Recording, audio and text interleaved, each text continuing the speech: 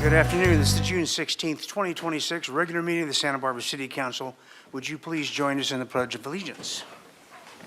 I pledge allegiance to the flag of the United States of America, to the republic for which it stands, one nation, under God, indivisible, with liberty and justice for all. Okay, Madam Clerk, would you call the roll, please? Certainly. Councilmember Friedman. Here. Councilmember Santa Maria, not yet present. Councilmember Gutierrez. Present. Mayor Ross. Here. Mayor Pro Tem Sneddon. Here. Councilmember Harmon, not yet present. And Councilmember Jordan. Here. All right, very good. Madam Administrator, are there changes to the agenda?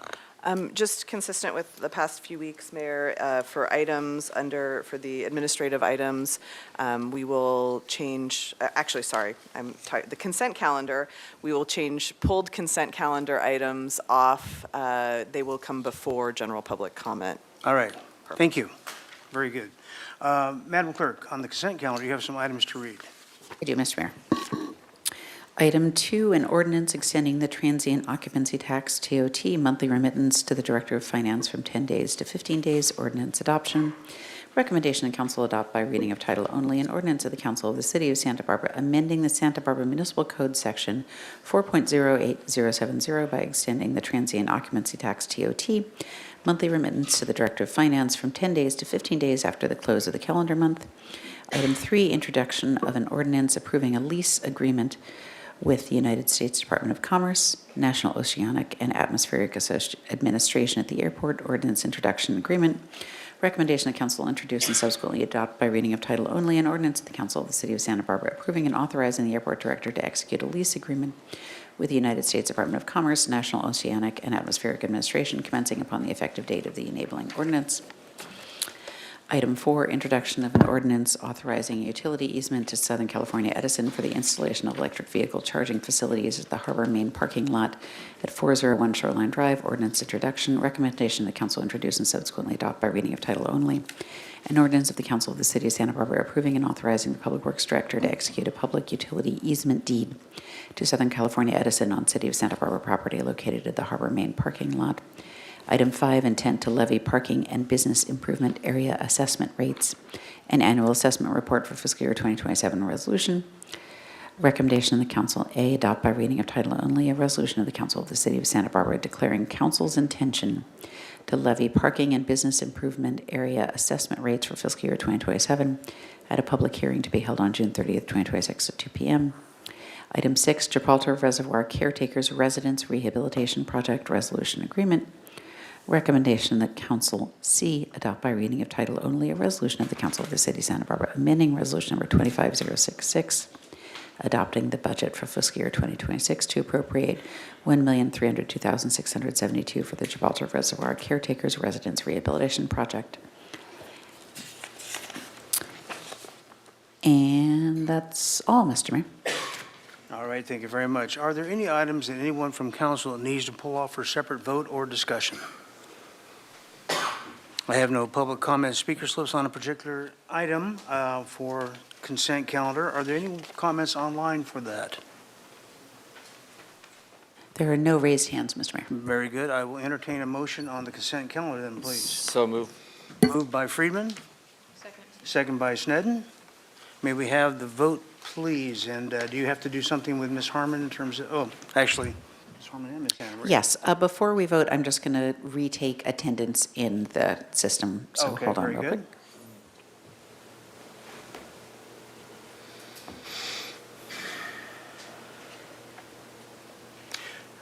And before we do that, I would say this is items 1 through 14. I have to open a consent public hearing on item 15, so.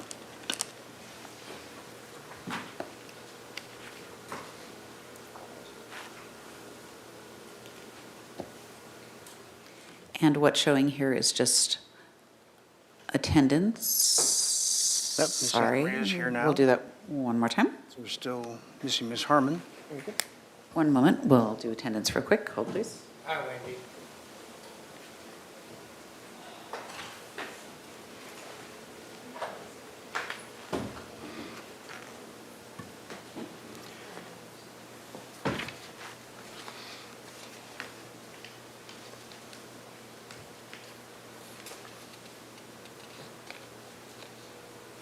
Yeah, the machine age is a real time saver.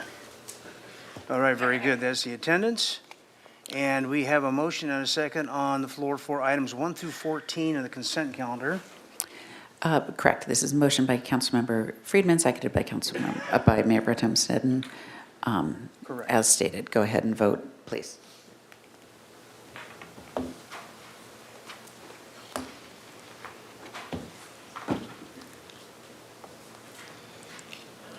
Thank you. Passes 5-2 with Ms. Santa Maria abstaining and Ms. Harmon not present. Okay, I'll open the consent public hearing on item 15. Would you read that into the record, please? Yes, item 15, Urban Water Management Plan and Water Storage Contingency Plan, public hearing and adoption. Thank you. Are there any council members who wish to make a comment on item 15? If not, I will entertain a motion for the passage of that. I'll move item 15. Moved by Freeman, second by Harmon. Sneddon, one of these people. Do we open a public comment? Very good, and there's no There was no online public comment on this, no, I'm sorry. Thank you for asking. And this is for item 15. We have a motion by Councilmember Friedman, seconded by Mayor Pro Tem Sneddon. For item 15, please go ahead and vote.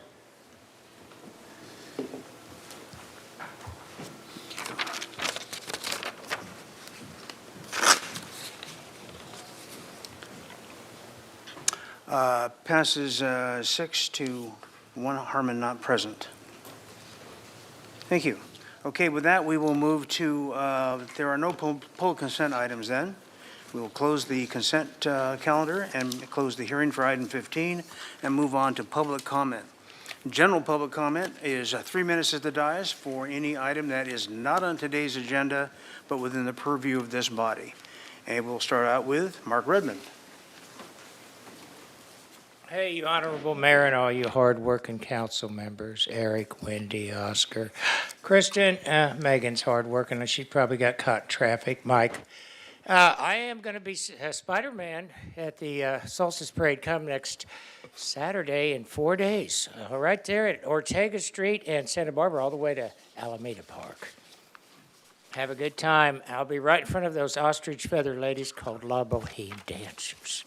Teresa Canuzzi, she says, Mark, don't go in front of us on roller skates. I said, I'll be on Elvis shoes this year, and I won't trip any of your dancers. Like one year, one of them got in front of me.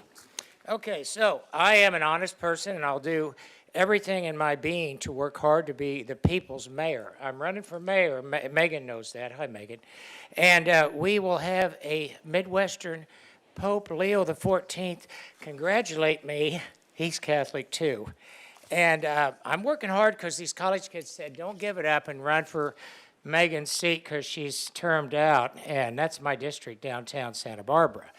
But I am going to do it and give it a college try because they put me on the side of a bus this month, all of June. And it's Ears on Santa Barbara. You can't have political, but I do a podcast, get kids off of drugs, excessive drinking, and I go to the meetings. And I tell them, don't be like my nephew. Died at 25 of an overdose in San Francisco. And then my sister-in-law screams on the phone, he's dead. I said, a car wreck? No. It was at a party where he took a pill. One pill kills. And now everybody knows, not only on my podcast, but on TV and radio, one pill kills. And that's drugworld.org. And Nancy Reagan was right, don't do drugs. Anyway, so I also have a song in this next podcast of mine, 60. Late night down on State Street, people worried every day, talking about the future and the price we have to pay, gas. That war's got to end and work out agreement with Iran. There's a man with a handshake, that's me, laughter in my eyes. I'm here for everybody, no more divide. I'll listen to the workers and the businessmen alike. Independent voices, red and blue, independence, whatever. I want to bring everybody together. I'm tired of the fighting. I'm tired of what Trump's done to our nation over the last 8 years, tore it apart. I like the Republican policies. I can't stand the man. Don't vote for him anymore. He wants to change the Constitution. It's not happening. Okay, so I got a lot of drive. I've got the old school drive. I'll fight for this city and keep the dream alive. Santa Barbarians are holding out for a man or woman to fill the morning light till the evening sets. She or he has got to stand for every side, Republican, Democrat, unify. I am going to be the spirit of the city by God. Thank you. Stephen Mead.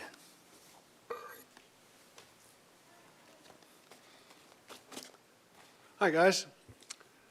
Did you get my emails? Everybody coming? Show of hands? You know where okay. So you know where the parade is. Hey, thanks for everything that you do. Thanks for funding the thing to begin with. Thank you for keeping me honest and emailing me first.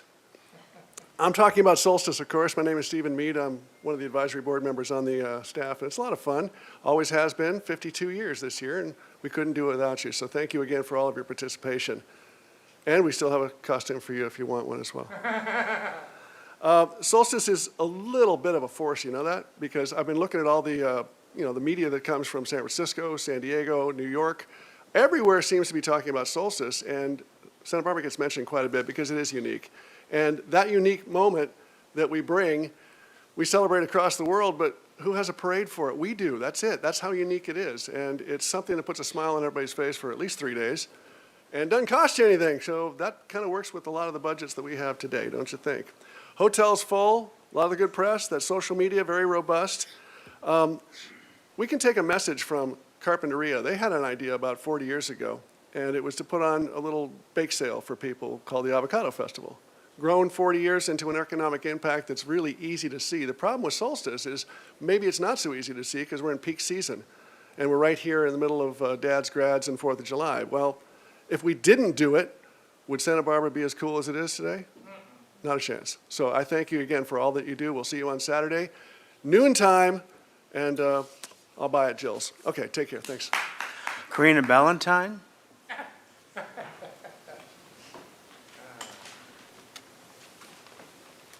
Hello, good afternoon. My name is Karina Ballantyne. I'm a Mesa resident and a voter and a mom, so I'm a regular at many of the city parks.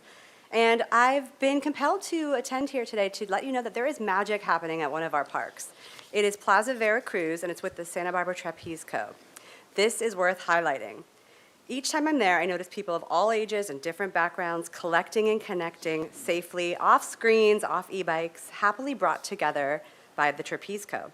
I've met a front-flipping grandma, a young man who found his love of trapeze while battling brain cancer through their work in partnership with the Teddy Bear Cancer Foundation, and witnessed many teenage boys socializing there independent of the class time, making it a safe third space in our community.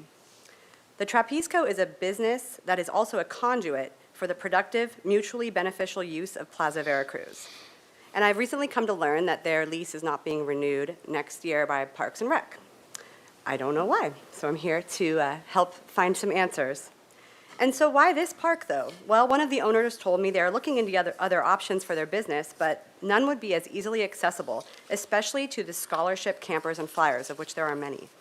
I'll also note that many weekend attendees travel from LA or San Luis Obispo to attend classes.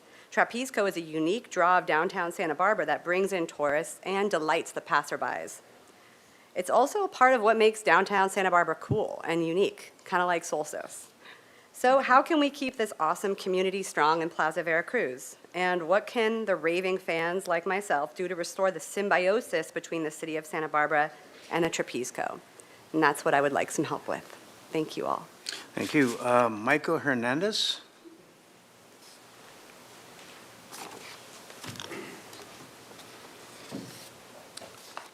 Good afternoon, Mayor and council members. My name is Michael Hernandez. I am the South Coast Youth Safety Program Manager. I want to take a moment and thank City Council, city staff, and all our community partners that attended our South Coast Youth Safety Partnership Youth Summit May 20th.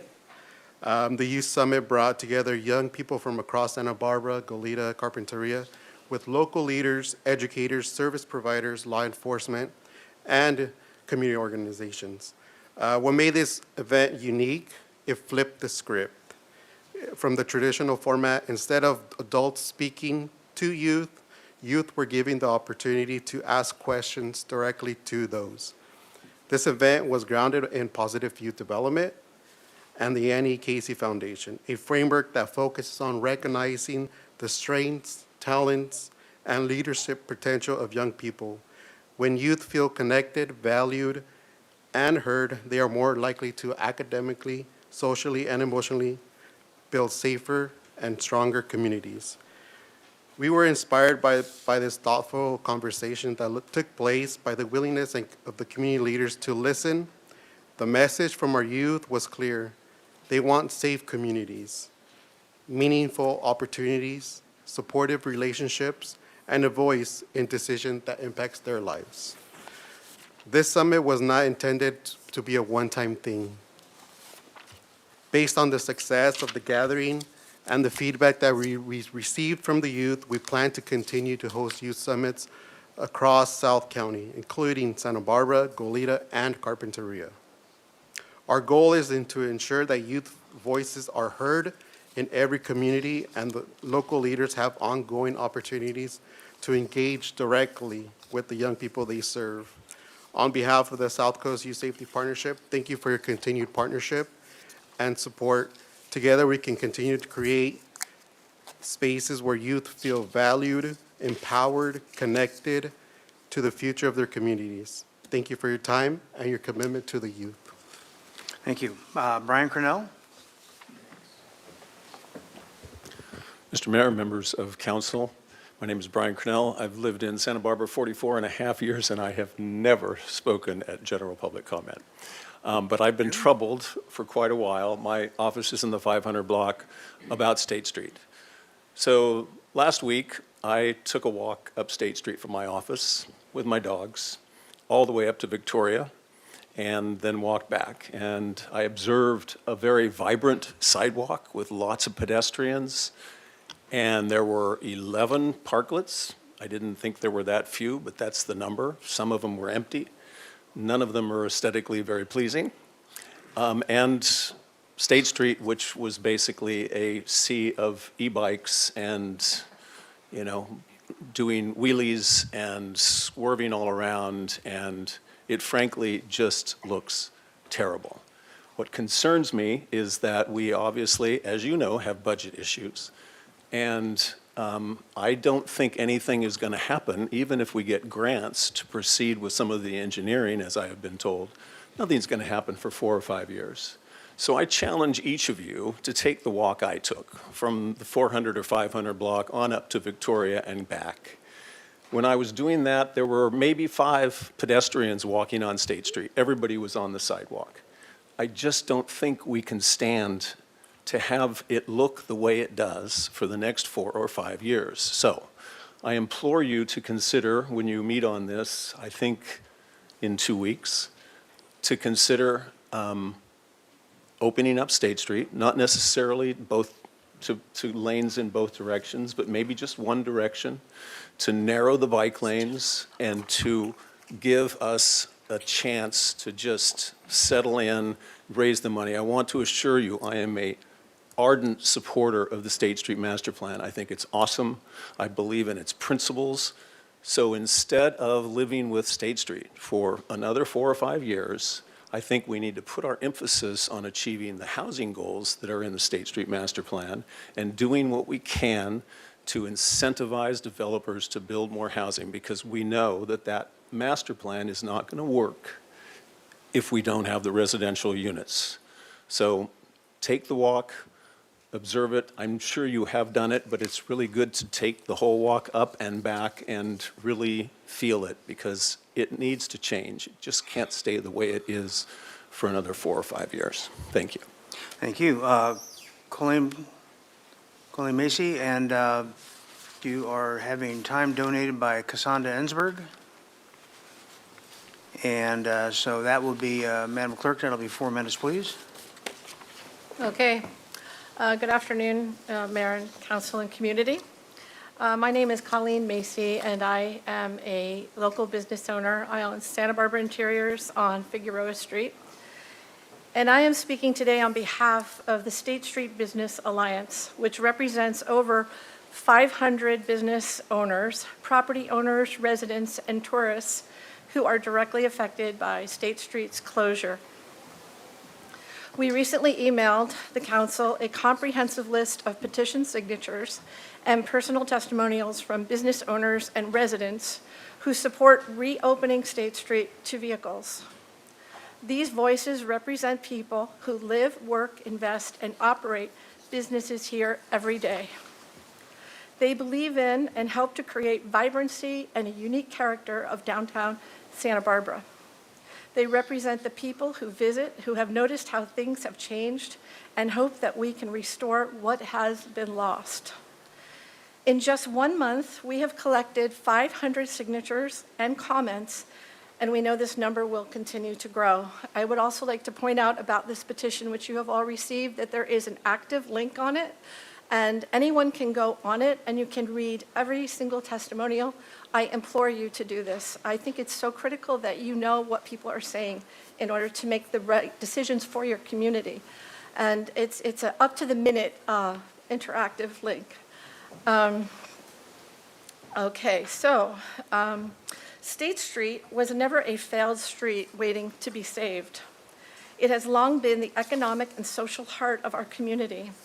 Restaurants, retailers, offices, hotels, cultural institutions, and thousands of people depend on it every day. For years, we have debated concepts, plans, studies, and future visions, yet we still have no final design, final approval, no committed funding, and no clear timeline for implementation. Meanwhile, downtown businesses, property owners, employees, and residents continue to bear the consequences of that uncertainty. The question before us is not what State Street should look like 10 years from now. The question we are asking is, why does the heart of our city remain closed today as businesses and community members suffer? What are we waiting for? If a future design is eventually approved and funded that can work and proceed, can proceed, but until then, you must reopen State Street and give our community a chance to thrive as it was before COVID and before the closure. Reopening State Street to vehicles does not mean abandoning outdoor dining, pedestrians, bicycles, community events, or future improvements. Successful downtowns throughout California have found ways to accommodate all of these uses together. Our goal should be to restore a vibrant, accessible, economically successful downtown that serves everyone. A downtown where businesses can thrive, customers can easily access shops and restaurants, families can enjoy community events, and Santa Barbara can once again celebrate the traditions that bring us together, parades, festivals, and the many activities that have historically made State Street the heart of our city. Our ambivalence is destroying one of the most beloved parts of Santa Barbara. Take action today to support local businesses and residents. Please open State Street to vehicles. We are begging you. And I agree that everyone should take a walk downtown and start talking to some of the people who are in the trenches down there trying to make their businesses work. Thank you. Okay. Faiza Dean?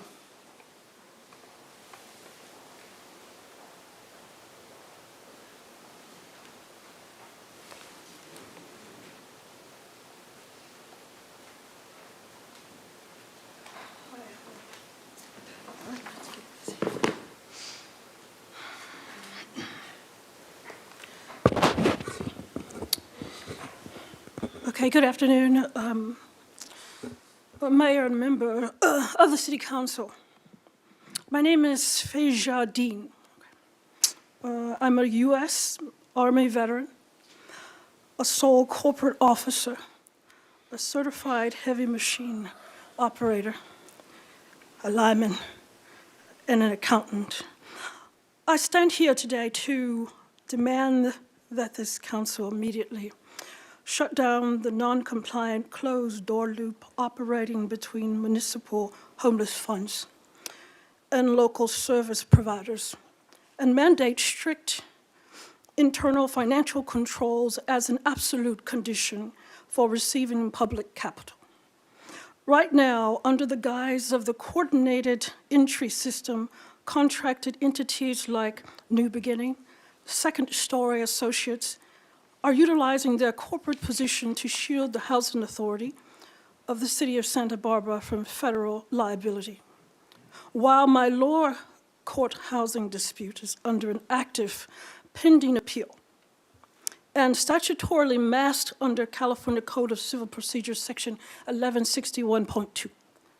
These providers are trading my private metrics via cross-agency informants to launch an judicial voucher termination timeline. Furthermore, these agencies are executing a deliberate campaign of physical and digital starvation. Supervisors are utilizing falsified contracts to intentionally withhold federal SSVF emergency financial assistance checks, forcing my commercial Verizon business line into a $4,000 collection default, withholding my storage keys, issuing text messages denial, refusing to fund mandatory trade safety vision, PPE, and commercial driver's license updates. They're actively trying to force a highly trained disabled veteran into a communal shelter bed to trigger a default in her active litigation. My civil rights and fraud action is now officially live on the unlimited civil calendar of the Santa Barbara Superior Court under case number 26CV03882 before Judge Donna Gick. I have formally issued a demand for immediate termination of contract and notice of material breach to your desk. I am demanding that this council execute an immediate executive internal audit to dismantle these unconstitutional data sharing loops and restore structural transparency to our city's veteran programs. Thank you. Thank you. Brenton Phillips.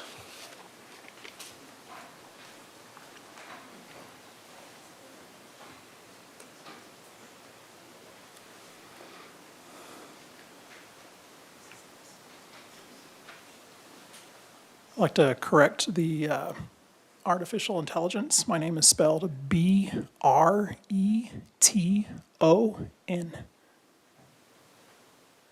B-R-E-T-O-N.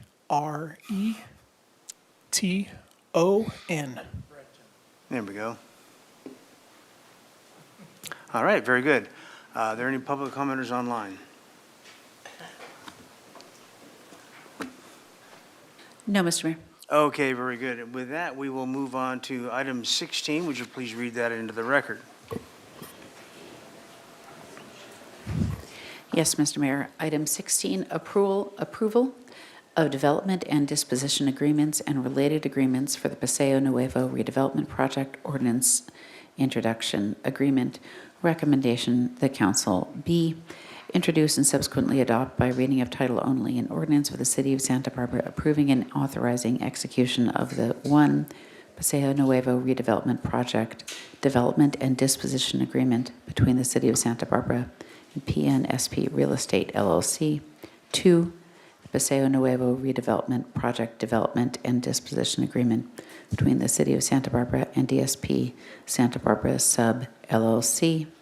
And 3, related agreements necessary or convenient for implementation of the projects described therein, including transfer of fee title to exempt surplus city-owned property, APN 037-400-001, 037-400-002, 037-400-003, 037-400-004, 037-400-005, 037-400-006, and 037-400-019. And a D, the title of the ordinance and/or resolution has been read. If there is no objection from any council member present, further reading is waived pursuant to Santa Barbara City Charter 511. All right, very good. And I'll announce at this point in time that we'll accept new speaker slips and/or hands raised online until 20 of 3 for 10 more minutes. At that point, we will cut off submissions for public speakers on this. And with that, Thank you, Mayor and Council. City Administrator Kelly McAdoo. Pleased to be back before you this afternoon to present the development and disposition agreements for the Paseo Nuevo redevelopment project. We did come to Council on June 2nd to present the terms of these agreements and to receive feedback from the council and the public, and have continued to receive feedback. The documents were all released publicly, I believe, on June 5th for review, and so we are now back before you for considerations. Next slide.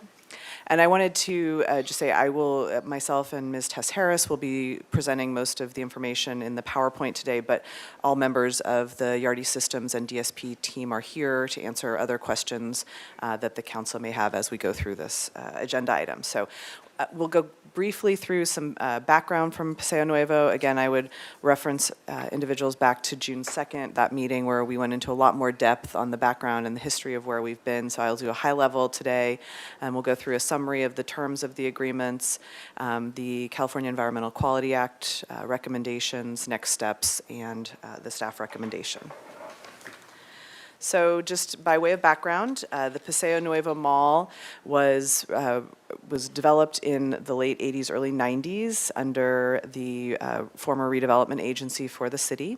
The city currently holds fee titles to the parcels making up the shopping center. And although the city owns the land under the buildings, the ground leases that currently encumber the property assign ownership rights of all the buildings to the current lessees. And the uses in these buildings are currently controlled by what we call the reciprocal easement agreement, which dictates what can and cannot be developed on the site. And even though the city redevelopment agency entered into these ground leases, we have never received any annual lease revenue as a result of those leases. Next slide. So just to refresh everyone's memory on the current ground lease interests, Paseo Propco holds the lease for the former Macy's building, the inline retail shops, which run basically from State Street through to Cannon Perdido through the middle of the mall area. DSP Partners has the Nordstrom ground lease and an easement in parking lot 1 for parking. And parking lots 1, 2, and 10, so parking lot 1 is underneath the mall property. Parking lot 2 is at the corner of Chapala and Cannon Perdido, and parking lot 10 is at the corner of Ortega and Anacapa Street. They were built to serve the mall and have many have been serving the mall since its construction. As we mentioned, the city owns the land but has no ownership or control of the buildings on top of the land, and Paseo Propco and DSP currently have complete operating control, but within the confines of the reciprocal easement, which basically says those two buildings will maintain as anchor department stores. And so those limitations have prevented the redevelopment of this site. Next slide. And just as a refresher, Macy's vacated the property in 2017, and Nordstrom's vacated the property in 2020, leaving a large gap and a large retail vacancy and large vacancy just generally on State Street. And now I'm going to turn it over to Ms. Harris, who will walk us through a summary of the terms of the agreements. Thank you. Ms. Harris. Thank you, Ms. McAdoo. So again, on June 2nd of this year, staff presented the deal framework for the Yardi Systems and DSP projects before council, and at that hearing, City Council directed staff to return with the development and disposition agreements and related agreements. And so I'm going to walk through each of those briefly with you. There are 6 agreements that the city is a party to, and they're all interrelated, meaning that all agreements must be executed for any of them to be effective. They fall into 2 deals that would close concurrently that are each conditioned on the other. The documents are 2 development and disposition agreements, 2 parking agreements, and for the housing portion of the project, an affordability control covenant and a residential use covenant. So we'll start off with the development and disposition agreement for DSP. And DSP includes the former Nordstrom building, which is addressed as 817 State Street. The city would convey fee title to the former Nordstrom parcel to DSP. And in exchange for the fee title, DSP commits to a residential project of at least 80 residential units under the adaptive reuse ordinance, with 10% of those units deed restricted as affordable. to moderate income households, which would be at 80% to 120% of AMI, or average median income. And DSP would obtain the right to up to 80 overnight permits in Lot 2, and they would contribute $1.7 million in public benefits, and that's divided up into $1 million that the city could direct to downtown improvements and services, as well as $700,000 that would go towards the local housing trust fund. So moving into the affordability control covenant, that covenant locks in the affordable units for a 90-year term limit with an annual compliance reporting requirement and city enforcement remedies, and the affordability control covenant would run with the land. The DSP portion of the project also contains a residential use covenant, and that requires that the units are primary residences. It prohibits short-term rentals under 30 days, and this covenant also runs with the land as well. And then there's a parking agreement for DSP, and the agreement is between the city and DSP that would be executed concurrently with the development and disposition agreement, and it supports the project of at least 80 rental units. The city would agree to make available up to 80 parking permits in City Lot 2 to accommodate overnight parking for residents of the DSP project. The permits are 24/7 access permits, which would mean that those permit holders would have access at all times. And then as part of the deal, the city and DSP would terminate the original agreements from 1989 for Paseo Lot 1, Lot 2, and Lot 10, the parking covenants at that time. And so next I'll talk about the Yardy Systems portion of the project, the development and disposition agreement for Yardy. The city would convey fee title to the remainder of the property at Paseo Nuevo, which includes the former Macy's parcel, the inline retail, and Lot 1. And then Yardy would convert the Macy's building into its downtown corporate offices and preserve the community benefit uses in the mall. Yardy gets up to 250 parking permits across lots 2 and lots 10 and would contribute $5.7 million in public benefits for the city, including $5 million to the local housing trust fund and $700,000 to the downtown parking fund.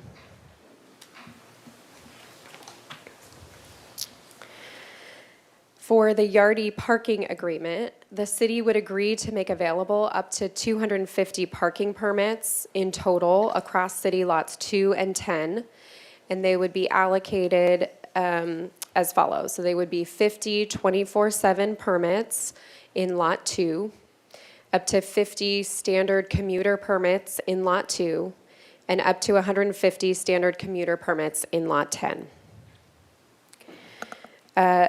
Under the development and disposition agreement, for as long as that agreement is in effect, Yardy Systems would need to continue to allow public parking within the former Lot 1, so public parking would remain as part of this agreement.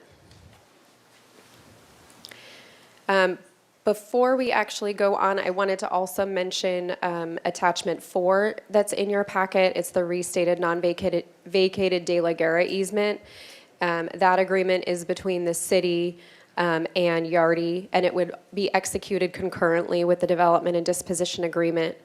And that easement covers the non-vacated portion of De La Guerra Street, and it would continue to limit that area to pedestrian and service vehicle use, and it grants Yardy non-exclusive easements for pedestrian access and service vehicles and other activities in that area. With that, I'll pass it back to Ms. McAdoo. Thank you. Wanted to take a moment to just respond to some of the council comments that we heard on June 2nd. Also, representatives, I think most of the comments were related to the Yardy Systems Development and Disposition Agreement, and so they are also able to answer council questions and provide additional commentary.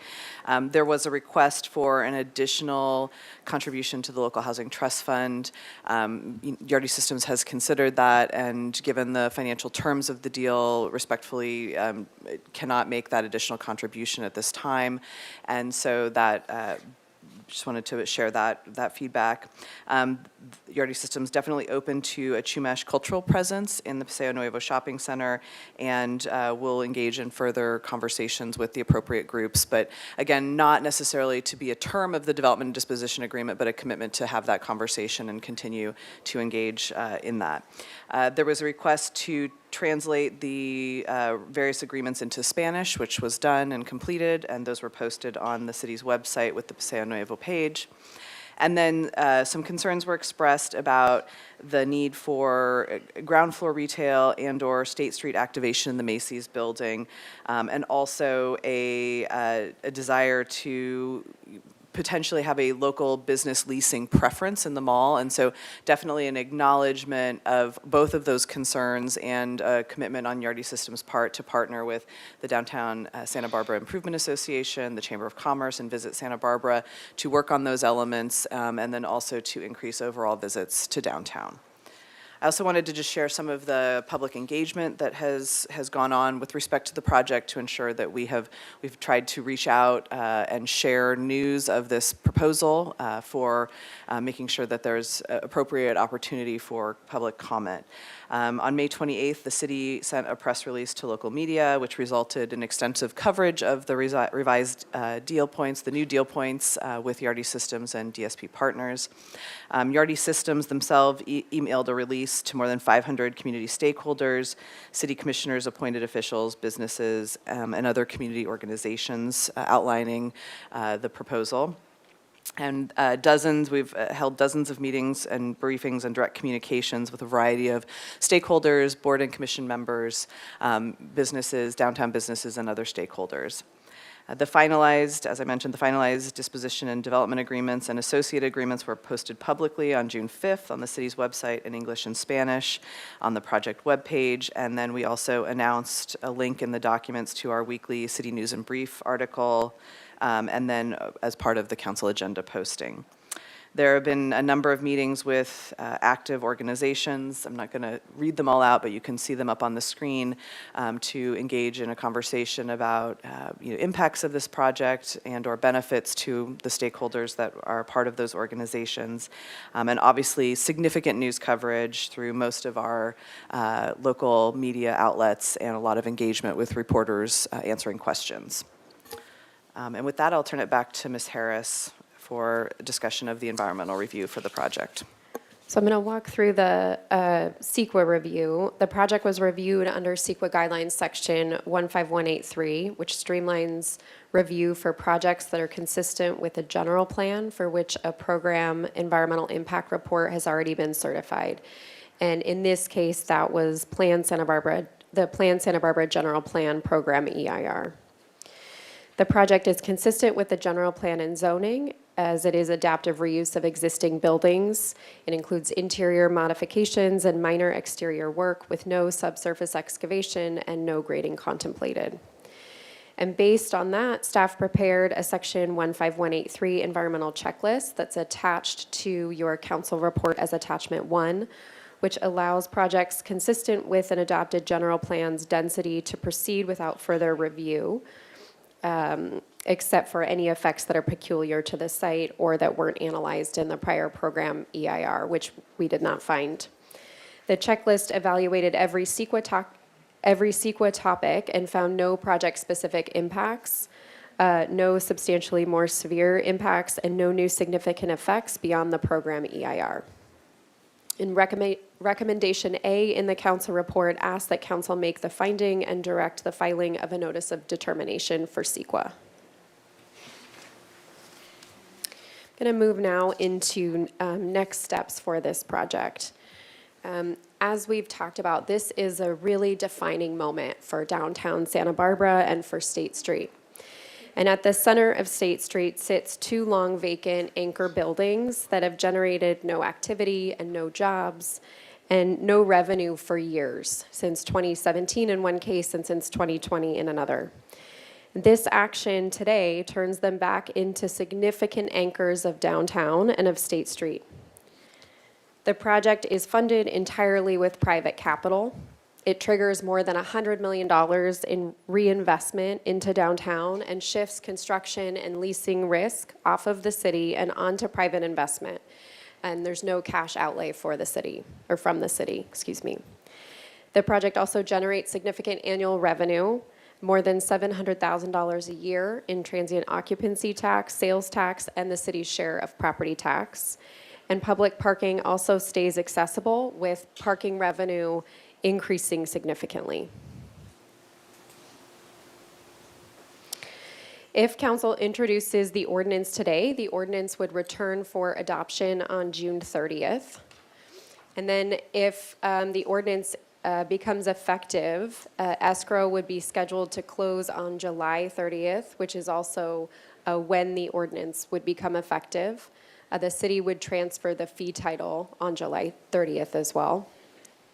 From there, DSP would continue its adaptive reuse entitlement application, and Yardy Systems would submit its formal application, and both projects would go before the Historic Landmarks Commission for design review. And construction for both projects would be targeted to begin in 2027, which is a really just exciting moment for downtown. So last, just wanted to share what the staff recommendation is. Next slide. Before you this afternoon, once we hear public comment and answer any questions, staff would recommend that the council find the project exempt from environmental review pursuant to CEQA guidelines section 15183, that you introduce and adopt the ordinance approving the execution of the two development and disposition agreements, and authorize the city administrator and city attorney to take further actions and execute the agreements to close escrow and implement those agreements. So with that, we will turn it back over to the council for the start of public comment. Thanks very much. With that, we will go to public comment on this issue before we come back to council for questions and deliberation. So the first speaker would be Joanne Olenek, followed by Cassandra Ensberg. Good afternoon, members of the council. The ink is barely dry on the June election. Voters just passed Measure A 2026, trusting the city's promise to manage our property contracts with care.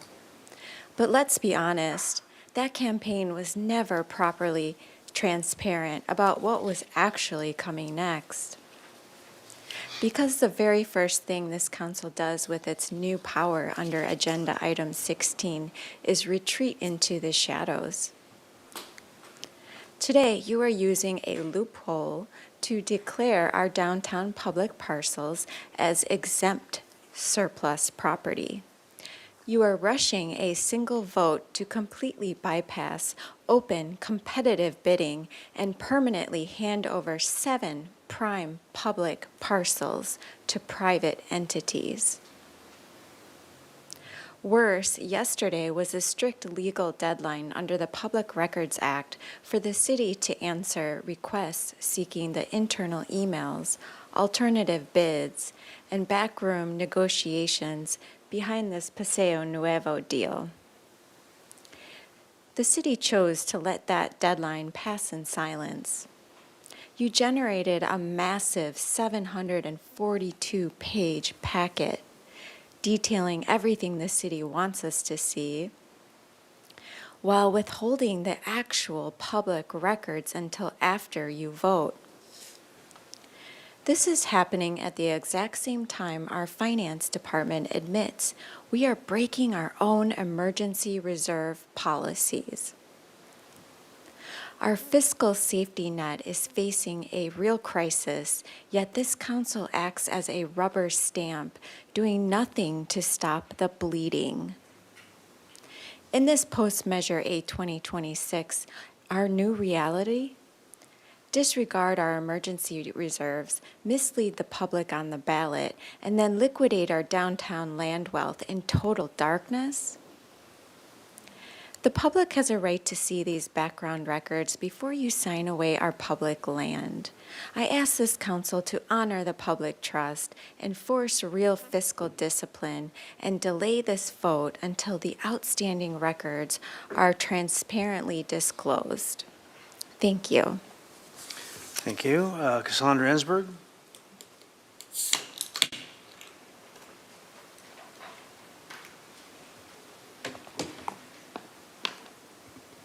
Thank you. Good afternoon, Mayor and Council. It's good to see you all, and staff and our consultants here today.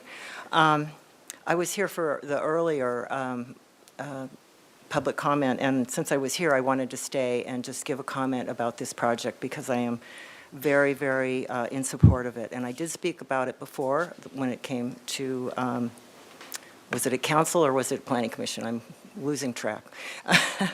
Anyway, I did express appreciation and support, and I continue to have that. I am, I didn't introduce myself. I'm Cassandra Ensberg.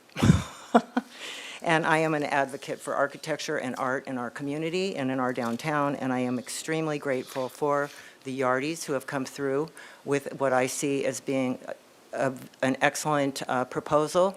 It addresses many things, the least of which is not the complication of all the encumbrances on this property.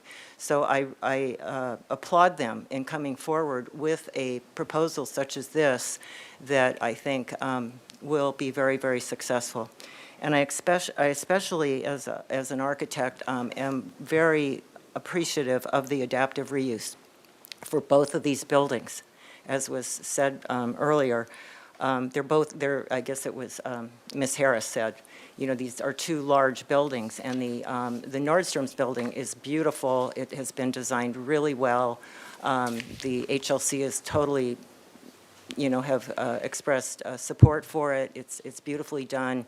And the Macy's building has more technical problems with it. It can't really work well to be housing. So this is a really great solution for that building.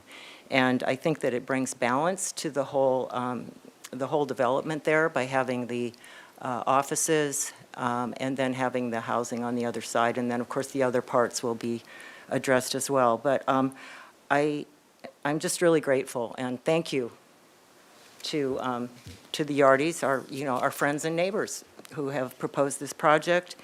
And so I just wanted to express that support, and I'll just stop there, and thank you very much. Thank you. Lisa Sands. Good afternoon, Council. Thank you so much for hearing this. As you know, I am very upset about this deal. Why is that? Is because no affordable housing is even mentioned. That's just number one. It's worth knowing that this city spent 2 years negotiating a housing deal with AB Commercial that included 80 to 500 affordable units on that same land valued at $32 to $39 million. That project was rejected. I don't know all the features of it, but it was rejected. Now we have a deal presented by Yardie, nice people, but they're walking away with this for $7.4 million. I don't get that. I urge this council to have a feasibility study, which I don't think has been done, about this deal. And more importantly, here's what really bugs me. Why are we giving away these land rights, parking rights, infrastructure to a corporation regardless of what they do? They pass it to their heirs. They can sell it later if they change their mind. And the Nordstrom's building is just waiting to be affordable housing. So I want you to really consider this deal. This is the heart of our city. We do not have to give it away. There are many, many aspects of this project that are good. Using those buildings, great. But what do we get out of this? And that CEQA, you cannot exempt anything. That's insane to even suggest that. We have to all go by these rules. We have to do a feasibility study. We can't rush this. And please, I'm begging you not to give it away. keep it and do the deal. Thank you. Kristen Miller?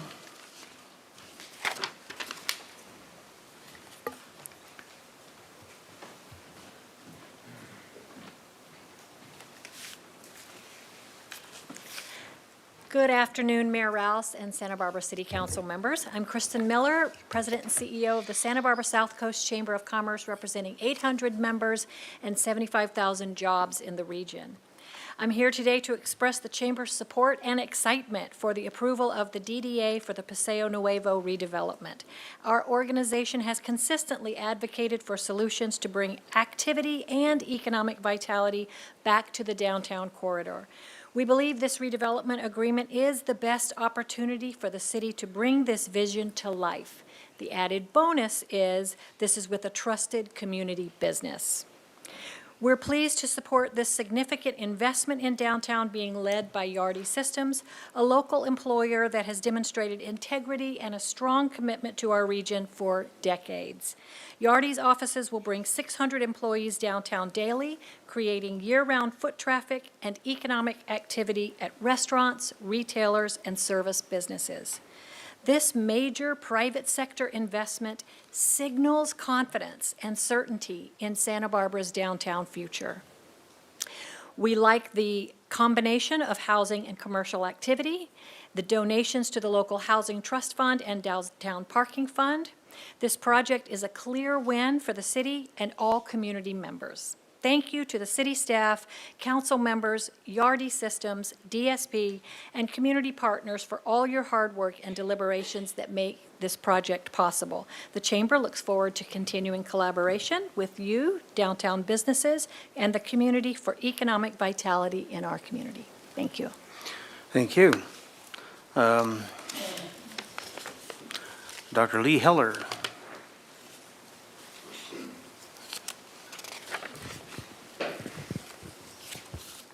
Good afternoon, Mayor and Council.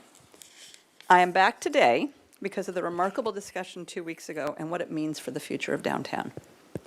Here is what we have: a local developer, a trusted business with deep roots in the community who doesn't need to do this. This is an expensive project. Yardi is in effect bailing us out after the Alliance-Bernstein plan fell through, without our city money having to be part of the project, with large infusions of money going to the city. The Yardis truly are local heroes. They're certainly mine. Although we desperately need more housing, and I had hoped that would happen, this deal does have immediate benefits since the other is not going to happen. Adaptive reuse, meaning faster completion, instead of a 4 to 5 year period of new housing construction, imagining a dead central core where everything is dusty and loud, and those businesses are really impacted. Hundreds of daily workers, residents, and visitors using State Street daily because they're living and working down there. And a part of the street that we have really struggled to figure out how we're going to revive. Now we have the mechanism for doing it, and doing it pretty quickly. If some businesses owners feel that State Street is not meeting their need for human presence, this will address that need. Imagine hundreds of local workers and visitors flooding the promenade at lunch and at the end of the day. That will provide opportunities for businesses to open and current businesses to thrive. This truly feels like the Hail Mary pass that we have needed, with carefully developed agreements to protect the community, bring resources to the city, minimize the city's own infusion of resources at a time when we're struggling. And I am so excited by this, and I hope you are too. Thank you.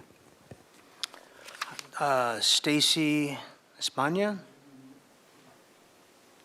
Stacy? Oh, here we are.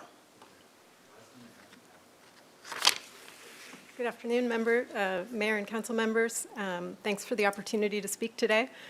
I believe the most powerful thing a community can do is build and preserve community wealth, resources that belong to the community and that we can draw on to meet the challenges we face, housing affordability, for example. Having community wealth is how we stay capable of creating and implementing solutions. I want to be clear, I'm not here to oppose this project. Adaptive reuse, new housing, Yardi headquarters downtown, I think this is a good direction. I'm here because the community deserves to understand the complete value of what we're contributing before a decision this permanent is made. Between 1987 and 89, the city assembled and prepared 7 acres of prime downtown land at a cost of roughly $42 million, which is about $105 million of today's dollars. That investment is the foundation of this property's value.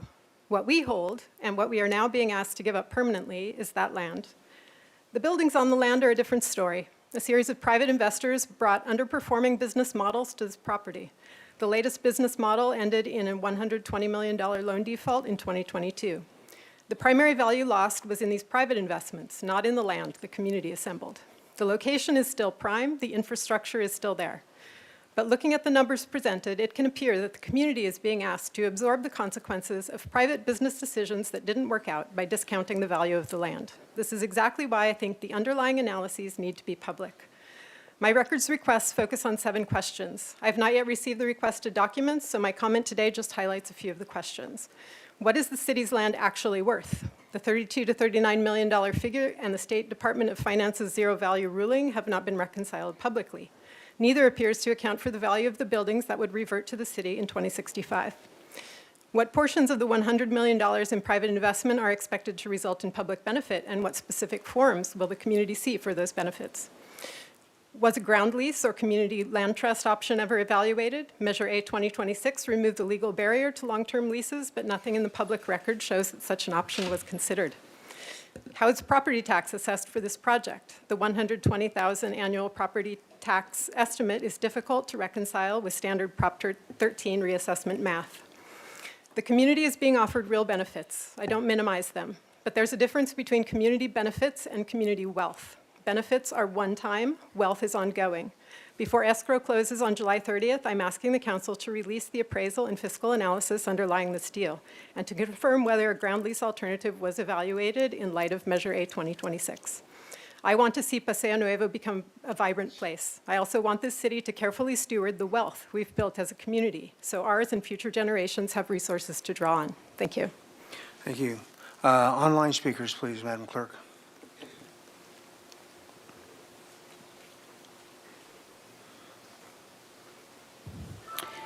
We have 2 hands raised in time, and that is Marge Caffarelli and Kevin Heim. Marge Caffarelli, please go ahead. Good afternoon, Mayor Rouse, council members, and staff. My name is Marge Caffarelli. I developed the Santa Barbara Public Market in Alma del Pueblo, and I'm here today to share my perspective and experience as a former downtown business owner and as someone who has done development in our downtown. What Yardi Systems is bringing to the table is a huge investment and a generational promise to the city that provided the backdrop for Yardi to build a global company. From a straight, profit-driven perspective, it is genuinely hard to see how this deal makes sense for them. But that is precisely the point. This project should be seen for what it is, a profound commitment by Yardi to the city of Santa Barbara. It solves one of the most intractable problems this city has faced at the single most important property for downtown redevelopment.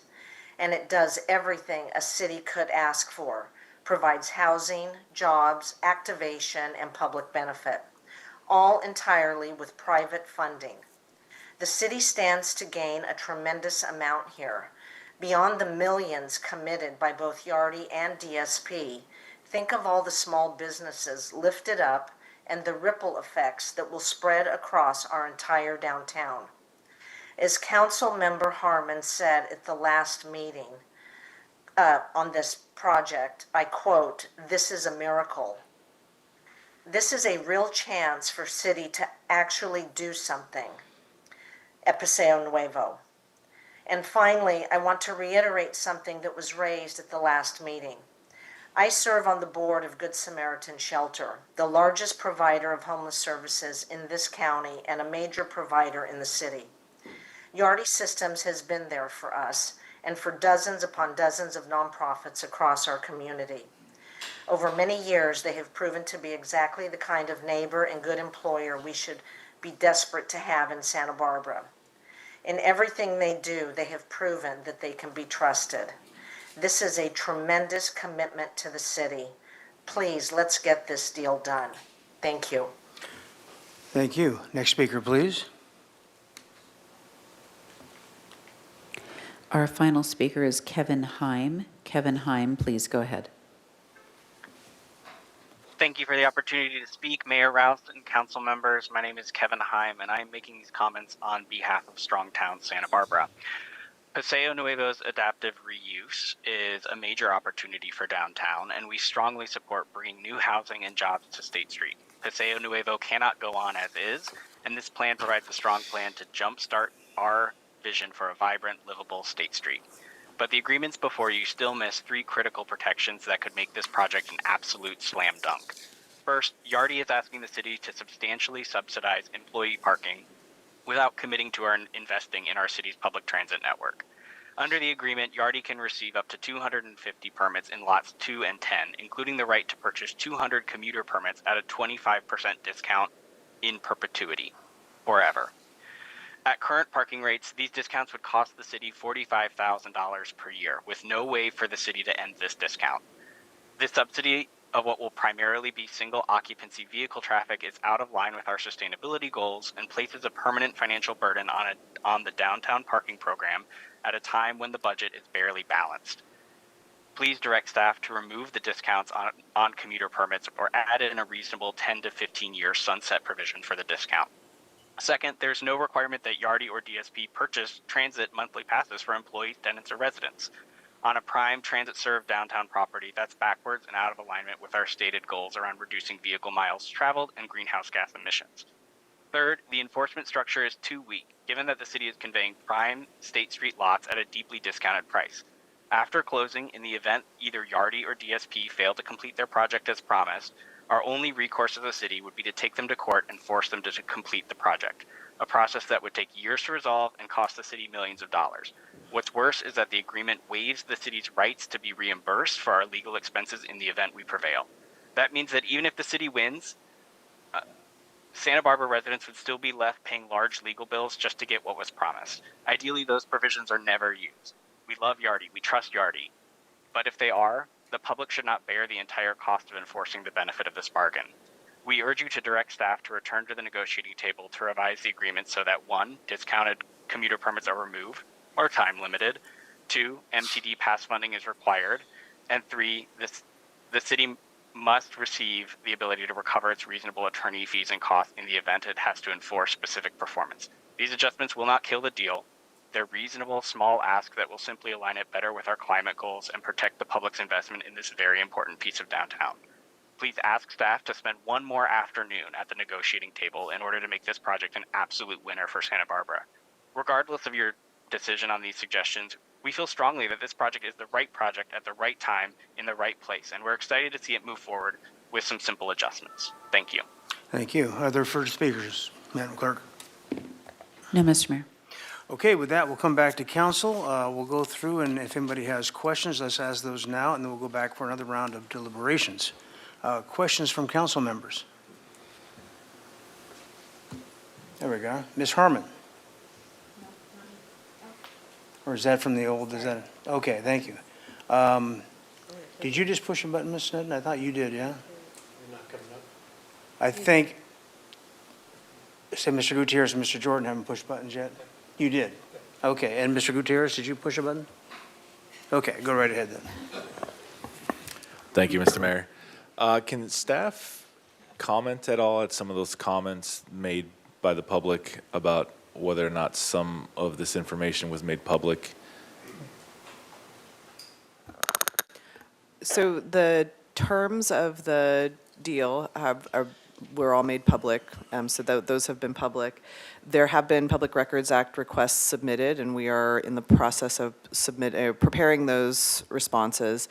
In this case, I can respond that there was not a formal request for proposals, because after the council declined to move forward with the deal in December, Yardi approached the city with this, and with NAB with this proposal, and so at that point, we negotiated. I know early on in the process, before I came to the city, I understand Alliance Bernstein did attempt to market the property for sale, but there was not a formal request for proposal process. And I will say that The city did receive an exemption from the Surplus Land Act, and that is as a result of the encumbrances that are on the property that make it a unique circumstance. And so the Surplus Land Act, the State Housing and Community Development Department did determine that this is exempt from the State Surplus Land Act.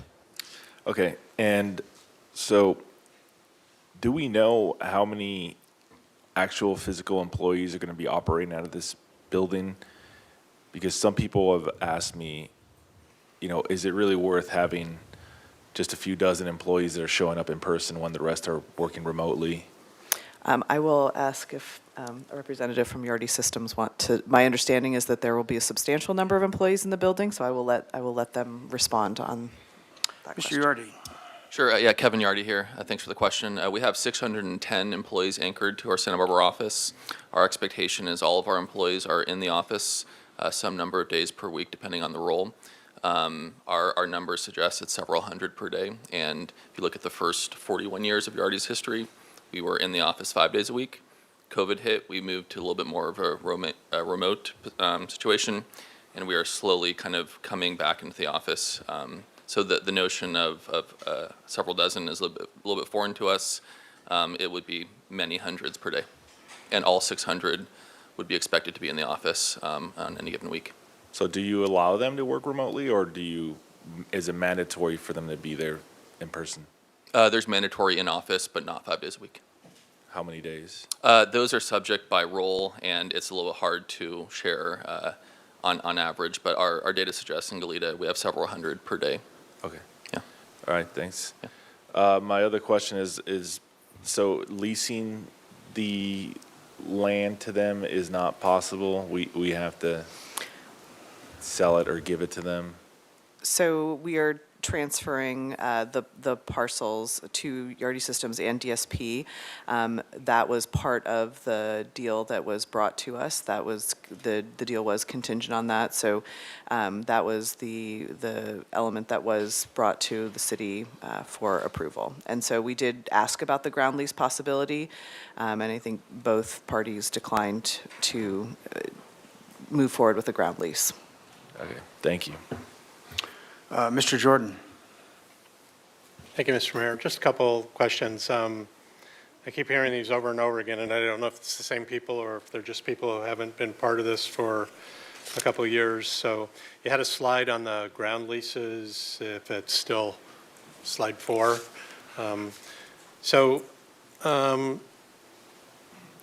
It was referenced that we're giving the land away and $32 million.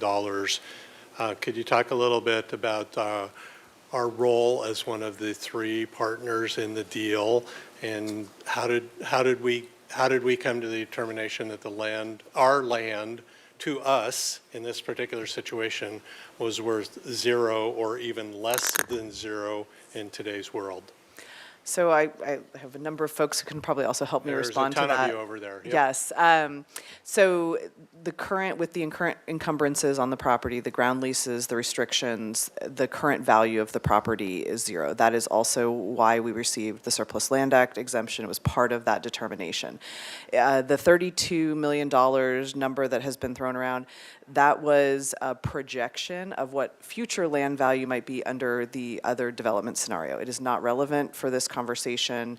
That is not a number that is part of the economics of this deal. And so and it was a future value based on releasing all of the encumbrances on the land, which all parties had to agree to. And so it's not the current value of the land. And I don't know if Mr. Henschke wants it. I was just shaking my head, yes. And So noted. I mean, I'll just keep asking a couple more questions that I already know the answers to. Did we come up with those numbers in-house, or did we use people who do this for a living and have been all over the rest of California in the last 4 or 5 years when we've seen the demise of resources like this? Yes, so Ms. Patricia Flynn with the Maxima Group and Dina Belzer with Strategic Economics, who have been real estate consultants and experts in ground leases for many decades in California, did advise the city on the economics of these projects. And these are people who have been in the same situation with city properties with developments on them in the past too, correct? Correct. Okay. And then somebody used the phrase that it's probably my words, that it's just a bailout of private investment. And I guess I just feel compelled to say there were not two parties in the deal back in the early 1990s. There were three parties. One of them was the city. And I know we've all been in the room, so I'll just ask the question I already know the answer to. Would a deal like this be done today, in today's world, again? Or was the deal done then just so, could not see the future and was so bad that it put all three parties in the situation they're in now? I obviously wasn't there. I cannot stand in someone's shoes for the decision makers or the council members who voted to do this deal. I think, restricting the uses like this, where you basically say these buildings have to remain as department stores, it very much limits the flexibility that could have happened on the project.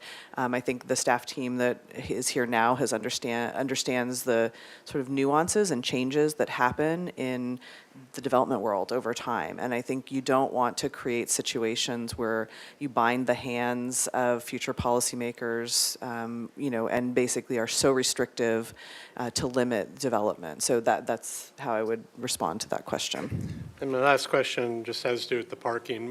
I know there's the devil's in the detail on that, but much of the parking that we're talking about for either building, either the Yardy building or the Shop-Off building, those parking spaces already existed to them by right on the existing, which started out as a requirement for their parking, but a contribution on their part decades ago. They have a right to those parking spaces in the city process already that we're talking about making deals with them. And it's the first part of my question. The second part is, those are actually going to drive revenue to us, discount or not, for spaces that are mostly vacant right now, correct? Correct. And under the current agreement, current parking agreements, the current reciprocal easement agreement, they are guaranteed those parking spaces without payment to the city. And so this actually changes that agreement, and now they are paying the city for parking spaces. I understand there's a concern about the discount. The parking permits that are being issued would be limited to the upper floors of the parking garages, so less desirable parking spaces. The ground floors would be ground floor parking would be reserved for retail and more commercial uses. So currently, we don't receive any revenue from those reserved parking spaces, and this would convert that into a permit situation. Thank you. Thank you, Mr. Mayor. Ms. Sneddon. Thank you, Mayor Rouse. So again, I agree with all the positive impacts, but I have some questions about the deal itself. So the $1 million to city to revitalize downtown, do we have more clarity on what fund that will go into or what it would be available for? Is it earmarked? It's not earmarked, and we would come back to council for future direction, once we receive the funds as to where it will be spent and how it will be spent. Okay, so that's for a future decision Correct. of what we want to do with that. And then the discounted use of, for the parking permits, I don't think I saw it in the DDA which floors those would be designated to. I think we had some discussion that they should be on the upper floors. Is that part of the agreement?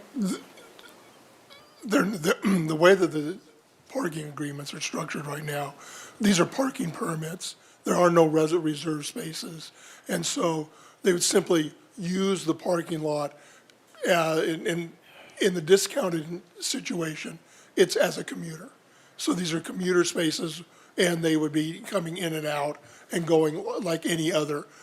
The discount applies to the Yardy, and remember, they're making a $750,000 contribution to downtown parking to kind of account for the discount.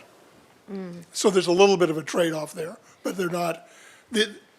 Originally, there was a concept of having reserved spaces. Now it's just permits, and our parking system doesn't account for places within the lots where permits are used. But we could paint, these ones colored, and you have a permit in your window, and you park on the upper floors.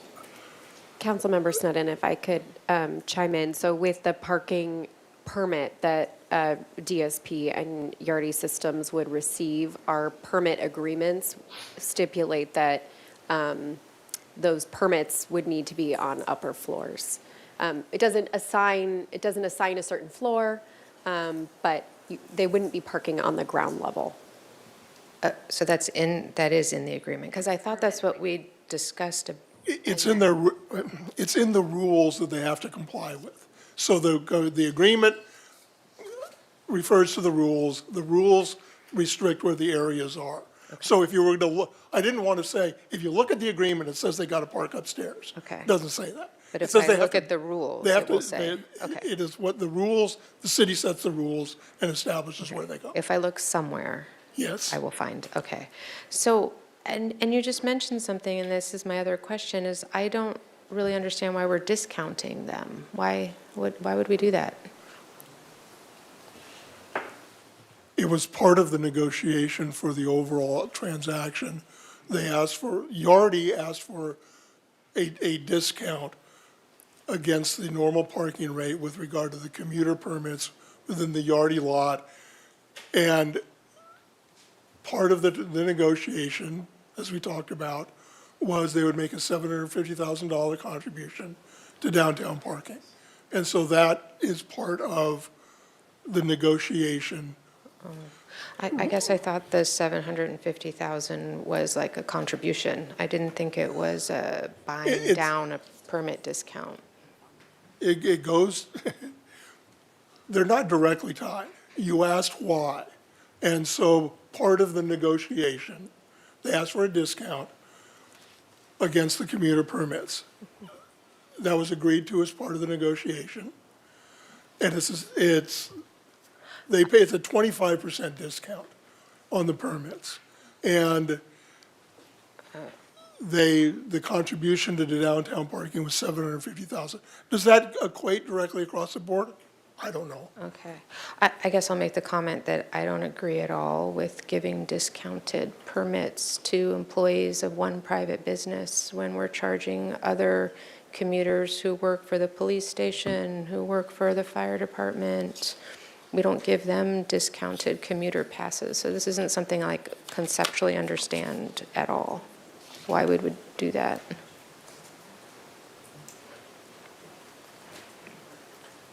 Mr. Yardy. It's a great question, if okay, I jump in, Kevin Yardy again. Yeah, so as part of the overall negotiations, there are about 750 spots in Lot 1. And I think as council knows, Lot 1 has always been operated privately. So there's 1,500 spots total. Lot 2 is 500 roughly, Lot 10 is 500 roughly, and, sorry, I misspoke, Lot 1 is 570 spots. So as part of our negotiations with city and with DSP, we are committed to keeping Lot 1 open to the public, much like it is today, even though it's a private parking lot. And part of the negotiation of leaving Lot 1 open to the public was a discounted number of spots for our employees, such that our employees aren't consuming the entirety of Lot 1. When we look at our parking needs for about 600 employees, or to think otherwise, when the parking lots were built in the late 80s, it's about 500,000 square feet of space, and you can kind of think of a third being allocated to Nordstrom's, a third being allocated to Macy's, a third being allocated to Inline. And so we feel that the Macy's structure, the Macy's building, requires some 500 to 600 spots. And feedback we got from, I think, the community was best not to shut down Lot 1 for our private use. So as to keep it open to the public, one of the negotiations was a relatively minor concession to these otherwise sort of underutilized lots. Okay, thank you. And I appreciate with very much respect, I just don't think we should agree to that. I think that's a hard one for me, just because it seems like a business decision with your own employees. If you want to subsidize their commuter parking passes, that's a business perk for working for you. I have a hard time squaring it with everybody else. And this isn't for you, this is for our staff. I have a hard time squaring that with charging full rate to everybody else, because it will be private parking lot and it will transfer over, but it isn't now. So I don't agree with that part. respectfully. The refuse handling agreement with Marburg, I think I understand right now that they don't charge us, we don't pay it, but they could tomorrow decide, oh, hey, you've pointed out now that you haven't been paying, and we would like to start charging you for that. And with the residential use, there will be more refuse. This is another one of those where I don't really understand why we would hold on to that part of the responsibility when we have absolutely no ownership anymore of the land or the building or anything. Why would we pay for their trash? Again, a negotiated deal point, and I think, if in the future Marburg came back and, was going to charge more or charge the city for that, we could go back and have a conversation with the ownership at the time, Yardi Systems and DSP Partners, to see if there was some flexibility to amend that. But at this point, because of the current structure, that was how we structured the deal. I just think we should do it now. If nobody's paying for it and something has to be negotiated later, it just seems like something we should do now. And this is, just to be fair, none of us saw the dispensation agreement, or maybe some of you did.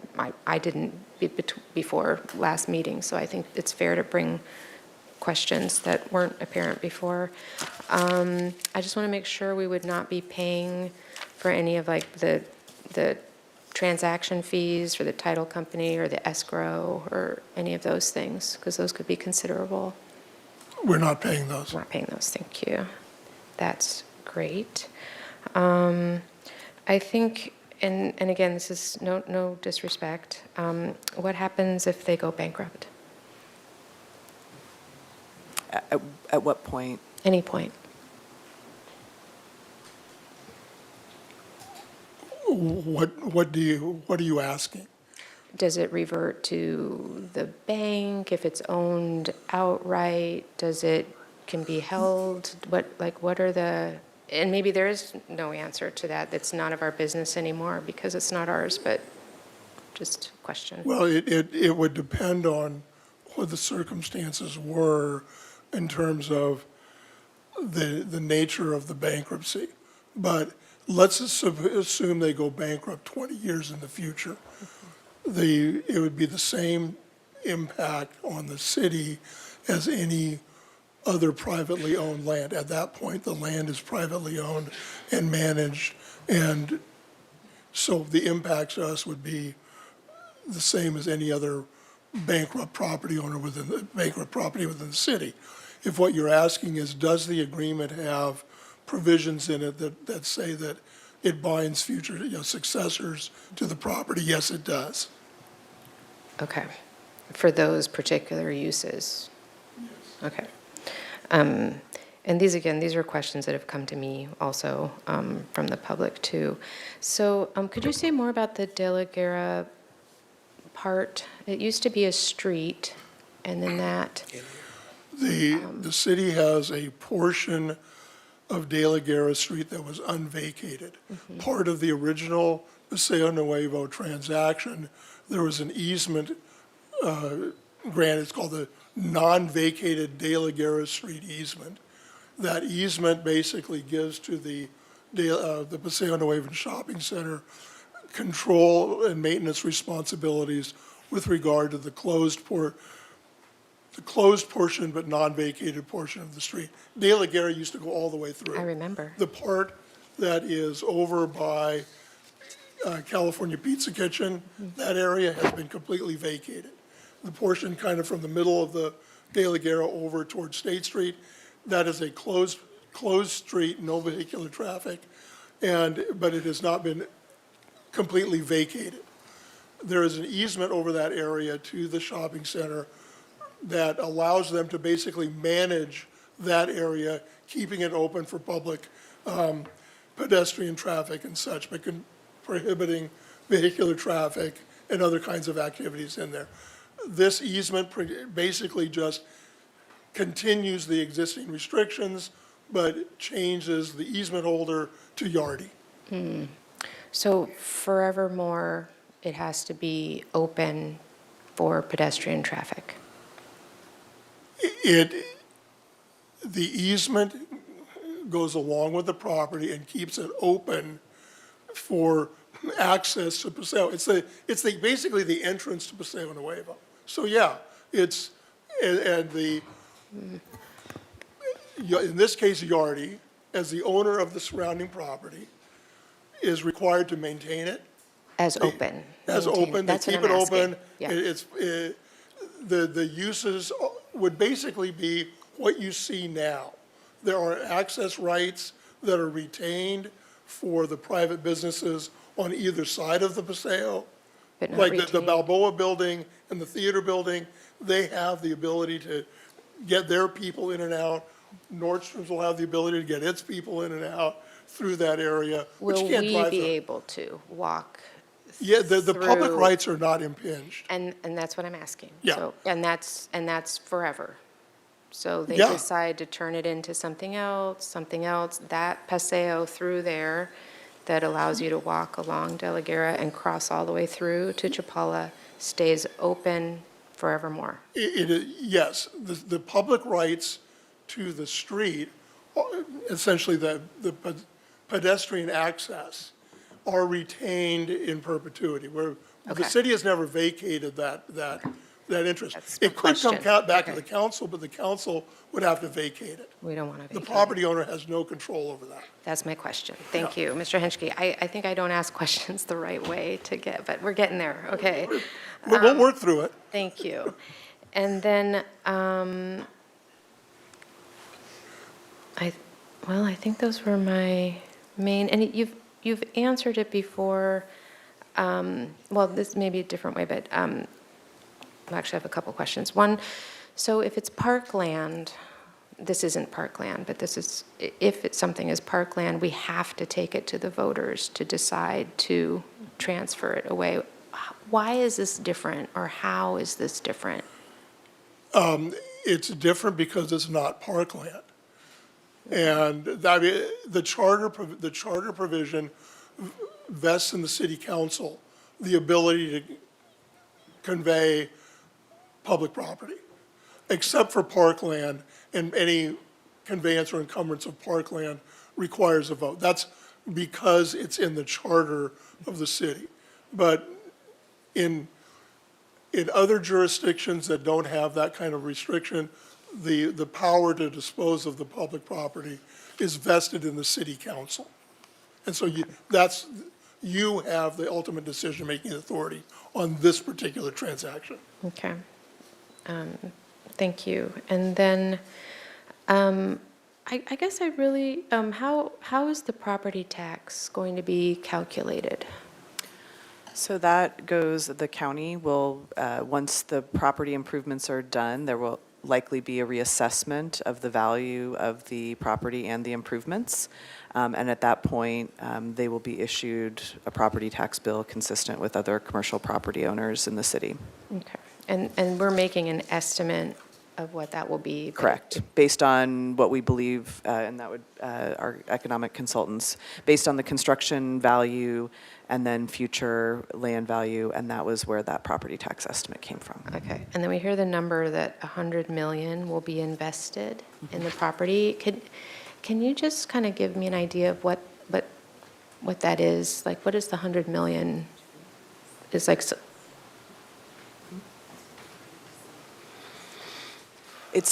Well, sorry, Ms. Harris was just saying, it's what Yardi will invest in construction.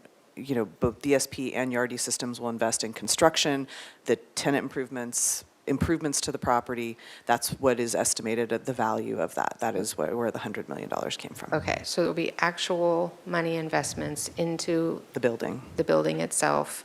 And so even if we were saying everything together was worth 35 million, the investment into it is 3 times that. Correct.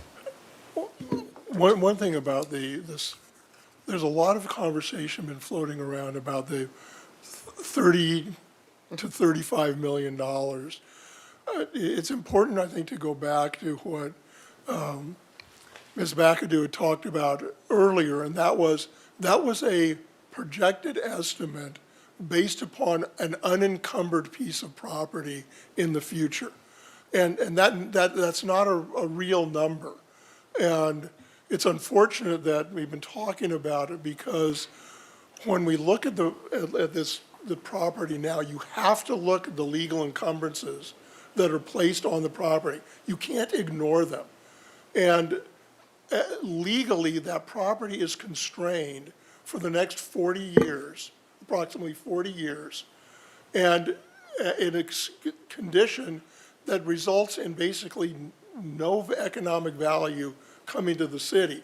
And when you take and present value something, if you were to take the restrictions away 40 years down the road and present that value that back to now, you get the same result that you got from the Cochrane report back when we were talking about getting this property back from the successor agency, and that is the property is worth basically zero in economic value. If you were to put it on the market, it would come back with a zero value because of those. So I think it's really important that we not lose that in the context of this agreement, because the agreements are predicated upon obtaining value to the community that's different from what you would see in most real estate transactions. The other thing that I think is really important to remember is that this was originally a redevelopment project. Redevelopment was intended to eliminate blight. So the city council in the late 80s, early 90s determined that we needed to exercise our redevelopment authority in order to eliminate a blighted condition downtown. And blight was an economic consideration that basically said private enterprise alone cannot make this work. So we need to engage the redevelopment authority in order to assemble the property, put together a piece of property, and do a redevelopment deal, which was based upon the economic projections at the time, and you ended up with the Paseo Nuevo development that you have now. It turned out that economics changed and it wasn't good, but we can't ignore the legal constraints. A couple of years ago, when you declared the property to be exempt surplus land, you did so on the basis that the property is so encumbered by the existing legal agreements that going through the surplus land process, which would have required you to put it out to bid, make it available to housing developers and others, that process didn't apply. Why? Because this deal cannot come together unless all three parties agree to it. AB, Yardy, one party, Nord, Shophoff, DSP, another party, and the city. So without the three parties coming together, the deal doesn't work. Okay, thank you. That's really helpful framing with the redevelopment. So I guess the bottom line for me is I just want, once this deal is done, I don't want to still be on the hook for anything. And I see the Marburg refuse agreement as being on the hook.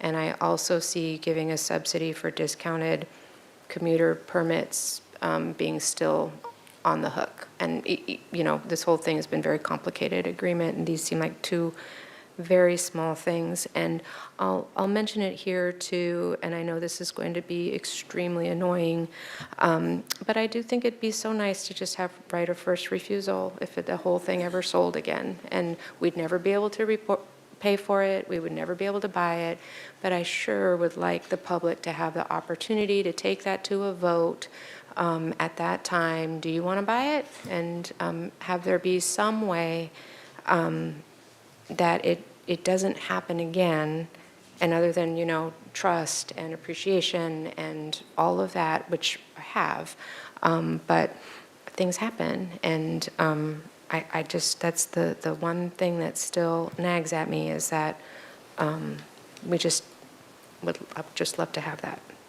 But definitely the Marburg and the discounted parking permits, especially that I realized that the $750 I thought was like addition. So thank you. Ms. Santa Maria. Thank you, Mayor Rouse. I want to highlight what some of my colleagues have mentioned in the public about the great benefits of this project, but like some of my colleagues here, and thank you all who have asked questions, this is our time to do due diligence, so I've been trying to compile questions that I've been getting from the public. My colleagues have already asked quite a few of them, so I get to skip a lot of these. But let's first talk about since we just left off on the parking, this is for our city staff, so just so that everybody's clear, the discount is in perpetuity. It's forever. Yardi will, or is it Yardi and DSP or just Yardi having that discount? Both. It's both, right? Okay. And that'll be in perpetuity forever. They have that discount with the city, correct? No. Okay, so there are perpetual agreements for the parking. They're slightly different between Yardi and DSP. They're in the packet. The DSP has 80 parking permits. They're 24/7. They pay according to the parking schedule that the city council determines from time to time. The Yardi has 24/7 permits, and it also has commuter permits. The commuter permits have a discount attached to them. They both said that they are perpetual licenses, which basically means that they continue to go on as long as they continue to buy the permits. So it's a right to buy permits. It's not anything other than a right to buy permits. With respect to Yardi, if they ever convert Lot 1 to private parking, the parking permits in lots 2 and 10 go away.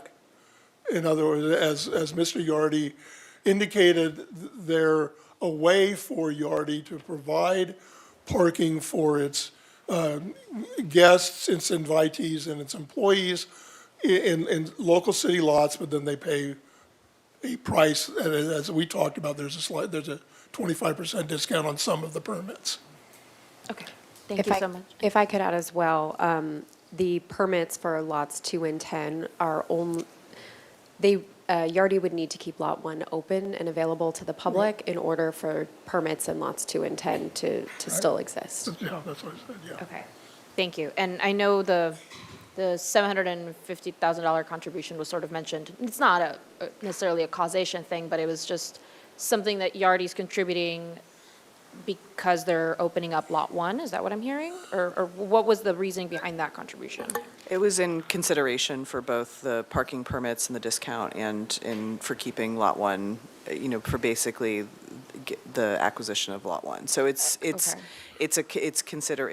basically just a deal point as part of the negotiation, but it's not for anything in specific. Got it, And okay. one thing I think we need to put into context here, currently Lot 1 has public parking but no revenue to the city. Right. All of the revenue from the Third Amendment to the lease with what is now Propco leased Lot 1 to the to Paseo Nuevo developer, and with it, all of the revenue goes to Paseo Nuevo, and that's part of the current lease.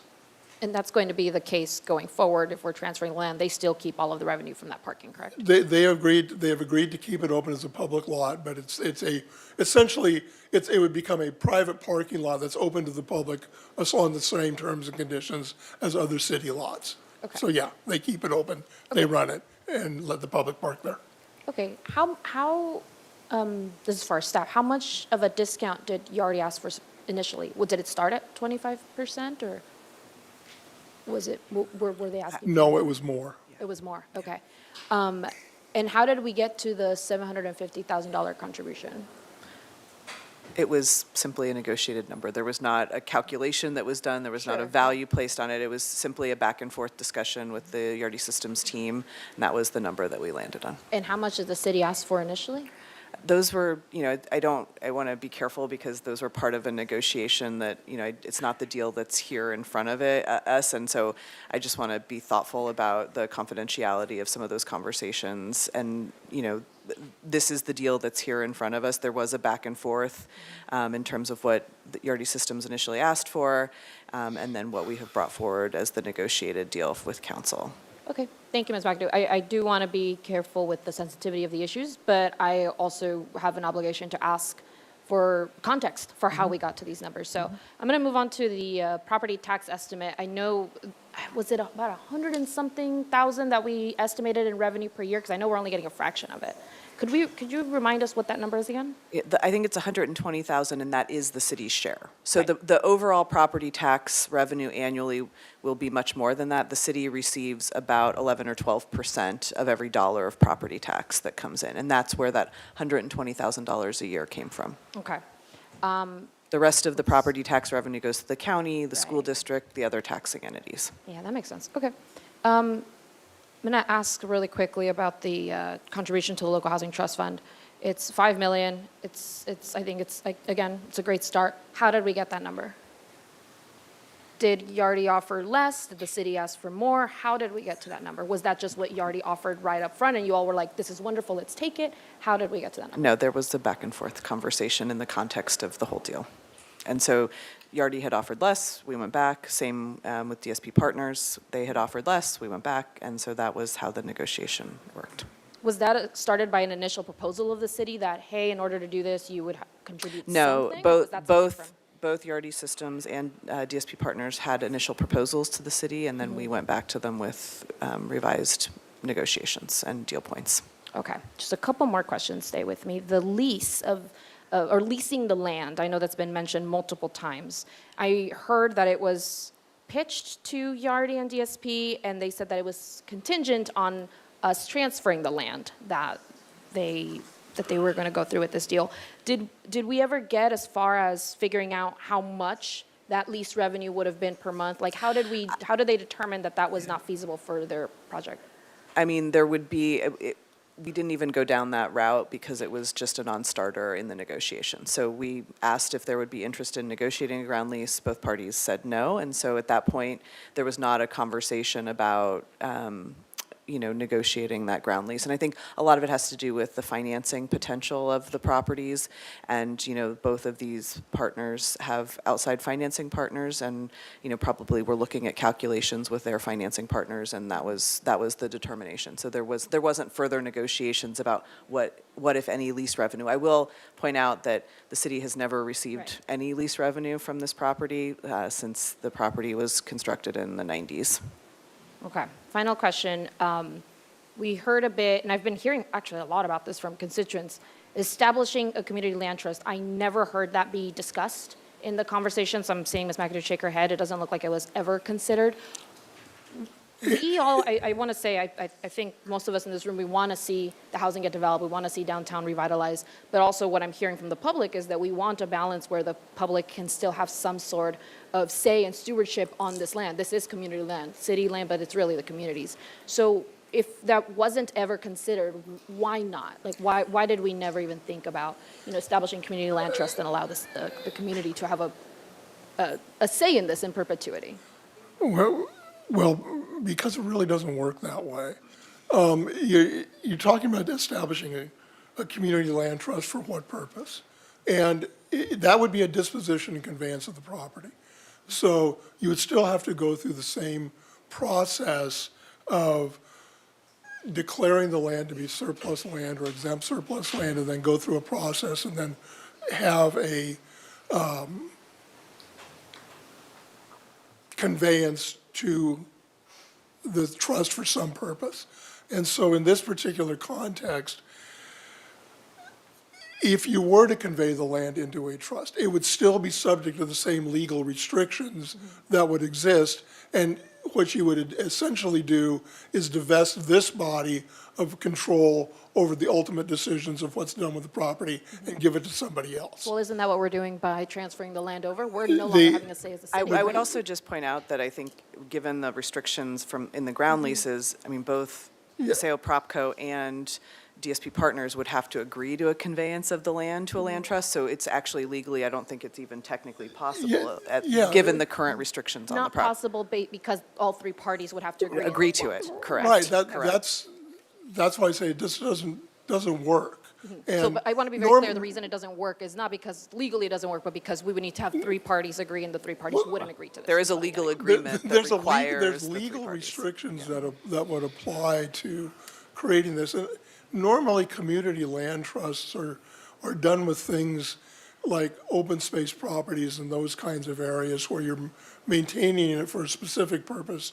for a long period of time, and you transfer the management of the property to something else.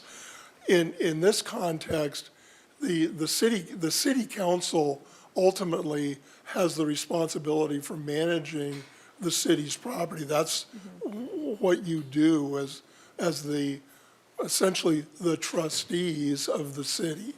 And then once we transfer the land, we are no longer trustees, we no longer have any say or responsibility with that land, the parcel. That's true. Whenever you transfer title to the property, you transfer title to the property. I would say, for example, on a long-term, if you were going to do a long-term lease, which we did in the past, the redevelopment agency did a 75-year lease, they basically transferred ownership of the property for 75 years. Right. And so it's the same kind of consideration. But it's not that you're- permanent, right? We're not transferring the land forever. It was 75 years, it's a long lease. That's what I'm hearing from the community. I'm just relaying what I've been hearing. Yeah, and I will say the city does, even with the transfer of the property, the city still retains land use control over the property through our zoning ordinance and general plan. So while we don't own the property anymore, we still have land use control over the property.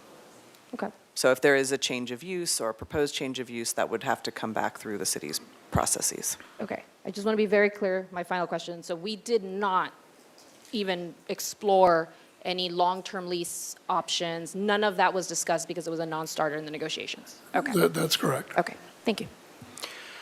Ms. Herman?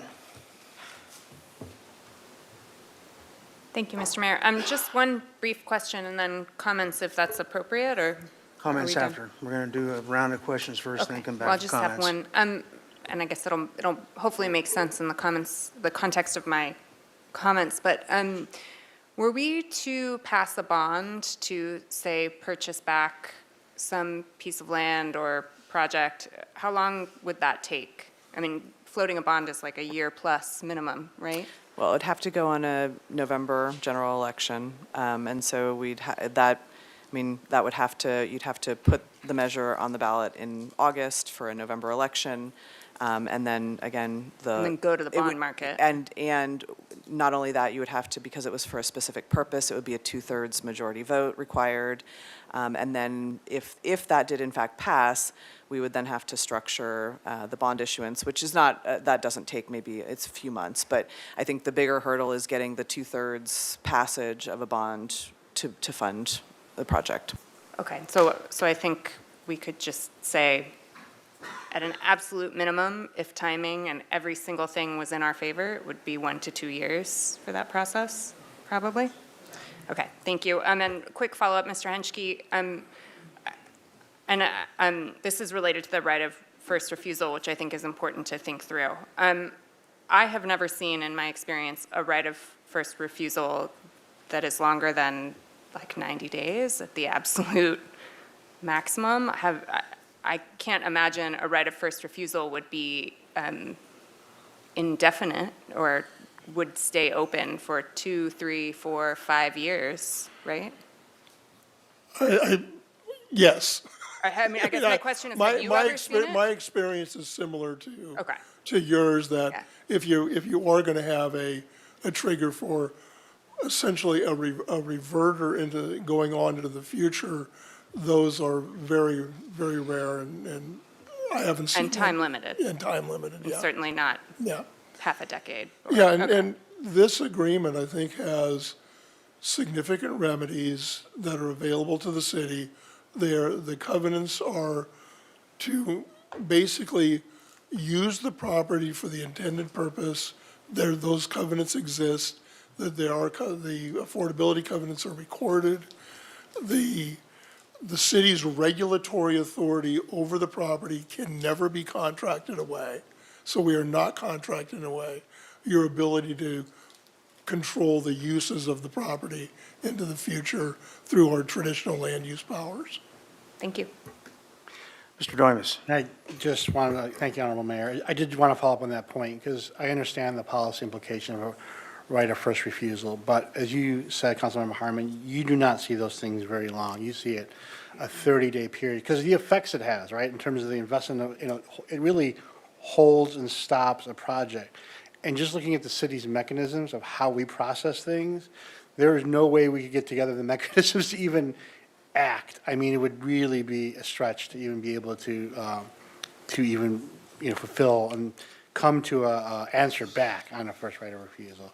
I just also did want to add to some main points. Obviously, coming new into this deal, some of the main critical junctures. Again, one of the most important things is the valuation. We've heard that argument over and over. And looking at that, and these encumbrances, again, I can't stress that enough, play such a huge role. And I understand the public looking at this, looking at it as a jewel of the city, looking at the location and understanding the impacts. But what does that really mean in reality? And a simple, probably very rudimentary, but fair analogy of someone saying, okay, we understand a very luxury vehicle. We can understand the blue book value of being $500,000, right? Okay, I'm ready to pay that.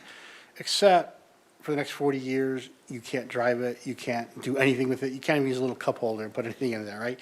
Is someone going to pay that money then for that? So what does that mean in terms of the value, And as far as the negotiations we've talked about, I mean, it's amazing that this came together in 6 months, but it is, make no mistakes, it was a very, very complex negotiation because you have 3 different parties dealing with them, with each kind of having, we're talking about a legislative body, each having veto powers, each needing to basically come along swimming in one direction in that. And so that is an important aspect of that. And so the city, obviously, negotiating team tried to negotiate the best terms we can for the city, for the benefit of the city. We are entrusted with that duty. We have a legal obligation for that duty. So I just want to assure council that because I understand that concern.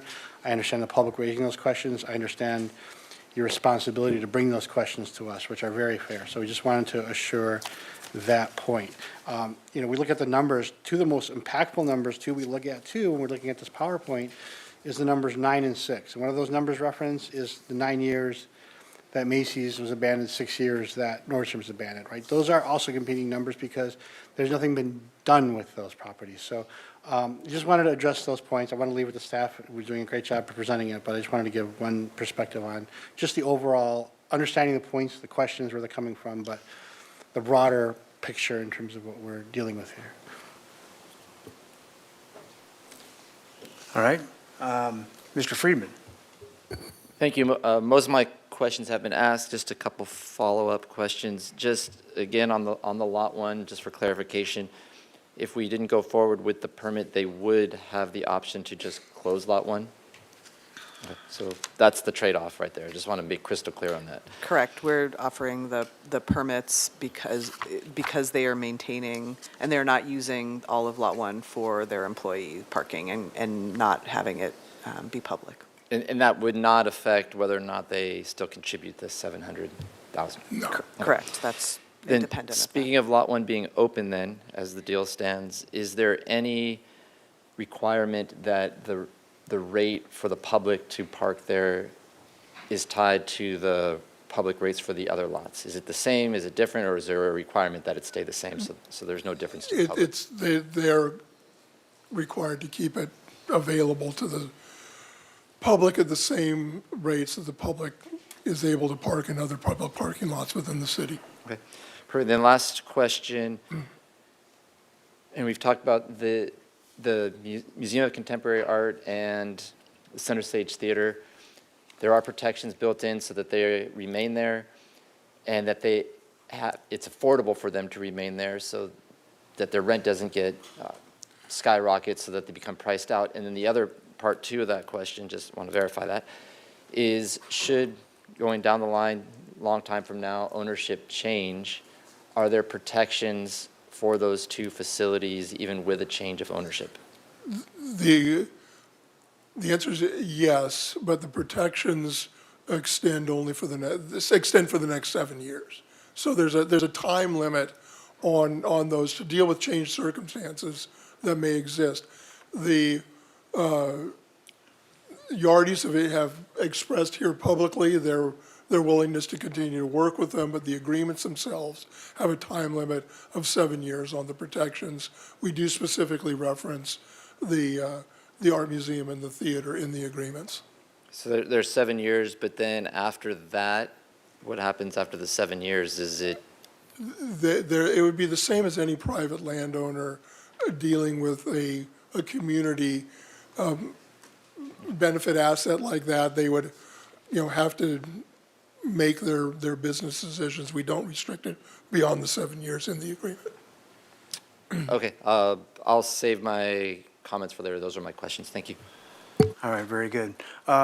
Question for Ms. Harris. On the significant new annual revenue for the city, around $700,000, is that inclusive or exclusive of the $300,000 now negative that we have, that we pay out annually? In other words, is it $700,000 in new revenue plus the fact we do not have to pay $300,000, so in fact, net of $1 million?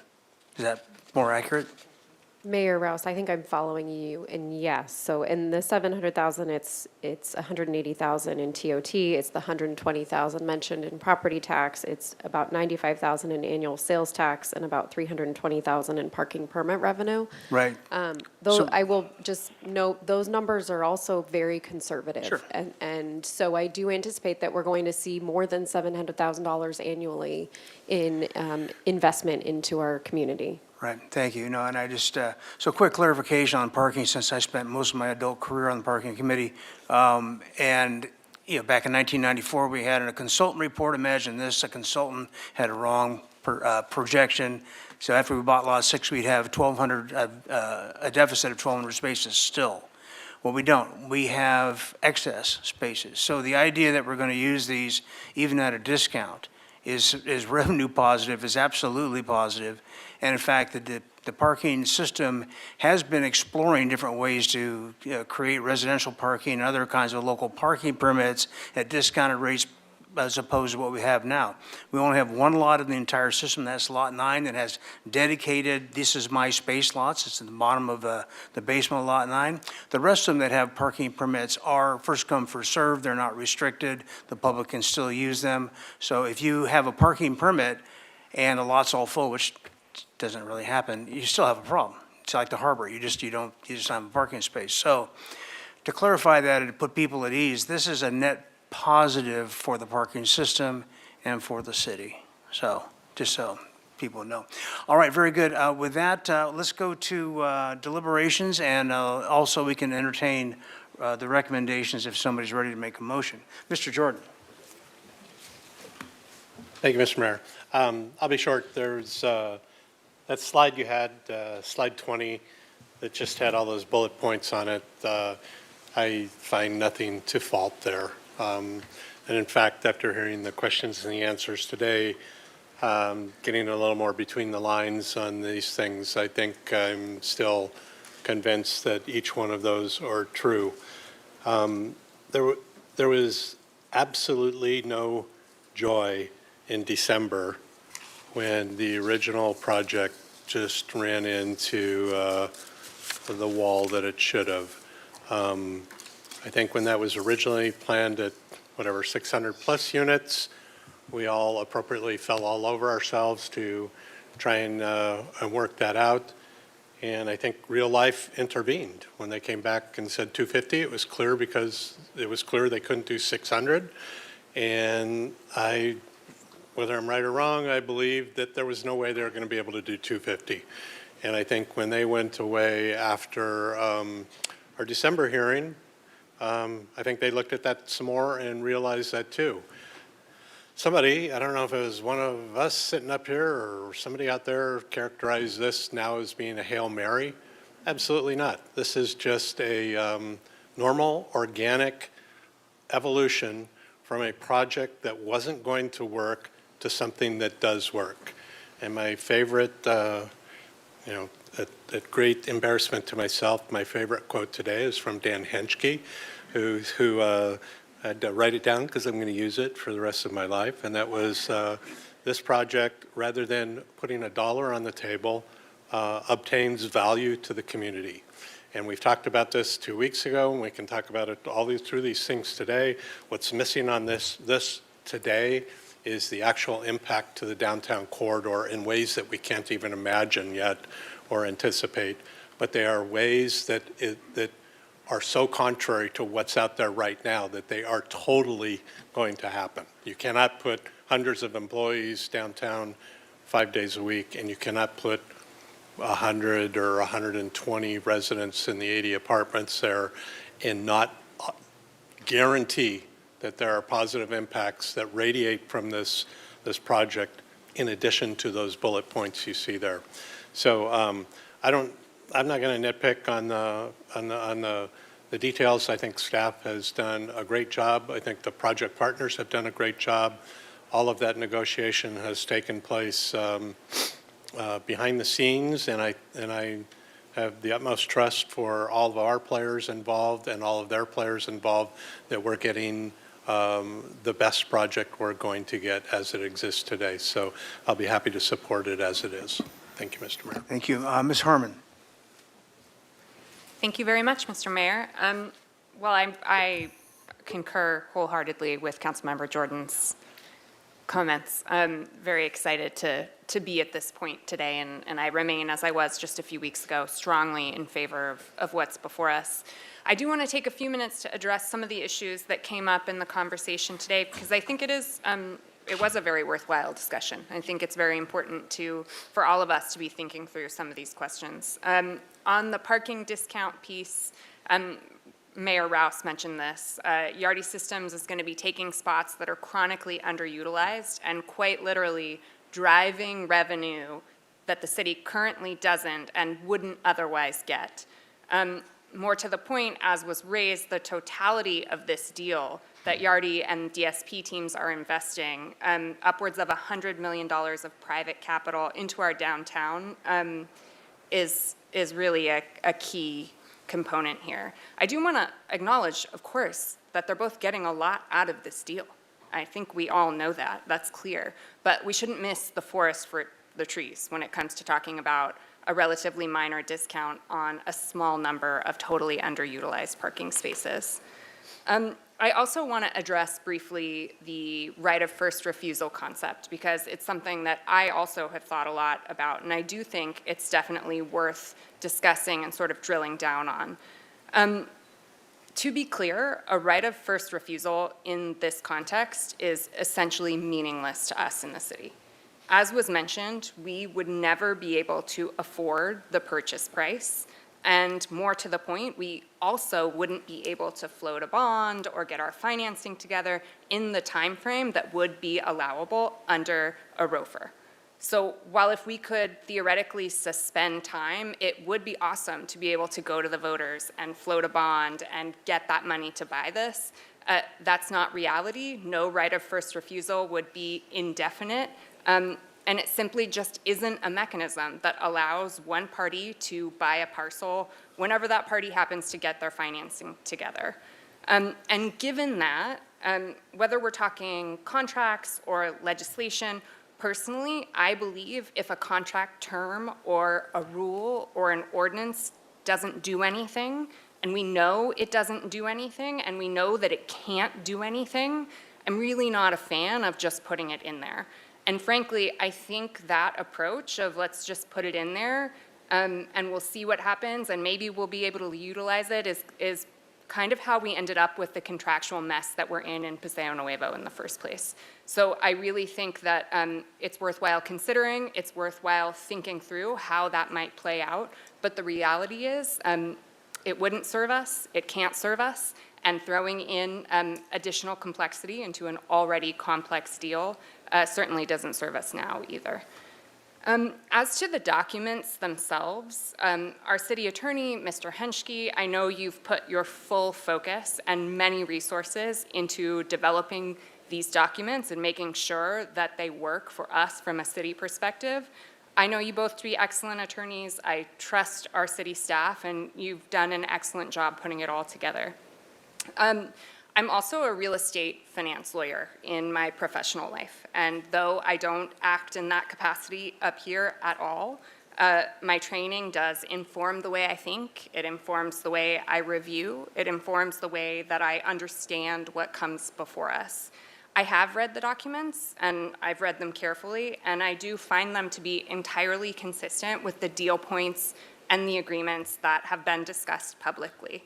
That was really important to me, and that's exactly what I saw in these documents. What I expected on the basis of our last public conversation is indeed reflected in the agreements, as far as I can tell, and so I very much appreciate that. There's been tremendous excitement and tremendous community support for what's before us, both the DSP project and the Yardy Systems project.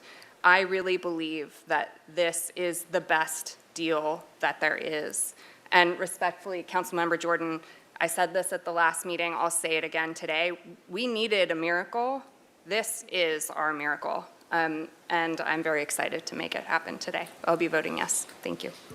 Mr. Friedman. Thank you. This is a great day moving forward with this. It puts us on a timeline that 10 years ago, we saw the vacation of the Macy's building, and now we're finally going to be going out of that vacated building next year when this project goes through. The timing is perfect because we have other critical investment that's going on as we speak with the Music Academy, the Film Festival, UCSB. And rather than trying to get another project that could come years from now, it puts these projects, housing and hundreds of employees downtown that will support those new investments that are coming in real time, not years from now, all in the same time, in addition to all the businesses that are going to be coming in there. It's transformative in its own right, but it complements everything else that's going on right now. I agree with my two colleagues on this. I'm prepared to support it as is. There was a lot of good questions raised, but the time is to act, and we don't want this getting caught up on points of minutia. And then finally, I'll say that the fact that this will be going forward next year, it also leads to jobs in the building trades. And those are very important because they're head of household jobs, and those are jobs that are going to come in right away. It supports apprenticeship programs that are now growing, and there's a resurgence in the building trades, and that makes our downtown and these two projects a part of that. So I'll be supporting this for all the reasons that have been listed, and appreciate the informed discussion today from my colleagues, and look forward to this being another investment in downtown that's going to really transform us and get us what we need to get the housing and get everybody downtown and to revitalize it. So thank you, and look forward to seeing it go to fruition. Ms. Santa Maria. Thank you, Mayor Rouse. How about now? Okay, we're good.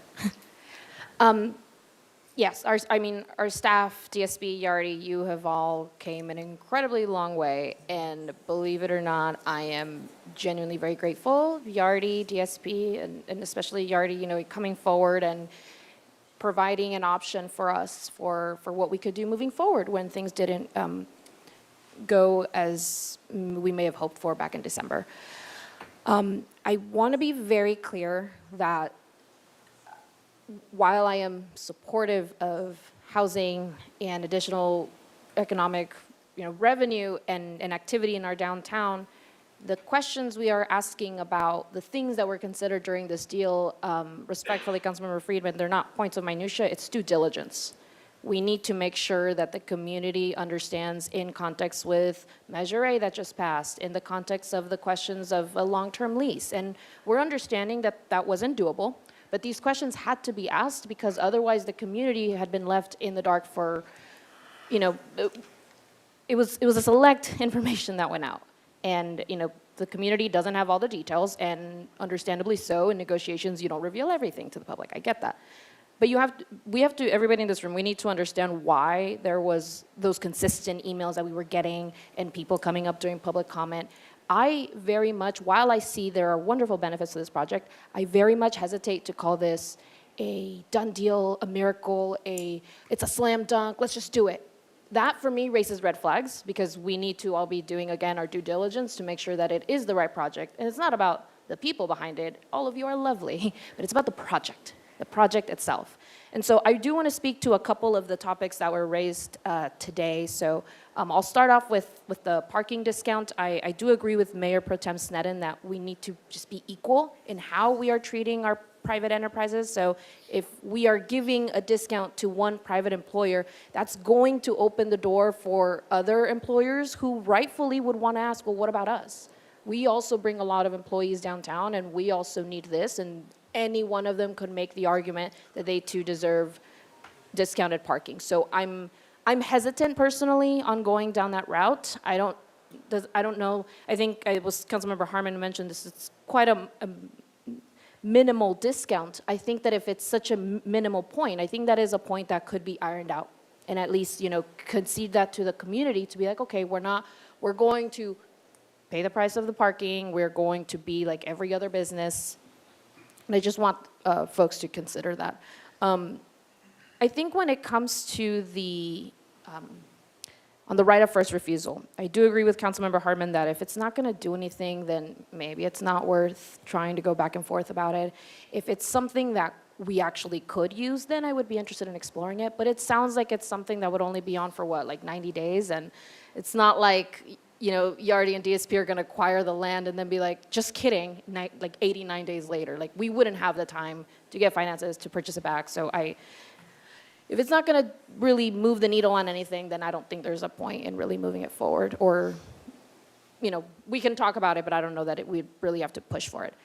The one thing that I want to really highlight, though, is there was a singular line in our staff presentation. Wait, let me check the slide 16. No, wait, slide 15. Can we go to slide 15, please? So we talked about great DDAs are translated into Spanish. All of that is wonderful. There is a single sentence there: financial contribution, substantial and additional contribution not feasible. And with all due respect, I need to ask, according to who? Because financial contribution of, let's say, $5 million to the local housing trust fund, how much does it cost to build a housing unit these days? We've heard it from staff. We've heard it from my own colleagues on the dais. I mean, it's like $1 million to build a unit. And yes, leverage with state funds, that could unlock more, but I never saw those numbers. And I asked for those numbers of, okay, if we're getting $5 million into the local housing trust fund, how much could that be leveraged into? I don't see any of that. And so it's difficult for me to just see that sentence and be like, okay, because I don't necessarily feel that it's substantial, that's a subjective standard, really. Because, I mean, with all due respect, for Yardi that has hundreds of millions of dollars in revenue, you are not paying what the projected value of this could be. We're not asking you for $40 million at all. But the contributions from both GSP and Yardi, they're all one-time things. And they're really great contributions, but we're not giving this away temporarily. This is a forever thing. And we are transferring this land never again to have say over what happens with it. And the thing that I keep hearing from folks is like a lot of them are really rooted in the nostalgia of, they grew up going to Paseo Nuevo and they want to see it revitalized, and we do want to see it revitalized. But again, if we are committed to making a substantial contribution, like it says there, I am a little bit concerned that if it doesn't feel like it was given that much consideration. In fact, I can't remember who, but I remember even when I made the comment of exploring this last meeting, I saw heads shaking immediately. And I mean, we needed to at least consider it. And I'm not sure that it was fully considered. And that's troubling, because I do think that, the local housing trust fund, especially if that Macy's parcel will never be housing, that would have been the way to start offsetting that. So respectfully, I am very grateful for the contributions. And I'm not saying much about DSP because, quite honestly, I don't know how, I don't have the numbers on DSP's net worth and all that stuff. So I'm not even looking into that. But I mean, with Yardi, I have seen you be so generous in our community, and I wanted to carry that spirit with our housing trust fund. And again, I'm trying to look at how much that contribution could be leveraged into. I didn't see any numbers on that, and I'm not sure that it was fully considered. That being said, I am really looking forward to, if this project is completed or when this project is completed, that we see more residents downtown, that we start to fill in that neighborhood that State Street is. but we also have to consider the impacts that this is going to have. If there's not going to be housing built on Macy's and the majority of the housing on Nordstrom is market rate with some moderate income units, guess what? We didn't make any movement on our RENA numbers for the low and very low income. And right, this isn't the project for that, but we have to think about this in the context of everything. And we are way behind on those RENA numbers, and I don't know how this moves the needle very much. So I think the public made some fair questions on a lot of this, and I personally am very excited to see the redevelopment, but I'm also struggling with a lot of this just feels like we're saying, no, it's done, take it as is. Like we're not amending anything. And if we're not going to consider an additional contribution to the local housing trust fund, if we're not going to consider a long-term lease, then we should at least consider the smaller objects, the smaller deal points, which can be the, no discounts on the parking, or, I know somebody mentioned contributions to the public transit system, because yes, you are going to have local employees who would be able to use that public transit system and avoid additional congestion on our streets. So just some things to consider. Either way, I mean, I don't know if these things will actually fully be considered. If not, I'm still looking forward to supporting the project to completion if my colleagues are moving it forward. But again, I do think that the PR for this was wonderful. We really put out a really good image of this project because it is a good project. There were a couple of details here that I do think we could have done better due diligence on, really exploring long-term lease agreements, a community land trust. Like, these are things that the community asked for, and I don't think we fully explored all that, so I will be abstaining from the vote. Thank you. All righty then. Well, I think one thing everybody's got to remember is that within any kind of investment like this, there's risk. The city's risk is de minimis compared to what these people are putting in there. It's $100 million worth of investment, and that has to be considered. It doesn't mean everybody's going to have a moonshot out of this, because anybody that's been around business long enough, and I own commercial real estate, I was in business in a couple of different states, there's risk, and there's loss, and there's potential. So if somebody's coming into the downtown from a building they own in Goleta to be downtown, have a presence downtown, I really appreciate that. I think it's the best thing that could happen to us. So rather than talk this out more to death, I think I'm really ready for a motion and get her done. Mr. Jordan, is that you? That would be me, Mr. Mayor.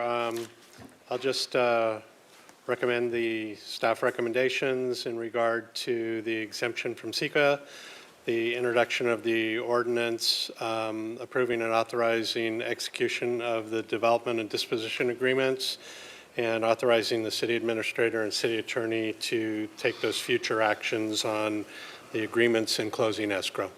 Thank you. Ms. Sneddon? Oh, no? Harmon, second. Did you second? Okay, he had her light on, so I did, because I have a Okay, to the motion? question. Yes, to the Okay. motion, yeah. Ms. Sneddon? I just, the one area that I still think, and I don't know if saying yes today makes it, but I just don't want to be on the hook for the trash.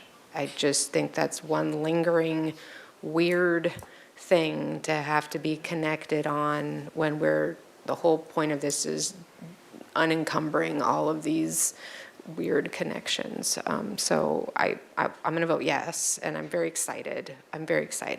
But I just feel like it's a little bit painful. I'll say that too. It's hard to let go of land, and it is the heart of the city. And even though I'm excited about the outcome, I'm going to feel a little sad. I think a lot of people are, and I don't want a lingering bill to remind us. And honestly, sometimes trash bills, we're going to see it later today, sometimes they come back way higher than we thought, and I just don't want the sort of pain of to still be dealing with something. And right now, nobody pays for it, which is weird, and we don't understand that either, but I don't want to be the ones later being like, oh, wow, that's $250,000. I didn't know that. I don't want that.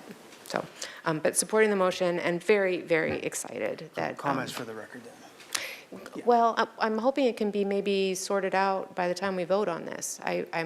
It's such a small thing, but it's kind of maybe a big thing, and I don't want this lingering encumbrance. I think what the documents are what they are today. That is what the council is voting on. I mean, we can continue a conversation, and but at this point, I don't want to recommend changes. It is a part of the deal that has come before the council. It would require a lot of sort of discussion about the language and back and forth and attorneys. And so I'm happy to continue the conversation with Yardi Systems about that.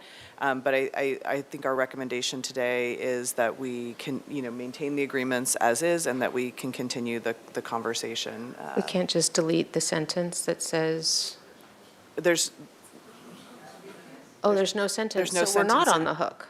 Well, it's. I want to know we're not going to get a bill later. I don't recall a place in the agreement where that sentence is there. We do have, there are ancillary agreements where the city did covenant to pay for trash within the system for others, but it's not in this agreement.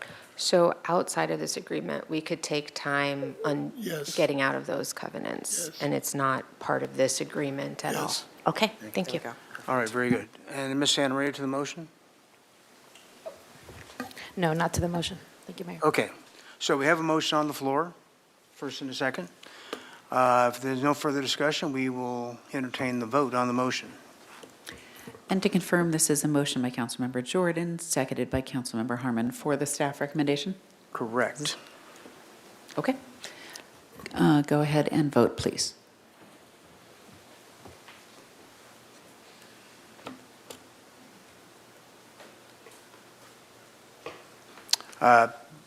Passes 6-1 with Ms. Santa Maria abstaining. Okay, Yes, sir. all right, very good. Thank you very much. Good job, staff. With that, we will move on to, what item was it? Item 17. Item 17, approval of amendment for one-year extension of community workforce agreement with Tri-Counties Building and Construction Trades Council agreement.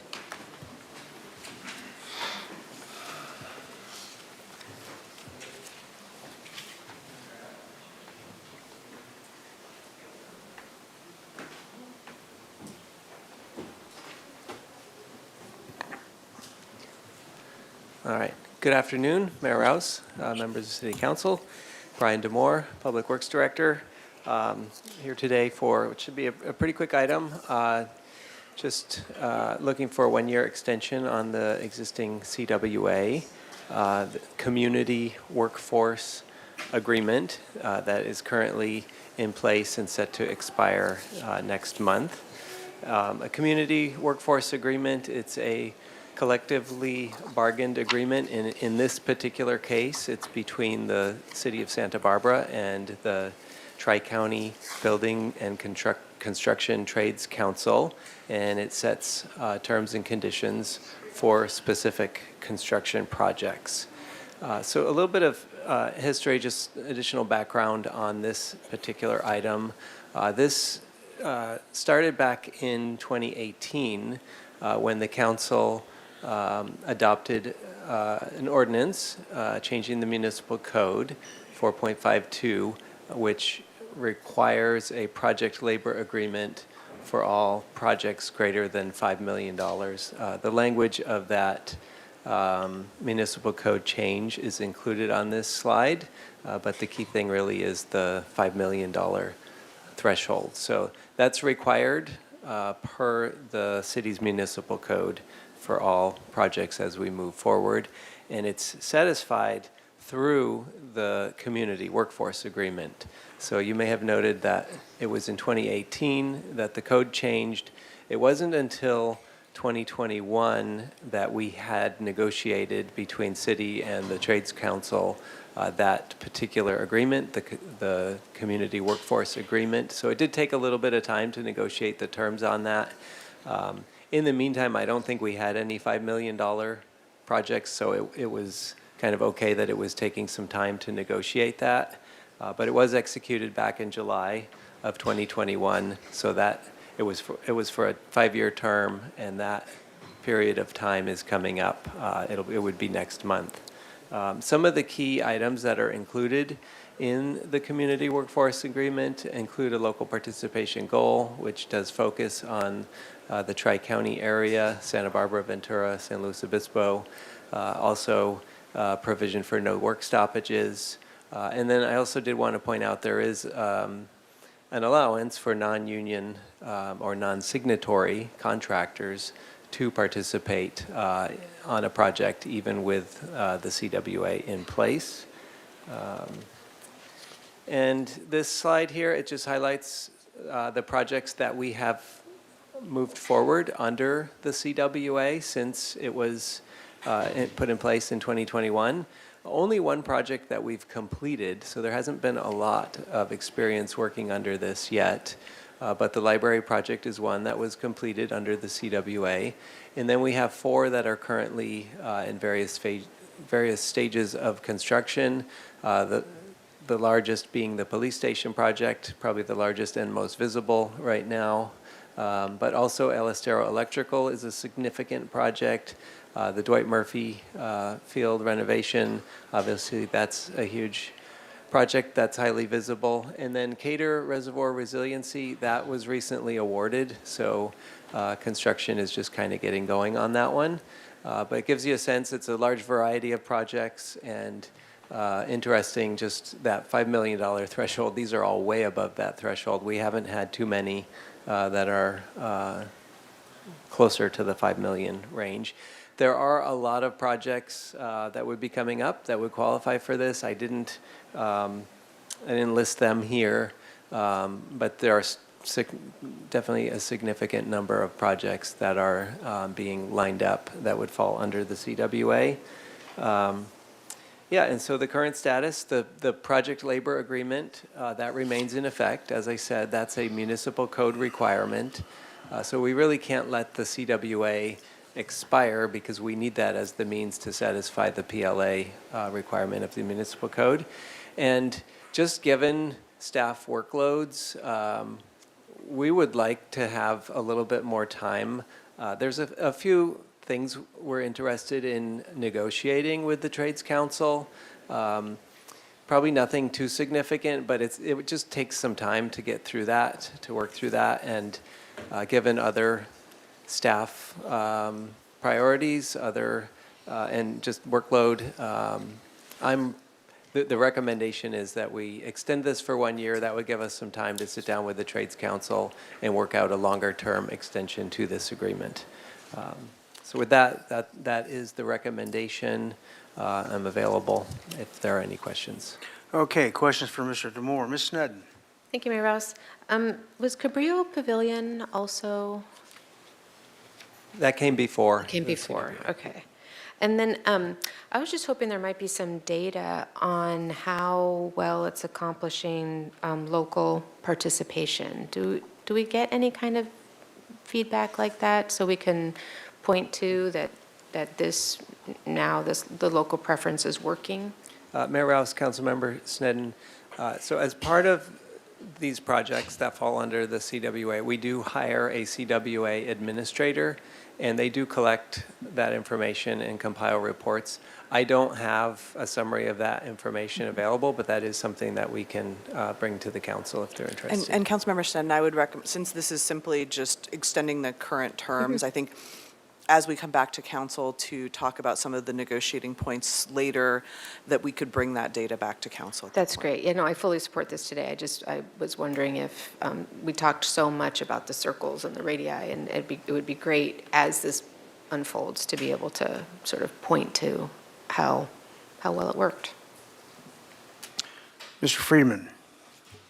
Thank you. Just a couple quick questions. I'll save comments. But just on the El Estero project, Mr. Demore, that project was actually bid twice. Can you explain what happened there and when the second bid came in, the difference, and which one was more, which one had more bidders, which one had fewer? All right. Mayor Rouse, Councilmember Friedman, that's correct. The El Estero project, that was bid twice. The first time we went out to bid, and I'm going to flip back just to the language of the municipal code here, where you can see it says except maintenance and repair. So it was staff's opinion that that project was exempt from the project labor agreement requirement due to being maintenance and repair. And we put it out to bid under that assumption. Bids came in. We actually received 2 bids. This was in 2023. The lowest bid was $34.0 million. And then there was a grievance filed by the Trades Council after we went out to bid, and they challenged our determination of that project being maintenance and repair. I'm not going to get into the details on that, but it was there was an arbitration process we went through, and staff did not prevail on that, and we were required to go back out to bid and have the CWA provisions included in the rebid. So that took place about a year later in 2024, and we received 3 bids at that time, and the lowest bid was $33.7 million, so almost an identical end result about a year later.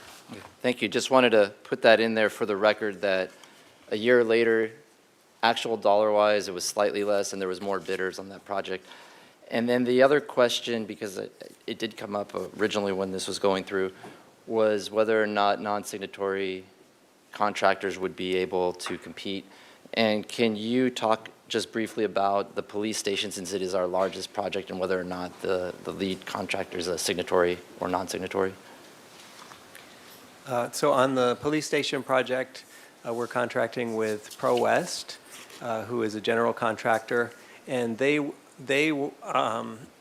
contract with subcontractors, and some of those subcontractors are signatory contractors, and some of them are non-signatory, but they're all eligible to participate on a city project that has the CWA requirement. But the Pro West is a non-signatory.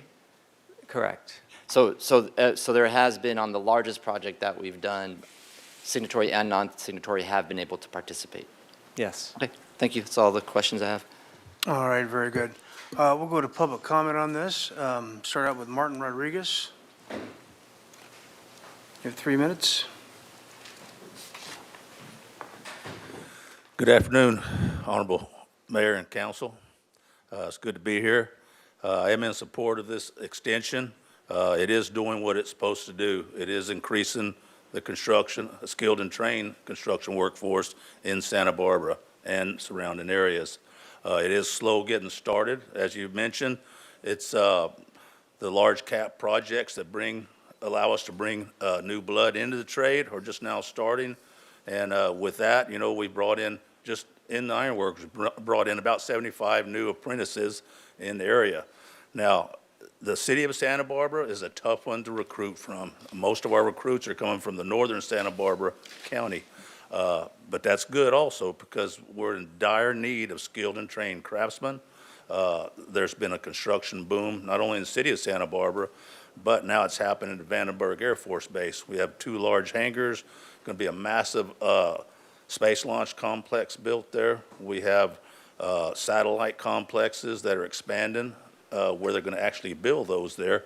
And it all takes skilled and trained craftsmen. This is a perfect opportunity for the city, for the county. It does create a lot of jobs. It does create careers. These aren't jobs, these are careers that's sustainable, where you can still buy a home. Maybe not here in the city, but outside areas, they're still doing it. So with that, I'll, unless you have any questions for me, I'm done. Thank you. Thank you. Joshua Medrano. Okay. Let's see, Danny Zaragoza.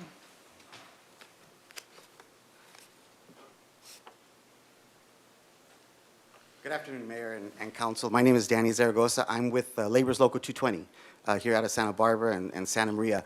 We're in favor of the extension of the CWA.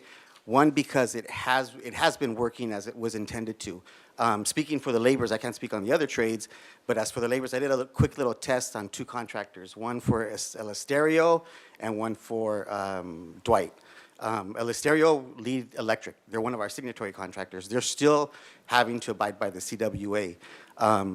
With Dwight Sports Field, it's O&O Construction. Between both contractors, from June of last year to June of this, or May of this year, they've comprised about close to a little bit over 12,000 hours that they've reported. Of those 12,000, 7,000, a little bit over 7,000 have been journeyman hours, and about close to 5,000 have been apprenticeable hours, which is great. That means that, and it's all local hire. It's all workers here from Santa Barbara. So it's really benefited. We've been able to, a couple of the guys that worked on the Dwight project, apprentices, have actually completed their apprenticeship program and graduated to become journeymen. And that's allowed us to bring in a couple of more apprentices to continue.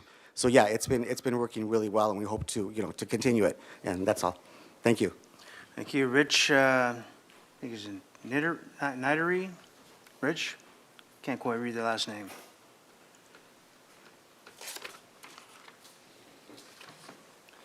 Good afternoon, Mayor Rouse and council members. It's Naide, Randy. Thank you. You're welcome. I am in very favor of the extension of the PLA, or excuse me, CWA. Yes, it is a driving force to improve the local economy here in the city, as well as our county as well. To speak on behalf of the sheet metal workers, which I'm a representative of, which is the HVAC union, those of you who are not aware, between the police station and the county probation headquarters, since April 1st, our union has brought in 25 new apprentices, and that's men and women too. So we are promoting our industry to not only the brothers, but also new sisters to get into this trade, to create a new career for themselves and their families. And again, this is a mechanism how we get to where we want to meet these goals. And again, thank you for your time, and I'm in much favor of this. Thank you. Thank you. Are there any speakers online for this item, Madam Clerk? No, Mr. Mayor. All right, very good. With that, we'll go back to council. Mr. Friedman. Thank you, Mr. Mayor. I'll just keep this brief. This is just a one-year extension, and we will get more data as we go into next year. Fully support moving it forward. This took place, then Councilmember Hart and I brought this forward, and it's hit many of our goals. We just heard that the apprentice programs are growing, and that sets us up for the future, especially with such a resurgence in the trades. We need to be setting ourselves up, and it's grown the apprentice programs, and that's very critical.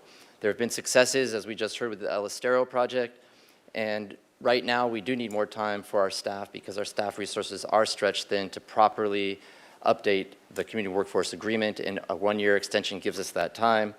And then as a reminder, public comment today mentioned it, that this allows us to prioritize local residents, veterans, minority-owned businesses, and women as well into these projects. So fully support extending it for just this year and then working with the trades to come up with how we're going to improve it and meet our future goals. Thank you. Ms. Santa Maria.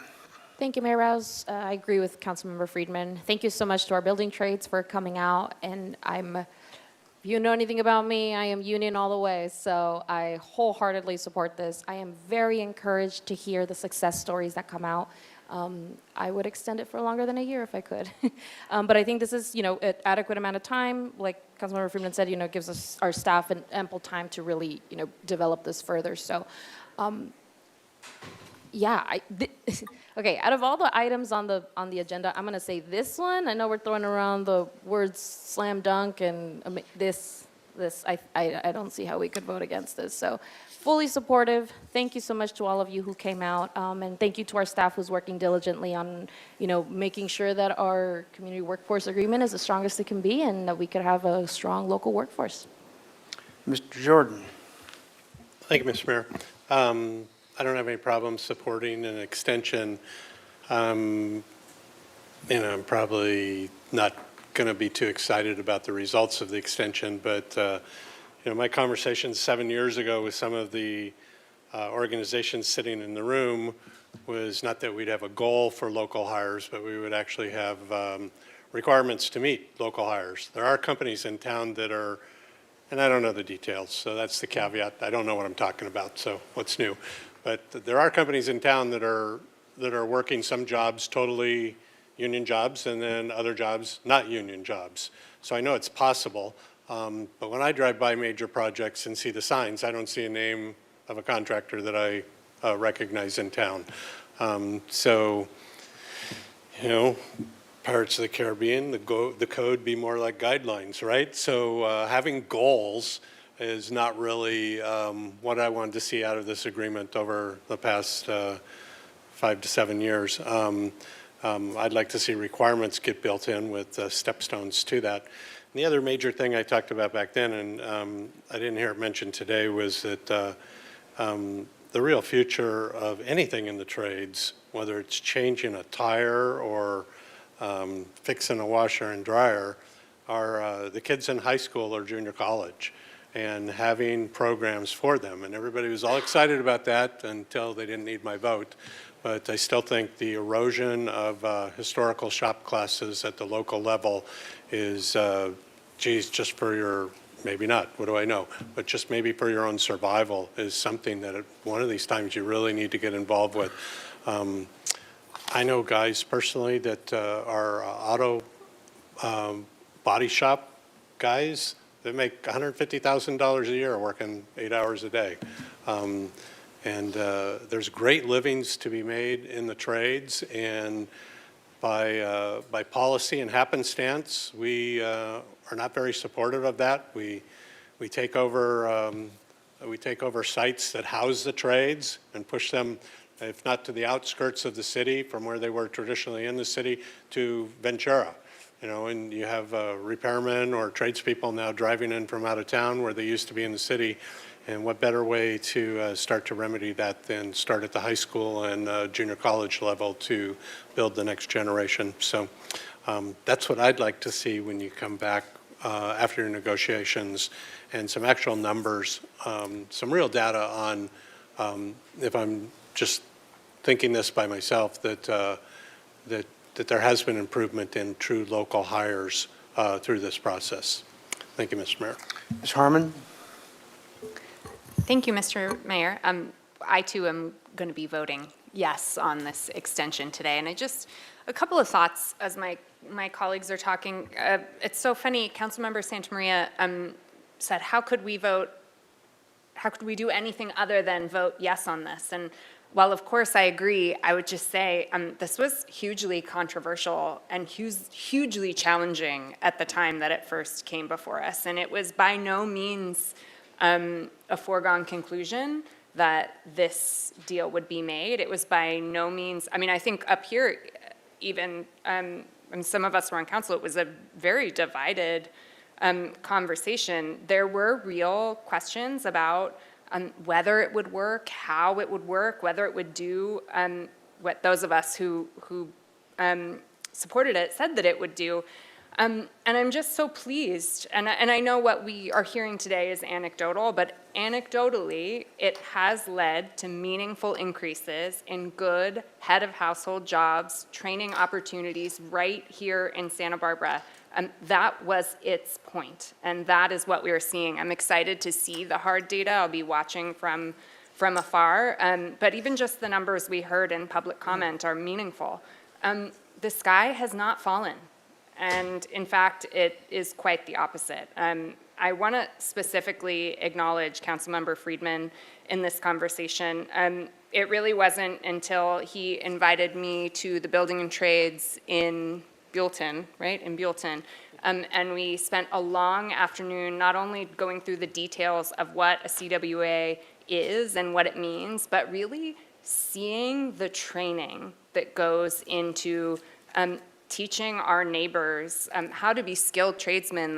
That certainly opened up my perspective, and so I have a lot of gratitude for him in taking the time to really connect me with the folks who are doing this work. And I can't help but think, it's my sort of closing thought here, in this age of AI where we're talking so much about what the future of work will look like, I can say with certainty that Claude cannot replace the skilled tradespeople who are the backbone of our community, who are literally building our community.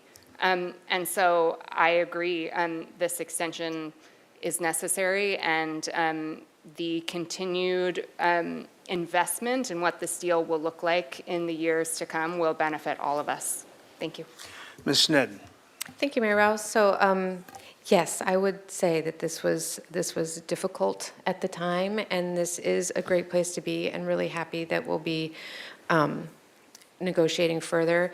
I mean, I'll share that my grandfather was a sheet metal worker, and a younger member of my family just recently walked into the Union Hall and started classes and testing, and it was pretty amazing what a welcoming, inclusive environment that is, and starting that level of education. And this is a person who is highly, highly skilled in other ways and really is interested in the hands-on learning that happens in the trades. And when the economy is so uncertain as it is, to know that there's a place you can go, get education, get job placement, and that it will likely be local.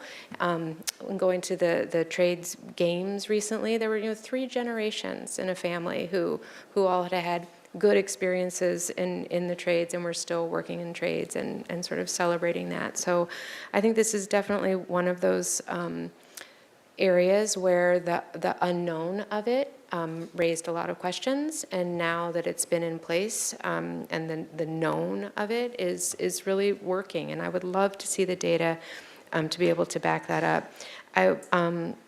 I mean, we've seen it anyway. I don't need the data to prove that it's happening. I would need the data to celebrate how well it's working, and to see if we can have it work better for local preference too.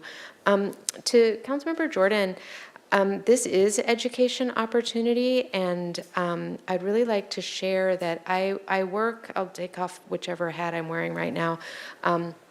I work with the Ocean Collective and Blue Economy at City College, and building a trade program basically to repurpose the people who used to build oil platforms to work on the skills of decommissioning oil platforms. And the conversation that came up in there is, well, let's work with the pipe fitter trades to make sure we're not competing against each other, and that the education is building on each other. And I think those conversations are happening between welding, happening at City College, and working with the pipe fitter trades to build that together. So I think there is excitement and growing in the education in that. I think we just haven't really seen it here at Council, but that is happening, and I think we'll see more of that happening later. So I just support and keep working on it forward, and this is definitely one of those that I think it's working out for what it was intended, and thank you. All right. Well, yeah, it was a problem when it was adopted. I was on council at that time, and the same reasons then are the same reasons today. The skipper, Allen, Cushman, Bailey, a lot of the local contractors were precluded from bidding on city jobs because there's just that high percentage of the trades. There's not that high in this town. And so we would have, and the classic example was our very first project, which was the library project. And, the people that were having the mantra of on time and on budget, I was going, wow, what just happened there? Now, since then, we've gone from most lowest responsible bidder to best value, which has been a boon in a city. We've never precluded union labor. There's never been a problem with that. Took it when we get it. But we've also paid prevailing wage on all these public projects. But to exclude many of our local contractors, and what would happen was contractors would come up out of LA thinking, I know this work, I know these guys, and they get up here and realize the subs weren't here, and they get in trouble, and that was the one and only time we saw them. And once again, I'm looking at my library leaders out there, they're going, oh yeah, we remember the library project. So I'm going to lose this vote, no big deal, but I cannot support it because it does preclude, it doesn't include. Our system before was never exclusive. We didn't shun union labor. This shuns non-union labor for our public projects. So, and like I said, it was unfortunate the electrical contractor went to bid and was considered a project as opposed to a maintenance thing. That was also a project that had to be bid by a larger electrical firm outside because we didn't have the size firm to do it here. Skills, Do apprenticeships? Yeah. A lot of those guys, Skipper, Ford, all those guys also have those programs within their companies. So, and we are looking for skilled labor, there's no doubt about it. But I don't think this is particularly the method by doing it. Having to hire somebody to actually manage this on the outside is not the way to do it. So I won't be voting yes on it. Do you have something further, Ms. Santa Maria, or? No, it was just to make a motion. Okay, very good. Go right ahead. Okay, I move staff recommendation. Second. Okay, first by Santa Maria, second by Friedman. May we have the vote, please, Madam Clerk, unless there's further discussion? I don't think so. This is for item 17. We have a motion by Councilmember Santa Maria, seconded by Councilmember Friedman for the recommended action. Please go ahead and vote.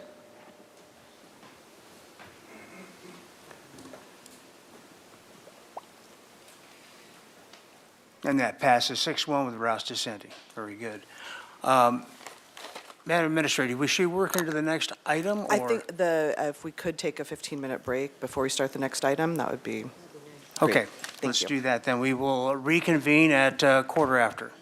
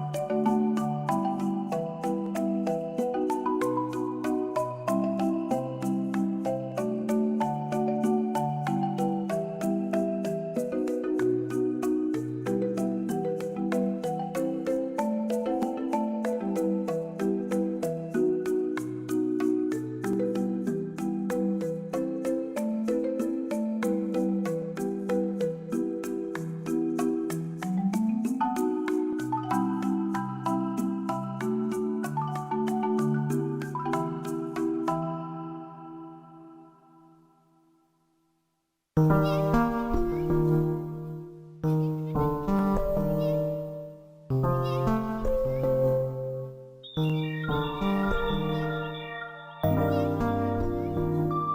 started here in just a sec.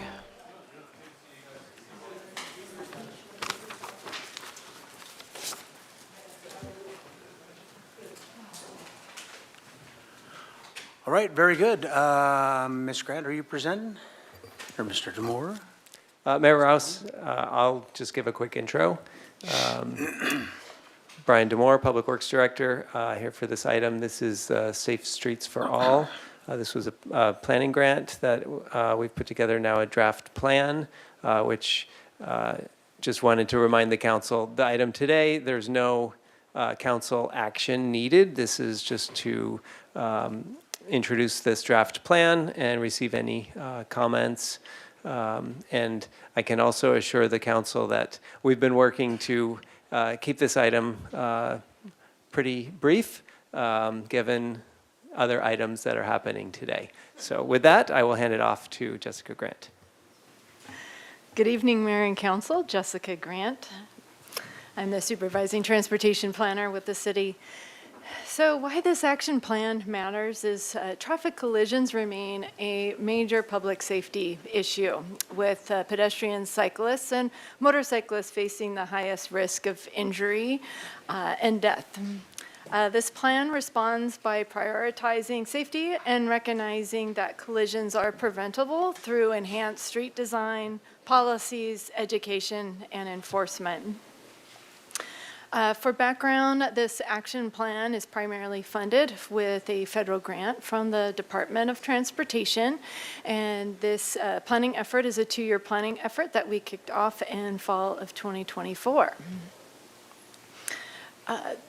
This plan is very focused through the lens of Vision Zero and Safe Systems approach. We became a Vision Zero city in 2018 to eliminate all fatalities and severe injuries in our roadways by 2030. The Safe Systems approach is very similar to Vision Zero. It's just the federal nomenclature. And if you were to review the principles on both, they're very similar. And basically, the principles are along the philosophy that human error is inevitable, but deaths and serious injuries are preventable. And safety is a shared responsibility among street design, policies, education, and enforcement, and not to rely just on individual behavior. As far as for the action plan chapters that are required for the grant, are all outlined in the blue on the left-hand side of the slide. We were also allowed additional chapters, and which were the past and present approach to traffic safety, because this action plan is not the first time we're thinking about traffic safety. We're always thinking about traffic safety, and so it really helped put context to what we have been and are currently doing. And then our Safe Routes to School chapter, it was originally from the 2006 Pedestrian Master Plan that definitely needed some updating, so that is now included. The big component of this plan is really data-driven safety analysis. We analyzed 5 years of data from 2020 to 2024 to understand where, how, and why severe and fatal collisions were happening. And we did put emphasis on fatal and severe injury collisions to guide safety investments. We found that our key findings were that vulnerable road users, so cyclists, pedestrians, and motorcyclists, are disproportionately impacted by severe and fatal collisions. Intersections account for about 52% of severe and fatal collisions in our city. And collision frequency, while most collisions happen during the day, the severe and fatal happen in the mostly in the evening hours. And primary collision factors are unsafe speed, driving under the influence, improper turning, and fail to yield for right-of-way. Ultimately, with the safety analysis, we established a high injury network. Where you see the red and orange lines on this map represents 20% of our roadway miles. We have about 254 roadway miles in the city.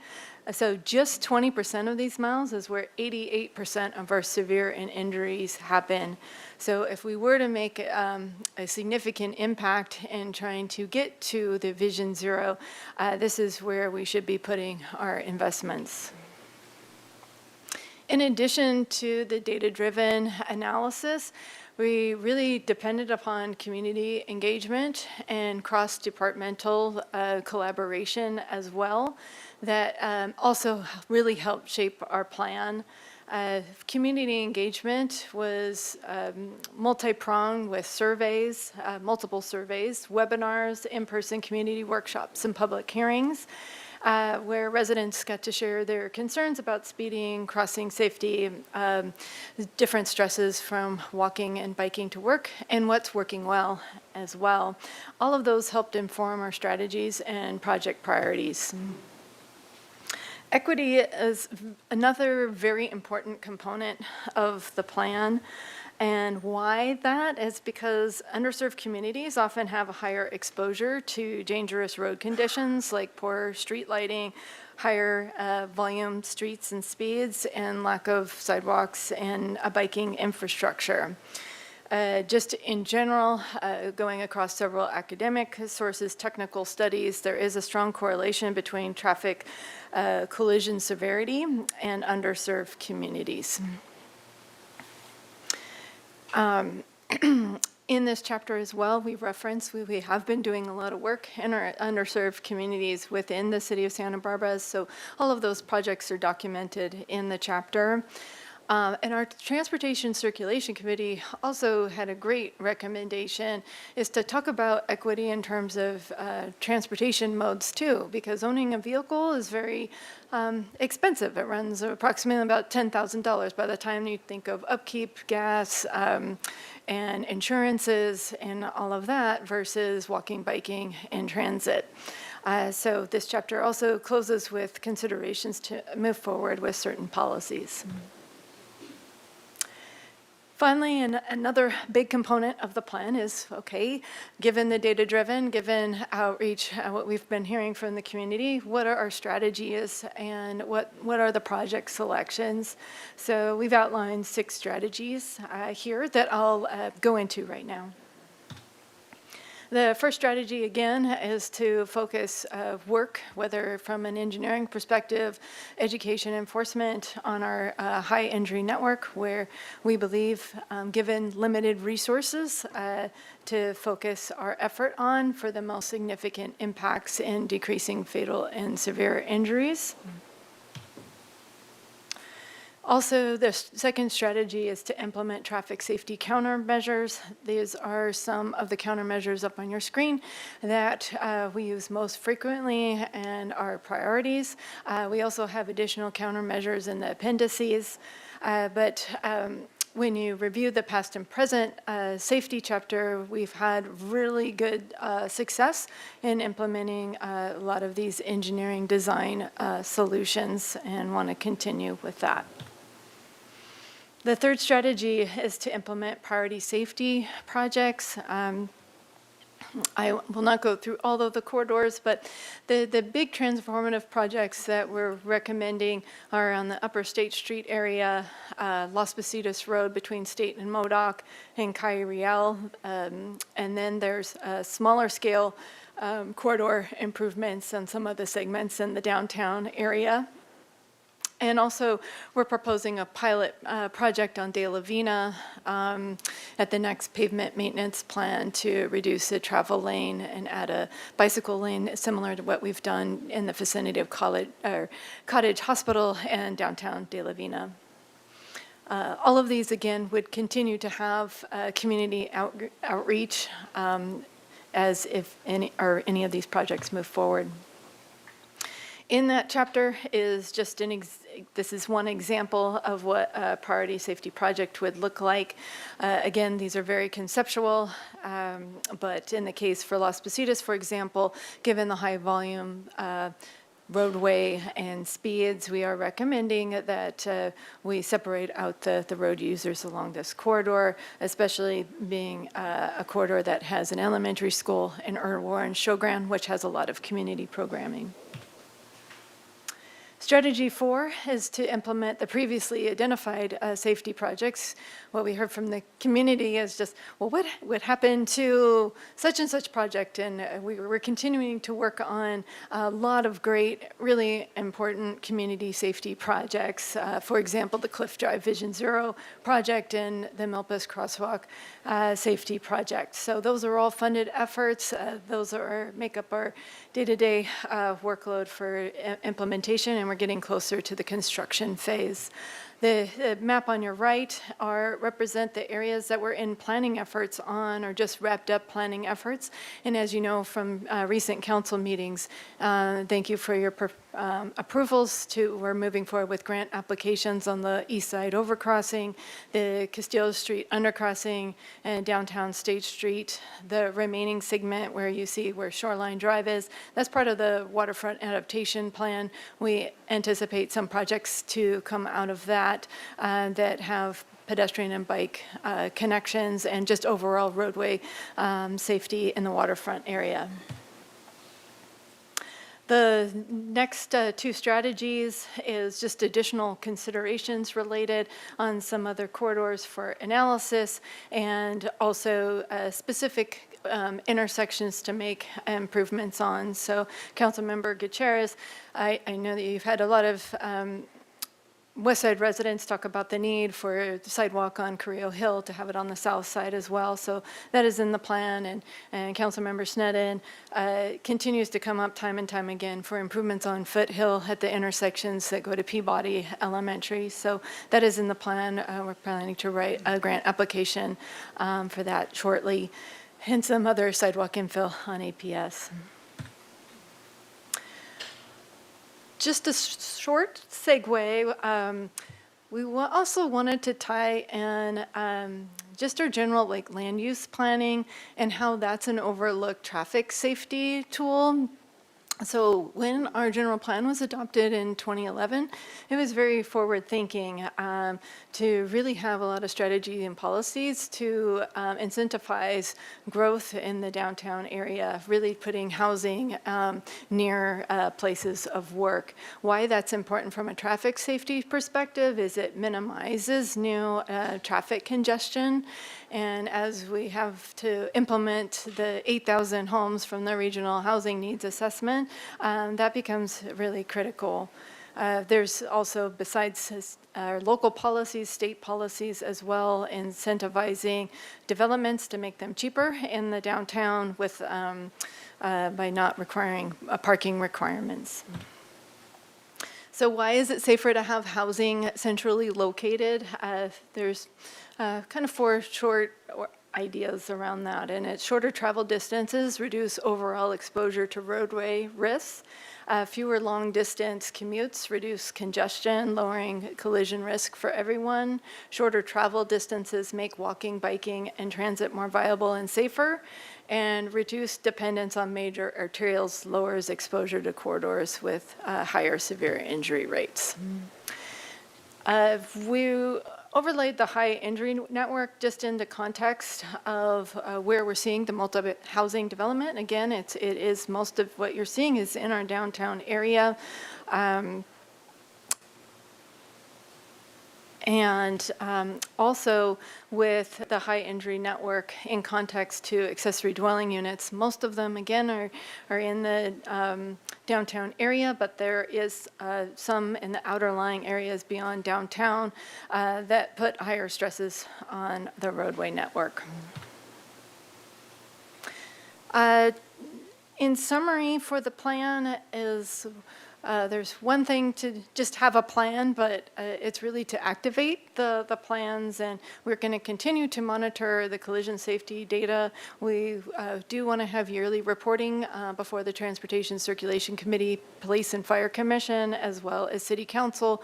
We're working on dashboards that will be available for the public to make sure that all of this data is transparent. Our next steps would be to just hear your comments today. We plan to go back next week to the Transportation Circulation Committee to review those comments. They did forward the draft plan that you're seeing here before you today. And then if we would like to return to City Council for the final action plan consideration on July 28th. That concludes our presentation. Thank you very much. Prior to going back to council for comment and questions, we do have a few Peter slips. We'll begin with Laney, and I am not going to try your last name. But you got to tell me. I got to know. I will. It's okay. Okay. Good evening, Mayor and council members. My name is Laney Jayakasuma. It's better phonetically. I'm a Safe Routes to School coordinator with Move Santa Barbara County, where I work directly in our local schools as part of our contracted Safe Routes to School program with the city of Santa Barbara. Move's been engaged in this planning process from the beginning. Our team participated in the Transportation and Circulation Committee hearings and public meetings on the draft chapters, and we contributed directly to the Safe Routes to School chapter. That kind of technical collaboration with our government partners is central to how we do our work. As part of our Safe Routes to School contract, we're responsible for keeping school traffic safety assessments current. So during this Safe Streets for All planning effort, we coordinated and updated assessments at Adams and Peabody elementary schools, and both of which sit on those high injury networks. So this connection between school safety and the broader injury network is the kind of thing that we're happy to say this plan gets right, and we're really glad that Move's expertise and the community's feedback are reflected in the final document.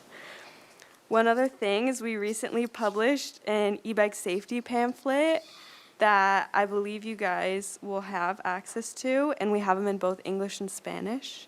And we're happy to provide more to your offices upon request. And we as Move look forward to continuing as an implementation partner with the city as you guys move from planning to action. Thank you. Thank you. Ian Bauke.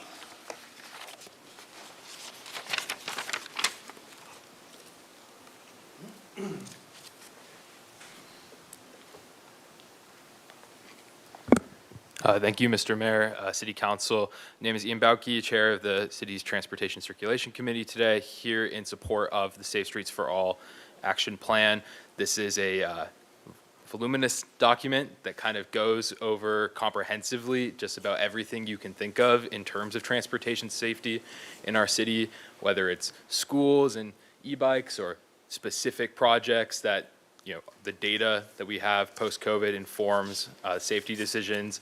I really hope that, I know you have some major items before and after this, but that you really take this opportunity to, ask important questions and make your comments, because this is a federal grant. It does have to be finally adopted this fall, and it's going to inform many, many years of ongoing discussions about specific projects. I'm very excited about Upper State Street, Las Positas, and Cayo Real in particular, and really want to express appreciation to the staff over year and a half of meetings on this and all the drafts. They really did make a great effort to get community input and incorporate it. You saw that on the slide talking about Foothill and La Cumbre as additional places to continue to look at, especially as you're seeing housing development around La Cumbre. I do want to, just add my personal additional comments, some broader policy decisions that are more in your lane than our lane on the TCC. Included in the resolution, you'll see, I think it's section 3, the complete streets policy. I think that's absolutely imperative that we have that as city policy that says every time we're going to rip up a road, we're thinking about how can we make this the safest road possible when we put it back together. There's some language in there about when it's not feasible when we're going to not do that, and I have total confidence and trust in the staff that we have today as to making those decisions on the bias of making roads as safe as possible. But I do want to see that language strengthened a little bit more to be more ironclad. In my opinion, it should be, we're doing complete streets on every project, unless it's like physically or legally not possible for fire code, or it would cost tens of millions of dollars or something like that. So that's been best practice in other cities as well, and I think, with that one minor change, we could have the strongest possible policy implementation of this plan. I'll also just add, the staff report had a little line that, this is just something I've said over and over again about, this is public safety. It's actually the #1 public safety issue in the city if you're talking about what is going to cause the highest risk of physical injury or death to a Santa Barbaran on a daily basis. It is traffic accidents. And I think, we wouldn't say that you have to go get a grant to build the new police station or a new fire station. So why are we saying that every project has to have a state or federal grant? Let's look for more opportunities where we can leverage our local dollars to advance local safety. Some of these projects cost too much money to do that, but some of them don't. So just want to put that out there, and thank you all for your time. Thank you. Thank you. Hannah Cohen?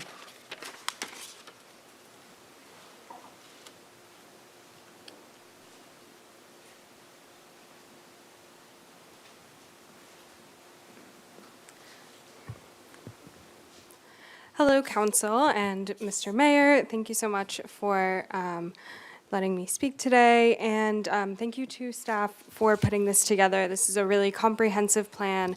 I'm fully in support of moving forward with it. It's really important that we have a plan that can bring us forward to having safer streets. There are a couple areas that I think should be included in this. I would really like to see La Cumbre Road and Mission between Modoc and Castillo be considered as high priority areas for safety. I live on the other side of the freeway from almost all businesses, and it's really difficult for me to be able to bike to almost any shopping that I need to do because it's just not safe for me to cross the freeway in those areas. So really making sure that we have connectivity in our Safe Streets plan is important. And we really should be prioritizing making streets safer for bicyclists and pedestrians because it is truly a sustainability issue. Having safe streets allows people who are maybe a little less comfortable walking or biking to actually start biking or walking instead of driving their car. Most car trips in America are less than 3 miles, and that's something that could be moved to biking or walking trips if they are very safe.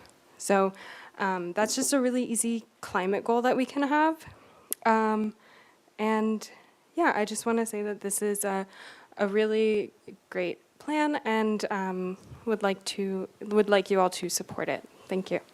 Thank you. Madam Clerk, are other speakers online for this item? We have one raised hand from Lily Heidger, 2 raised hands, Lily Heidger and Trisselyn Nelson. Lily Heidger, please go ahead.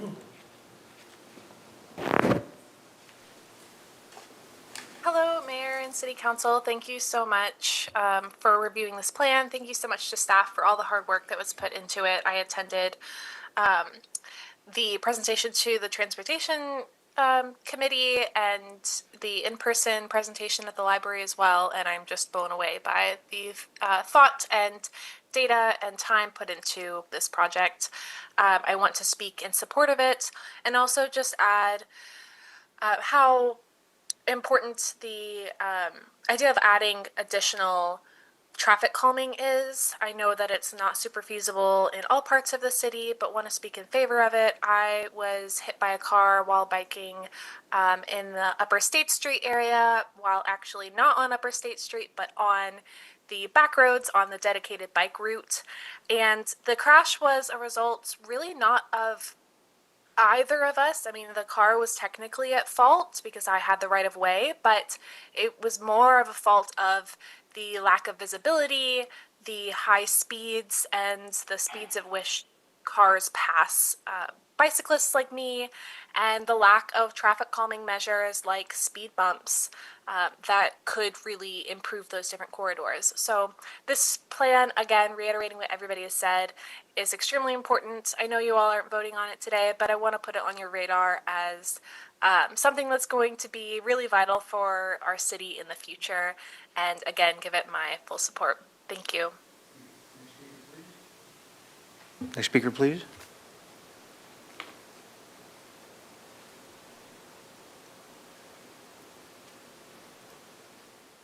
And our final speaker lowered their hand.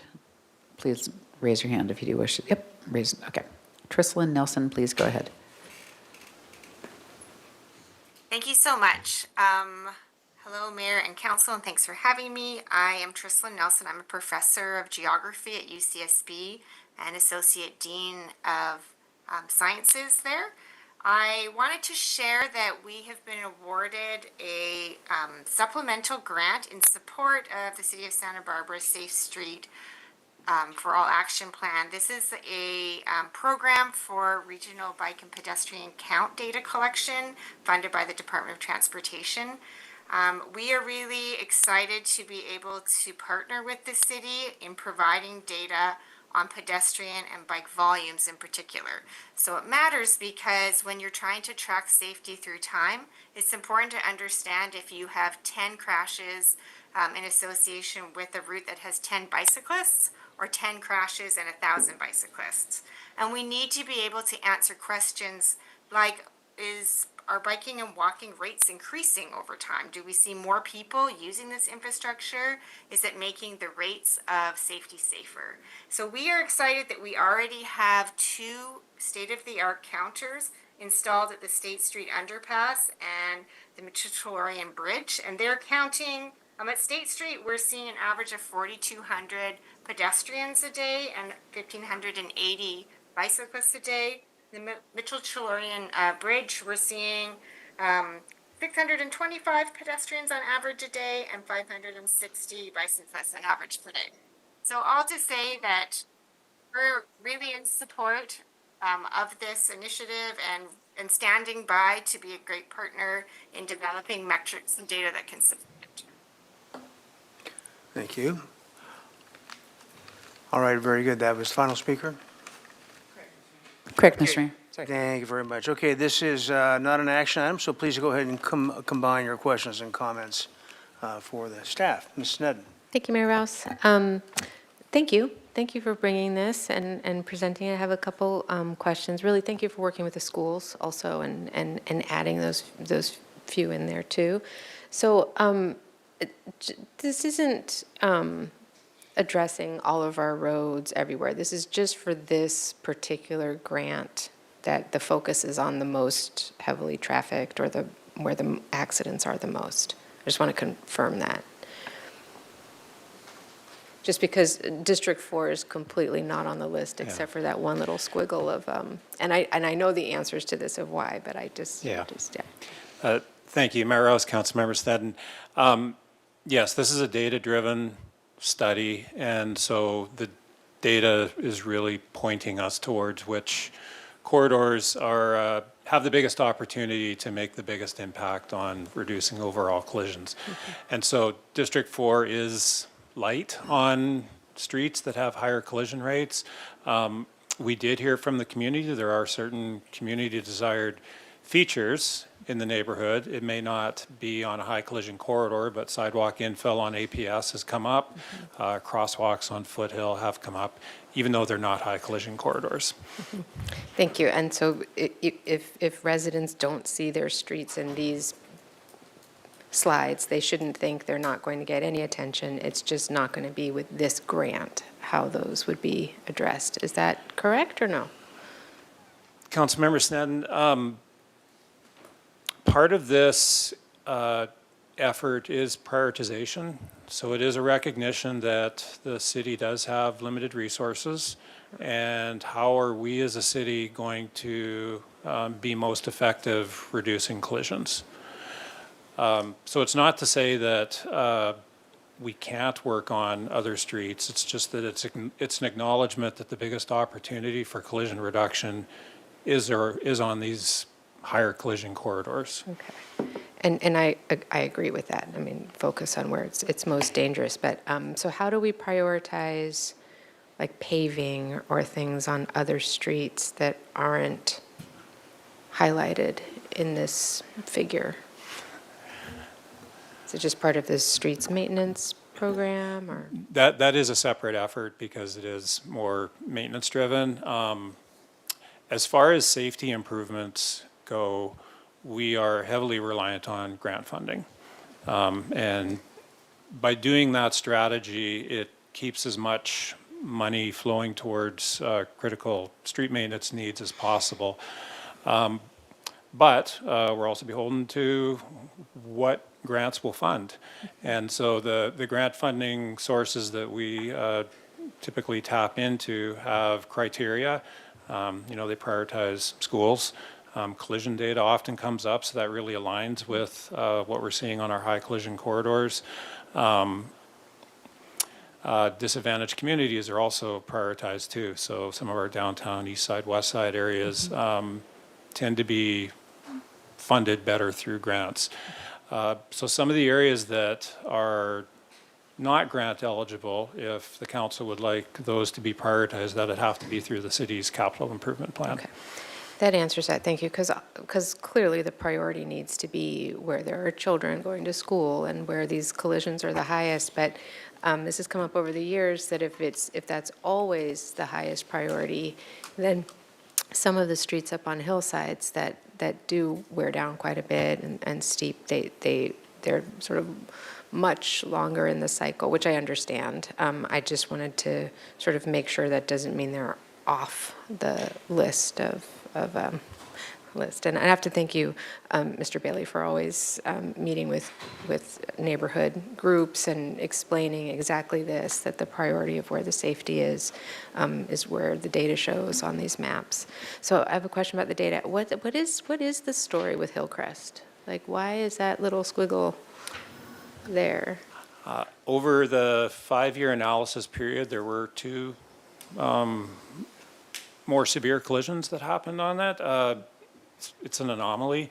So if we look at snapshots in time, every 5 years or so, we wouldn't expect to see Hillside again. It's just that with this particular data set, there were 2 collisions that caused it to show up. Okay, and then on slide 20, the multifamily housing, there's the blue dot around the Mission, and I think we all know why there are collisions there. And what are the 2 blue dots up on the upper state part? It's slide 20. Councilmember Sneddon, the blue dots actually represent housing developments. Oh, okay. So the size of those blue dots are in proportion to the number of units that are proposed. So those 2 blue dots at La Crumba Plaza, for example, are the 2 larger housing projects that are proposed there. Thank you, proposed, not existing. I think that's why I was confused. So this, because I saw the blue dot around the Mission area, and I thought, okay, but that's proposed in that area. Thank you. Yeah, those are my questions, and just really, thank you. And I guess I have one more question. So you get funding and for safety to do what? Like, you get the grant, it's on the street here. What are you doing to address the safety? Councilmember Sneddon, great question. So there's different reasons to pursue grant funding. Some reasons are strictly safety, data-driven, collision reduction, safety. Other reasons are trying to increase mobility. For example, a bike lane project or a sidewalk infill project. Okay. So we have a number of policies, bike master plan, pedestrian master plan, and now this is specific to collision reduction, but there is some overlap. Some of the needs identified in the bicycle and pedestrian master plans can also be addressed through some of the projects that have been identified here. So we're really opportunistic as a grant opportunity comes up, we're looking at our past policies and plans and seeing if it's a good fit that we can identify or we can implement anything that the community's identified in the past. Thank you, fantastic. You're a really Councilman- great team at doing grants. And just to add, for this particular grant source, in order to apply for an implementation grant, you have to have an action plan approved first. Okay. And so this is the action plan Correct. today? Okay. And do we need to make a motion for it, or we just review and comment? Just review and comment today, tentative to return for final review as July 28th. Thank you so much. Thank you. Ms. Santa Maria. Thank you, Mayor Rouse. Thank you so much to our staff. This is an incredible presentation, and really looking forward to seeing these projects completed. I have one concern that's been raised by constituents in my district, in particular about the need for traffic calming devices to the high pedestrian area of Cañon Perdido and Quarantina Streets that's near the high school, downtown club, Providence School, the junior high. And I'm going to be honest with you, I don't technically need glasses, but I can't really see on the presentation if that area is part of the areas that were noted as, you know, high pedestrian, the need for some improved safety measures. So I just wanted to ask if this area is being at all considered, given the high pedestrians. I'm just not sure that I don't know if I'm looking at this right. So first question is that area between, you know, that the area around Cañon Perdido and Quarantina Street, is it Quarantina? Yes. Is that included in this?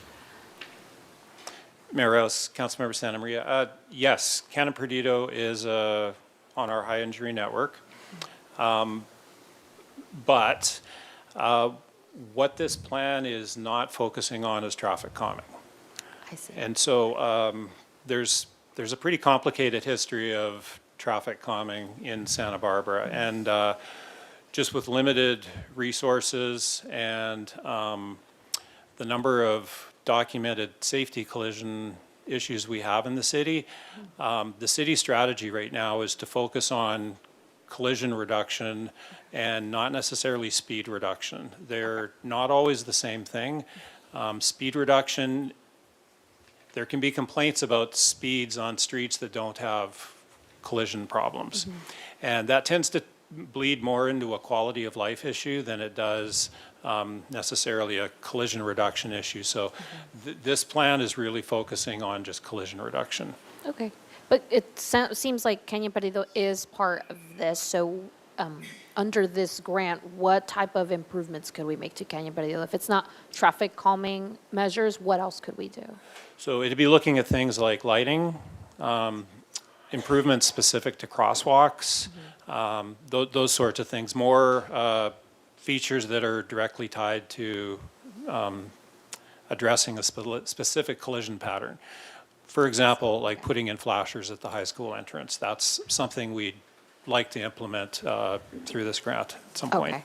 What would be the best way for the surrounding neighborhood around that area to give feedback on what would be some of the most useful measures? Because I saw that there's a previous slide that has all of these wonderful different measures that we could implement. And I think, I mean, what I'm hearing from the public is, yes, traffic calming, and I know it's not necessarily always the cause of all these high collisions, but they are related. And so I think the bottom line is we just want to ensure that, you know, children around the high schools and the junior highs and everything are able to get there safely. And especially with the downtown club, you know, students are coming out right out from the high school, crossing the street. And so if we're not doing a traffic calming, you know, measure, I know the community has a lot of input on what else could be done. So what would be the best way for them to give input, you know, after we discuss this and this goes forward today? Yeah, great question. Yes, so we do have a project page related to this effort. So it's santabarbaraca.gov, /safe streets. And it's also Safe Streets is the at santabarbaraca.gov for the email address. That is also on our project webpage. And so we receive emails at any time, and post-planning effort too. We're always welcome for public feedback. And what always helps us the most is not necessarily somebody saying, oh, you need to put X traffic control measure there. What helps us is just their day-to-day experiences and, what causes a mother to put out their arm when they're trying to get their child safely across the street to a school. Like, those are the details that we need to understand, and it, again, helps us affirm what we're seeing in our collision data. And then specific, again, to Cannon Perdido, we do have a project sheet for that. We do have under analysis is the Cannon Perdido Quarantina intersection that so we do have it on our radar already. So I just want to make sure that it is captured. We have a few more with our always stop study that needs to be concluded first, but it is on our radar. Thank you so much. I just wanted to make sure that it was on your radar, and I just so appreciate just staff's diligence on this. One final question. Do we have data about the collision rates on Canyon Perdido? Is that part of what can be found on the website, or where could folks find that? Yes, it is part of our plan. So leading up, this is what you're seeing on the screen today is just the example of recommended improvements on Cannon Perdido Street. But the page before would actually have what the collision patterns are to that roadway. And so on this particular map where we're recommending improvements, where you see the little icons below in the narrative of what's recommended, those are the types of collisions with those traffic countermeasures would be addressing. So like the stop sign icon is a vehicle pedestrian related measure. This black star is that we need some additional lighting to lower the nighttime collisions, that type of thing. Thank you so much. Final question, Mr. Bailey, for let me take a look here. Actually, no, never mind. I had the question answered. I don't want to repeat myself. Thank you all again. I'm fully supportive of this. I'll just make really brief comments. The safety of our pedestrians, as we are talking about increasing, the ability for pedestrians to bike, walk, et cetera. I know sometimes we talk about, I'm remembering what I was going to say to you earlier is, we talk about the traffic calming measures are, not necessarily always what we go for, because we could implement other things to promote pedestrian bicyclist safety. There are times, though, when we use these traffic calming measures, right? It's not like we exclude those. Councilmember Santa Maria, there's big trade-offs with traffic calming, and our community has some really unique emergency response and evacuation needs. Right. And so the challenge with traffic calming, in order to get traffic calming features that are effective, they slow everybody down every day. So it's the day-to-day, it's during an evacuation, it's when our emergency responders need to get somewhere quickly. So we are quite selective when we choose to do those things. A recent example is Milpa Street at the very north end, where it turns the corner and bends into Anapomo Street. Mm-hmm. There was a repeating pattern of drivers overshooting that curve. And so in response, we consulted with our partners in the police and fire departments and agreed that one single speed hump approaching that corner is in the best overall interest of public safety.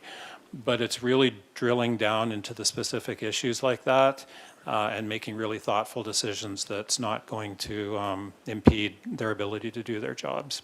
Thank you. That's really helpful, because I do, because my district borders District 4 and the folks in the Riviera, I do hear often from folks who live up in the steeper parts of our city that, of course, they go through the east side to evacuate. And so I do want to be very sensitive about that we don't impede on evacuation routes, but also so the community understands we could implement traffic calming measures if they are what seems to be most appropriate, but there's so many other options that, you have all done a great job at exploring and using those options. So, yeah, I'm fully in support of this and don't really have any other comments. Thank you all. All right, very good. If there's no further questions or comments, this is not an action item, so thank you very much. Appreciate that. And we'll move on to the next item. If you could read that into the record, Madam Clerk. Certainly, and this is item 19, fiscal year FY 2027, operating and capital budget deliberations, ordinance introduction. Recommendation that Council C, introduce and subsequently adopt by reading of title only an ordinance of the Council of the City of Santa Barbara amending Santa Barbara Municipal Code Section 4.24.190 to adjust the appropriations of funds from the utility services tax. E, the title of the ordinance and/or resolution has been read. If there is no objection from any council member present, further reading is waived pursuant to Santa Barbara City Charter, Section 511. All right, very good, thank you. And for this item, if people want to submit speaker slips, new speaker slips other than the ones we have, we'll go to 6:15 for in-person and online, also 6:15. Please raise your hands by then if you want to participate on this item. And with that, our finance director is under the table, for gosh sakes. What's he doing? Oh, there you are.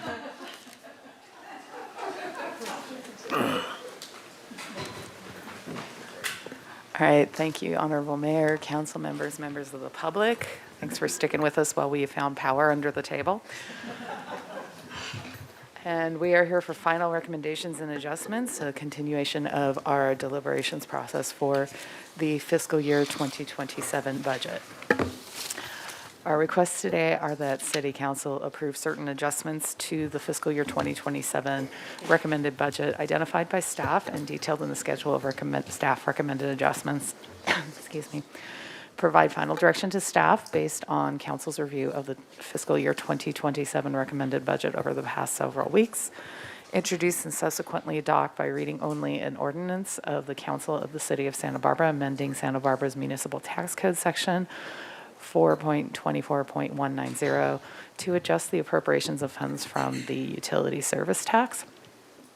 Provide direction to staff regarding resolution of the Council of the City of Santa Barbara regarding the fiscal year 2027 budget being out of compliance with resolution number 23-124, the policies for reserves, and the title of the ordinance and/or resolution has been read. If there is no objection from any council member present, further reading is waived pursuant to Santa Barbara City Charter, Section 511. Today's agenda is before you. We'll once again just look at the budget calendar and budget process. Oops, sorry about that. Follow up from prior budget hearings. And then look at the staff recommended adjustments and fee changes. Have a council discussion about some of the department budget hearings and look at the adjusted general fund overview, and then repeat our recommendations to council and open up for public comment, questions, and discussion. So first we have our public meeting schedule. Again, we had a budget work session before the budget was produced on April 9th. This was the only special meeting. The rest of these were regularly stated either finance or council meetings. On April 21st, we introduced the proposed budget to the public and to City Council. On May 5th, we had a finance committee where we reviewed the budget recommendations. On May 12th, we had another budget hearing in full council, going over all the general fund departments and supporting funds for those departments. On May 19th, we had a second budget hearing in front of full council for all of the other fund departments. And then last week on June 9th, we began deliberations. That brings us to today on June 16th. We are continuing budget deliberations, and our next regularly scheduled council meeting is on June 30th for budget adoption. So let's have a little bit of follow-up from our prior budget hearings. So this is from the prior deliberation meeting. We've grouped a lot of the recommendations that we heard from council. We recorded those all, and we've kind of grouped them by topic here. So there are several slides, as you can see on the title, so we'll just walk through those. So the first topic is the Local Housing Trust Fund. There was a recommendation made to direct staff to transfer the $1 million from the Local Housing Trust Fund to back into general fund reserves. There was also a recommendation included in the city administrator's recommended budget is a transfer of $1 million into the local housing trust fund from general fund reserves, and that was reduced from the original $2 million that was suggested in the prior year. And so there was a recommendation to reduce further this transfer from general fund into the local housing trust fund as a strategy to reduce the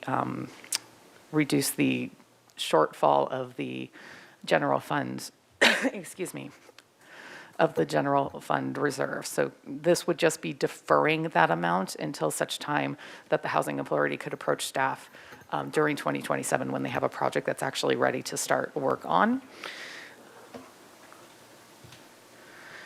There was also another suggestion that we direct staff to reinstate that $1 million deferral to the transfer of the general fund, to transfer more of the general fund reserves into the local housing trust fund for a total of $2 million transfer. Staff has come back with an alternate recommendation. We can either reappropriate $1 million of the home funds to the local housing trust fund, and this would come from projects that were previously allocated and are no longer moving forward. So this would result in a total appropriation of $2 million in 2027. Or alternative, we could also reduce some projects in the Measure C capital fund by $1 million and appropriate these funds for the local housing trust fund, again, bringing that up to the $2 million. Moving on to the city administrator's office, it was suggested that we do not approve the local government management fellow position. This will result in a savings of $160,000 to the general fund. In the mayor and council's office, there was a request that we consider adding an office manager position to support mayor and council, which would result in an additional general fund expense of approximately $186,000. Alternately, staff recommends that council direct staff to explore alternate staffing model for the city administrator's office and the mayor and council jointly.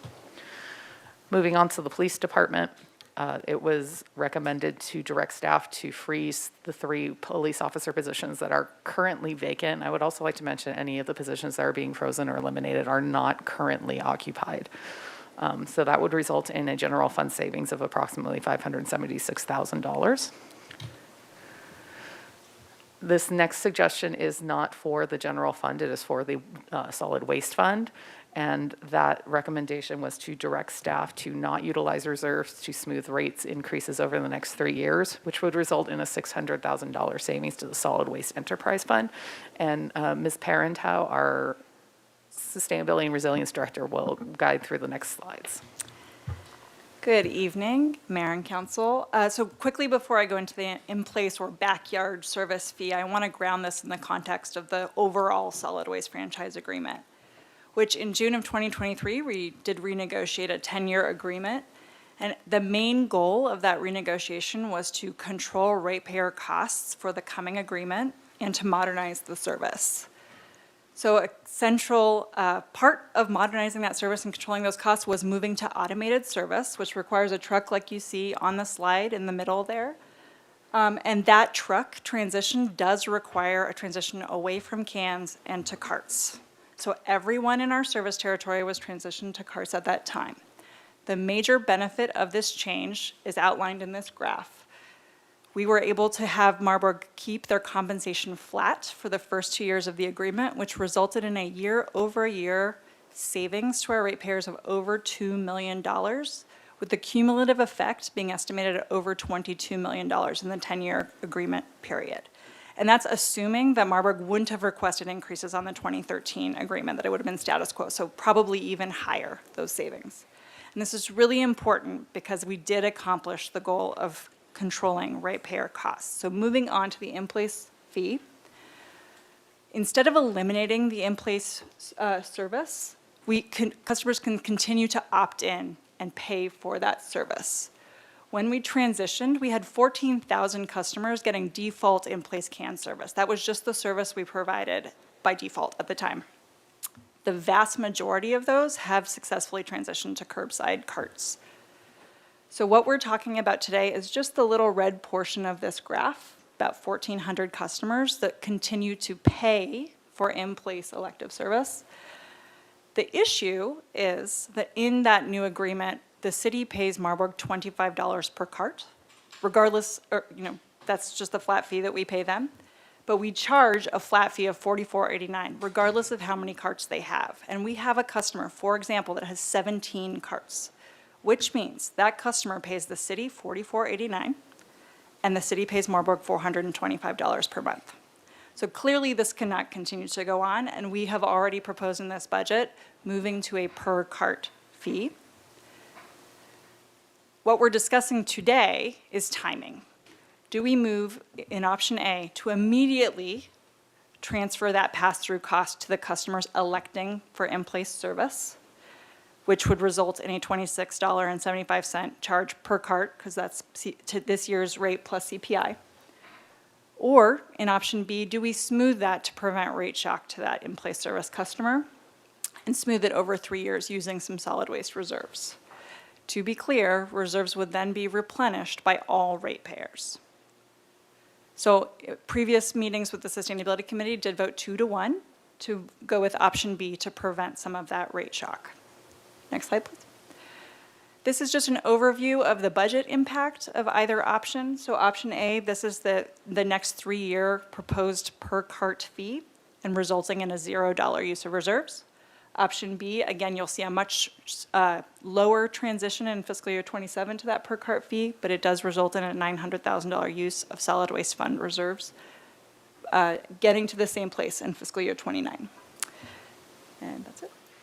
Ms. Parento, if I may. As I recall this conversation, we started out, part of the problem was why this is a different route than the rest of the ones, other territories Marburg has, is because roads like APS and up on the Riviera, where the cart wasn't going to be an option in terms of like getting the truck there, getting the cans lined up, that kind of, I mean, are you, this model seems to be saying everybody could convert to a cart, but I didn't think that was true, my first impression. Am I remember that wrong? Thank you, Mr. Mayor. Yes, you are. Everyone did transition to a cart, and I think the questions were around whether the carts would be feasible on the steeper hillsides, for example. In response to some feedback that we received at the Sustainability Committee, staff have done route audits with Marburg. We've ridden along to ensure that there is feasibility, and have seen much success. So like the drivers are seeing great success. We have been able to rectify some issues that, where there have been some. We even met with the Riviera Association and Councilmember Schneiden and heard some great feedback, and I think generally was very complimentary of the transition. We continue to broker solutions with customers and Marburg. So yes, everyone did transition away from cans. So 100% of people could use carts, okay. And then lastly, the thing about disabled or elderly, was there a dispensation for those folks? Thank you so much. Yes, there is a waiver for eligible customers, whether it's a disability criteria that they meet or an age criteria. They simply call Marburg, say that they meet that criteria, and then they can get a waiver for free in-place or backyard service. Thanks. Sorry for interrupting the presentation. Please go ahead. Thank you so much, Ms. Parental. There's another suggestion that was brought up that is also not for the general fund, and this was to take funds from this affects the permanent local housing allocation program, which again, separate from the general fund. And that was to direct staff to extend the Faro Center lease through the end of June 2027, which would result in an additional PLHA expense of $167,000. And now moving on to additional direction that is not going to have a direct effect on the budget. So all of those prior would cause a budget adjustment to the budget before we adopt it. These are more direction to staff. More generally, some will have a monetary impact, but they will not make us adjust the budget before adoption. So firstly, in regards to the reserve policy, there was a consideration to direct staff to schedule a finance committee meeting to consider revisions to the general fund reserve policy to be more in line with actual reserve levels and or to clarify reserve use and terminology. Also, to direct staff to schedule a finance committee meeting to clarify and further define the prioritization of reserve use during an emergency or disaster. And there was an additional recommendation to direct staff to retain $1 million transfer to the local housing trust fund. And if at the end of the fiscal year, actual transient occupancy tax or tax sales or sales tax revenue exceeded the budget, the revenues of that surplus should be split between general fund reserves, the pension section 115 trust, and the local housing trust fund. It's important to note that this will require an update to the city council reserve policy. Next, in regard to our holiday parades, there was a recommendation to direct staff to collaborate with the Downtown Santa Barbara Association to reinstate the downtown holiday parade and identify $50,000 to contribute to the event, potentially from private sources outside of the city as an entity.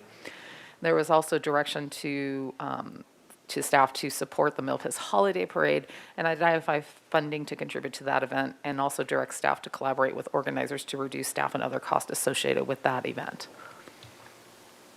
Moving on to revenue, fees, and taxes, it was suggested to direct staff to analyze an increase of in lieu fees as dedicated funding source for the local housing trust fund. Direct staff to analyze the vacancy tax for behavior change, not revenue, for an upcoming election. Direct staff to research legalizing and taxing psilocybin as a potential revenue source, and also to direct staff to research legalization of card room gambling as a potential revenue source. Moving on to downtown parking, it was requested to direct staff to analyze the programmatic, economic, and budgetary impacts of free parking for locals at certain times. Also to direct staff to analyze programmatic, economic, and budgetary impacts of citywide free parking, and also to direct staff to recommend a list of capital and infrastructure upgrades in the downtown parking to reduce or delay. And finally, we had some other programmatic items.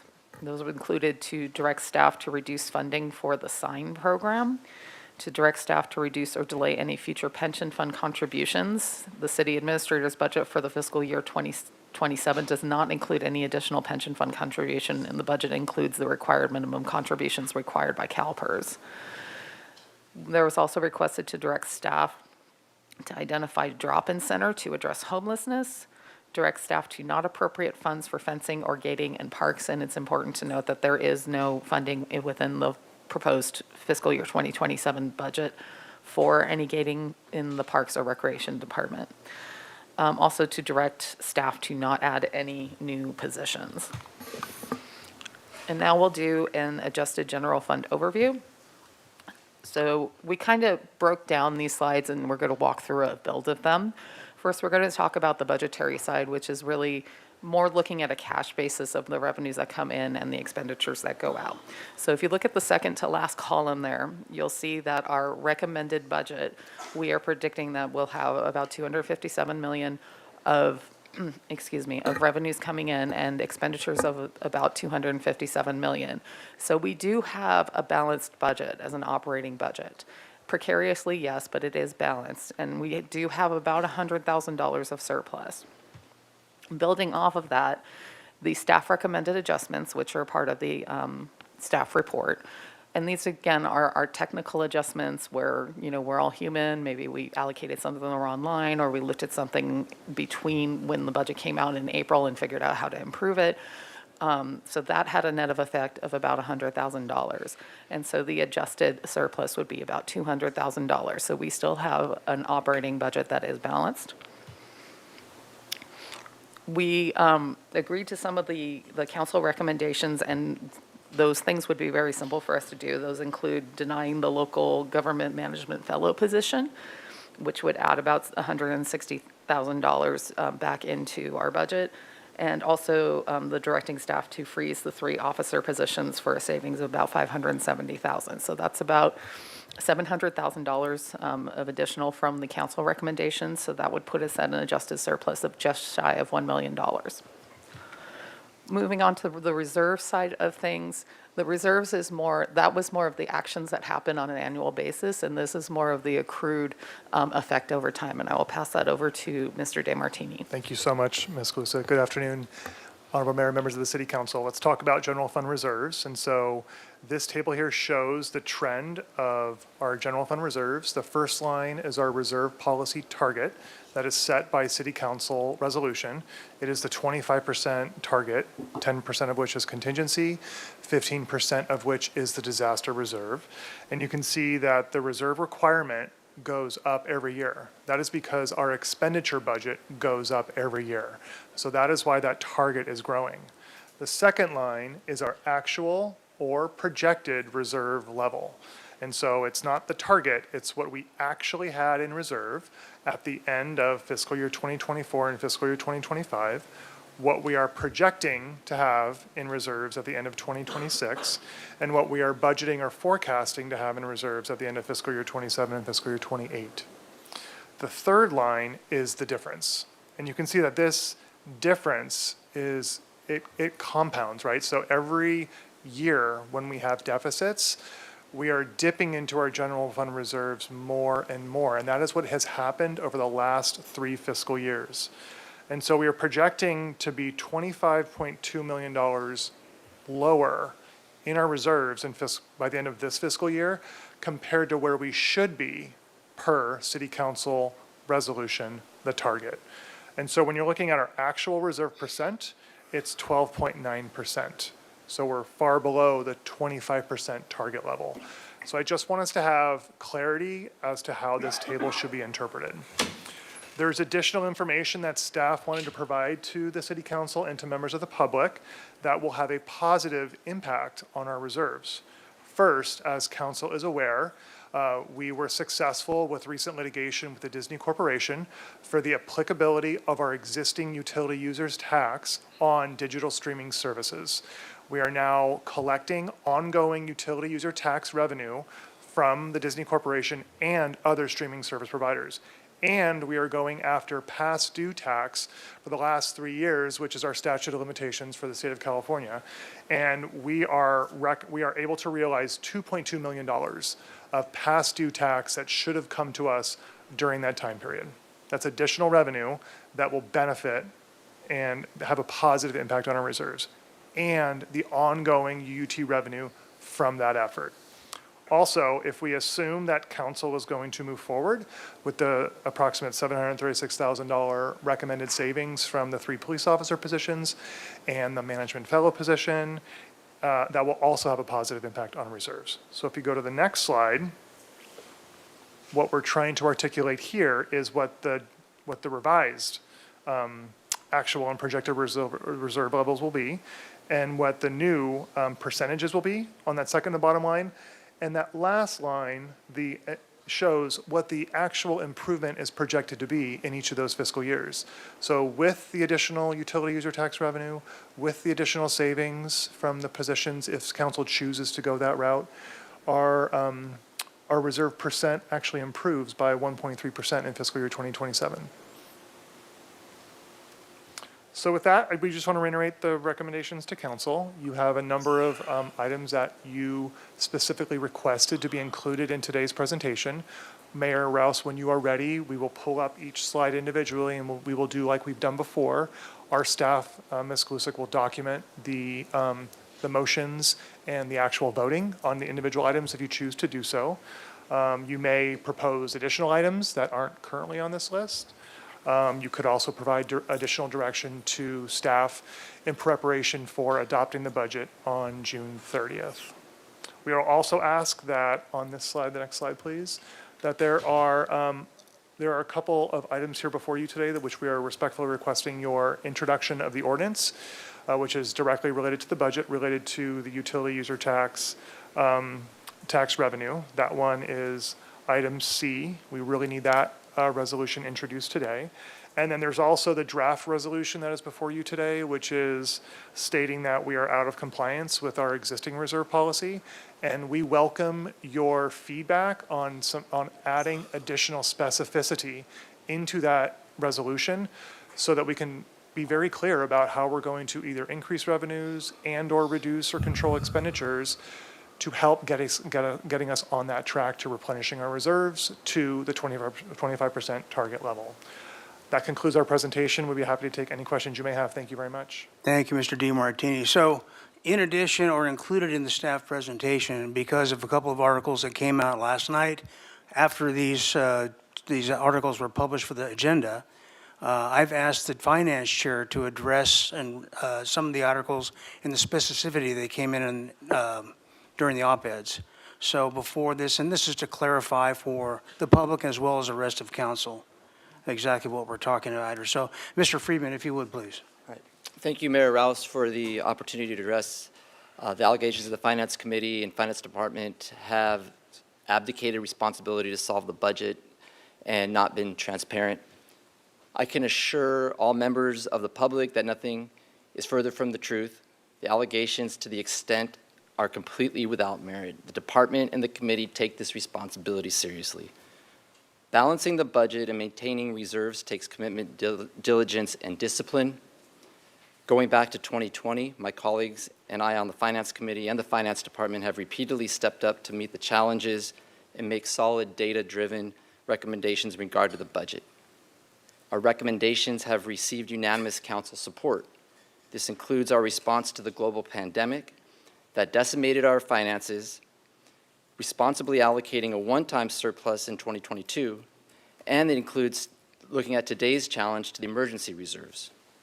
To start, when I first read there was an allegation that numbers aren't matching up and the example of discrepancies of between 187 million and 226 million was referenced, I immediately recognized this not as an inconsistency, but rather the difference between Measure C being counted or not. So I immediately contacted our finance director, and he confirmed that this difference in number is Measure C plus the reserve contribution, and they're different data sets for different reports. It was the difference of Measure C having to be counted in one report, and in another we took it out so that we could look at it differently here. So when doubts are sowed as to the intent of the competencies of our finance director, it not only reflects upon him, it reflects upon the many members who spend countless hours working to ensure transparency, keep real-time data, and make it presentable to the public. That's the staff. It has a direct effect on morale, and this is avoidable. So what has the Finance Committee and the Finance Department been doing the past 5 years to protect our finances? Going back to COVID, when the city received $22 million in ARPA funding, the Finance Committee recommended to the council that the first $11 million be put right back into reserves. The council unanimously supported this recommendation because it was the responsible thing to do. In fiscal year 22, the city had a one-time surplus of $12 million due to the following factors. Increased travel after the pandemic led to a dramatic rise in hotel and sales tax that was unsustainable. So we knew it was going to be one time. The city had a high number of vacancies, which led to expenditure reductions, thereby creating a $12 million surplus.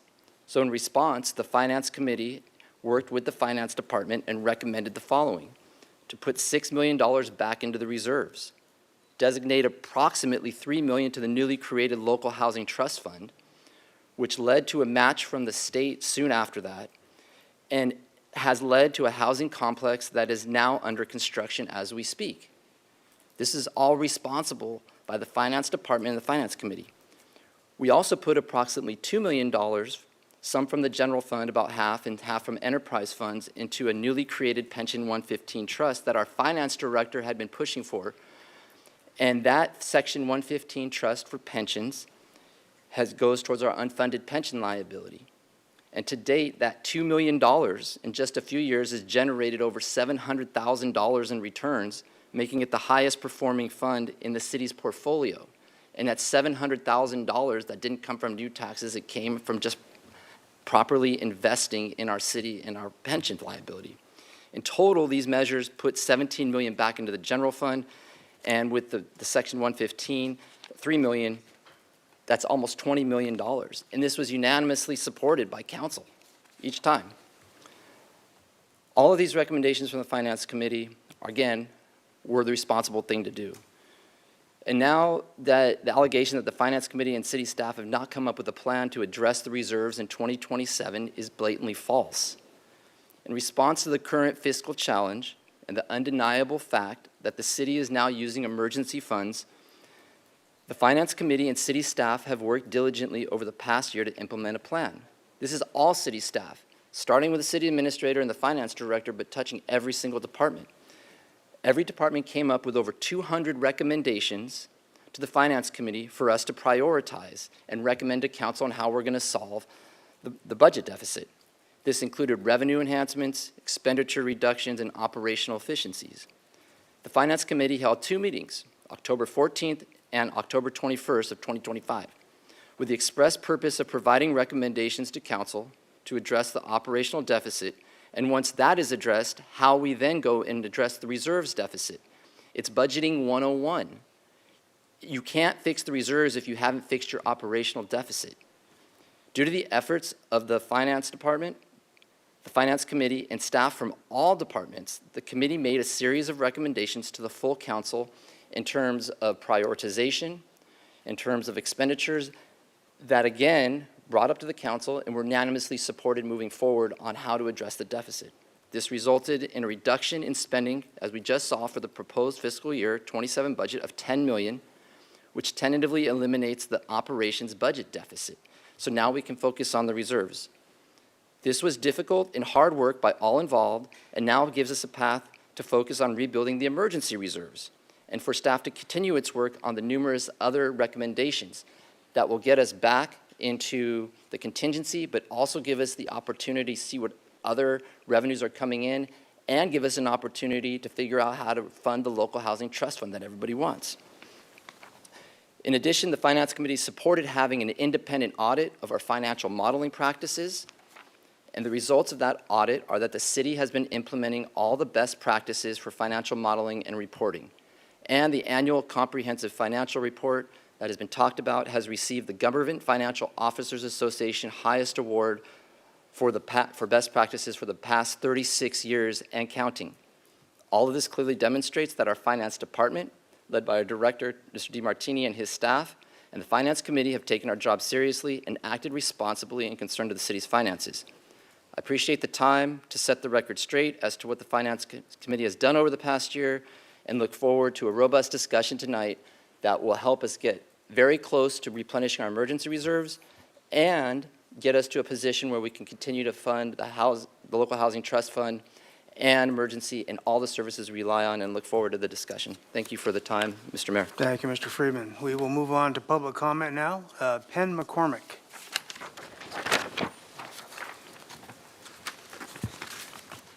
Good afternoon, Mayor Rouse, Mayor Pro Tem Snedden, and City Council members. My name is Penn McCormack. It's good to see you again.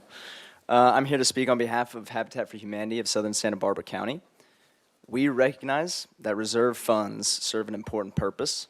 They position our community to respond responsibly and provide stability when disaster strikes. The fact of the matter is the disaster is already unfolding.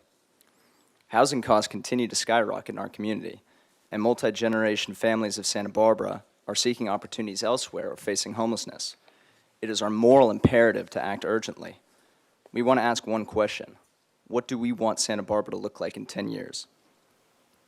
Housing resources are shrinking. Funding cuts are happening at both the state and federal levels. We have an opportunity to act locally. We urge you to make the necessary decision to continue funding the local housing trust fund. For organizations like Habitat for Humanity and other affordable housing providers, these funds are often the only source of local government investment available to create permanently affordable homeownership opportunities for low-income households. The choice before us is not simply about preserving resources for a future disaster. It is about deciding whether we will respond to the housing disaster unfolding in front of us today. Investing now can prevent the crisis from deepening, protecting vulnerable residents and helping ensure that more members of our workforce and vibrant community can continue to call Santa Barbara home.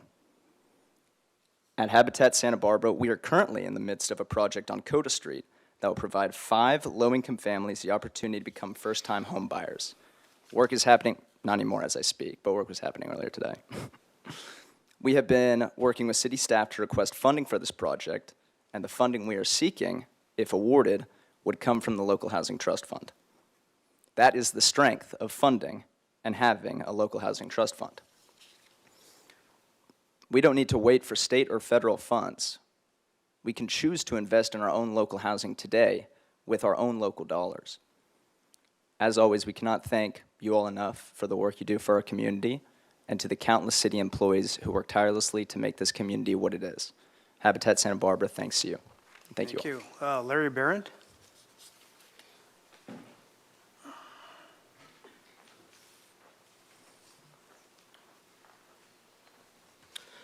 Good evening, Mayor Rouse. Council members, I'm Larry Barrett with Indivisible Santa Barbara. One of the problems you have when you give public comment is you write the public comment and then you come to the meetings and stuff gets presented at the meetings and you look at your comment and say, well, that's not what I want to say. One thing that you possibly don't know about me, and Councilmember Harmon, you and I should really have coffee, because I'm a former banking and finance attorney. So I saw up close some of the worst financial crises of the last 45 years and had something to do with building some of them. I'm very proud of that, including the collapse of the savings and loan industry and the collateralized mortgage industry. I was a junior attorney at the table when the assets of DeLorean Motors was divvied up, and saw John DeLorean spend that entire meeting flirting with a receptionist. So I'm not a rookie when it comes to complex financial situations. And I'm tempted just to skip to the last paragraph of what I wrote. In nearly every case where I saw a financial problem blow up in a crisis, the crisis overtook those who prioritized the defense of its leadership over full understanding and disclosure of the problem. And came here today to offer myself up as somebody who knows something about this, who has seen these kind of situations move from small things to large things. I'm talking entirely off script now because I do not know what else to do with the 7 of you. Most of you I've gotten to know in the short time I've been in Santa Barbara. Professional staff. This is the best run local government I've ever been associated with. It's very discouraging to see what should be a deep analysis of where we are and how we got here turn into finger pointing among people who I think are capable of standing up and looking at this problem and solving it. I'm offering myself up. Can't I be of some help? These problems are always a matter of taking a snapshot of where we are, which is far more complicated than it would logically seem to be, and then developing a roadmap of how we got here. I'm hearing some stuff today that I didn't know. I'm going to go back to my seat, and I hope to hear more things today that I don't know. But for God's sake, do not let this degenerate into finger pointing and recrimination and blame assignment. We have people at this dais and people working for this government, all of good faith. The problems that we face are generally problems of systems. They're not problems of people.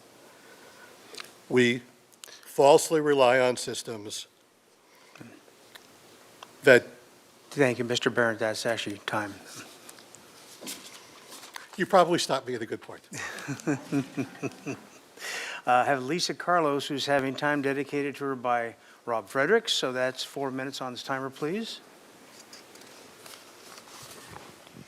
Good afternoon, Mayor Rouse and council members. Today, I speak as former chair of the Measure I campaign and chair of the city's Housing Authority Commission. I want to spend a little extra time today and talk to you about a painter who I met on my street. He had spent the last 2 years meticulously painting 4 historic homes while working nights at the Rosewood Hotel. I'll call him Manuel, my father's name. Manuel graduated from Santa Barbara High School, and his family is active in local soccer leagues. He is talented, hardworking, and contributes to making our city beautiful and keeping our multi-billion-dollar tourist industry profitable. He is also on the Housing Authority's wait list. He joined that wait list more than 4 years ago when his young son was diagnosed with cancer and his family was struggling financially. The heartbreaking reality is that the Housing Authority is unlikely to meet his family's needs anytime soon, or the needs of the 10,000 other households on our wait list. We cannot issue more vouchers because we are in a funding shortfall. In September, we will lose federal subsidies for 83 emergency housing voucher households, with another 150 mixed status families potentially losing support in the coming months. Backfilling those subsidies would cost $2.5 million annually, a daunting if not impossible challenge. Any backfilling of that amount will likely delay Parma and Monteria, two projects that will soon be shovel-ready, and on top of that, will need significant city matching funds to compete for tax credit. That is why I continue to be relentless in advocating for a dedicated, consistent local source of revenue for affordable housing. In 2024, the Housing Authority supported pursuing a tax specifically earmarked for affordable housing, but when the city said it faced a structural deficit, we chose not to compete against them with a citizens-led initiative. I lent my name to Measure I and helped rally housing advocates behind it, despite concerns this was a regressive sales tax on lower-income residents. We acted in good faith, believing housing would be treated as a top priority, but that didn't happen. The allocation initially was only for 10% or $1.5 million for the local housing trust fund, plus another $1.5 million for the flexible housing fund. After significant advocacy, the council approved another $2 million, but with a plan to replenish the reserves. Deferring from an unspecified future source is not a plan. Relying on uncertain developer donations is not a plan. And redirecting federal or state dollars already restricted to affordable housing, such as home funds, is double counting. Moving or swapping existing housing dollars around does not add to the trust fund. That is why the HCD does not allow federal home funds to count as a local match for the state's program. Thankfully, the staff is now proposing a better approach, identifying Measure C general fund dollars to help fulfill the city's $2 million commitment. I am happy for that, having that proposal on the table. Given the immediate voucher crisis, I would also support splitting some portion between the trust fund and the Housing Flex Fund. In the end, budgets do more than reflect our values. They can prevent harm. Right now, doing no harm means fulfilling our promise to give $5 million to housing for this year and help keep vulnerable residents housed while continuing to build permanently affordable housing for our workforce and for families like Manuel's. Thank you. Thank you. Leo DeCostas?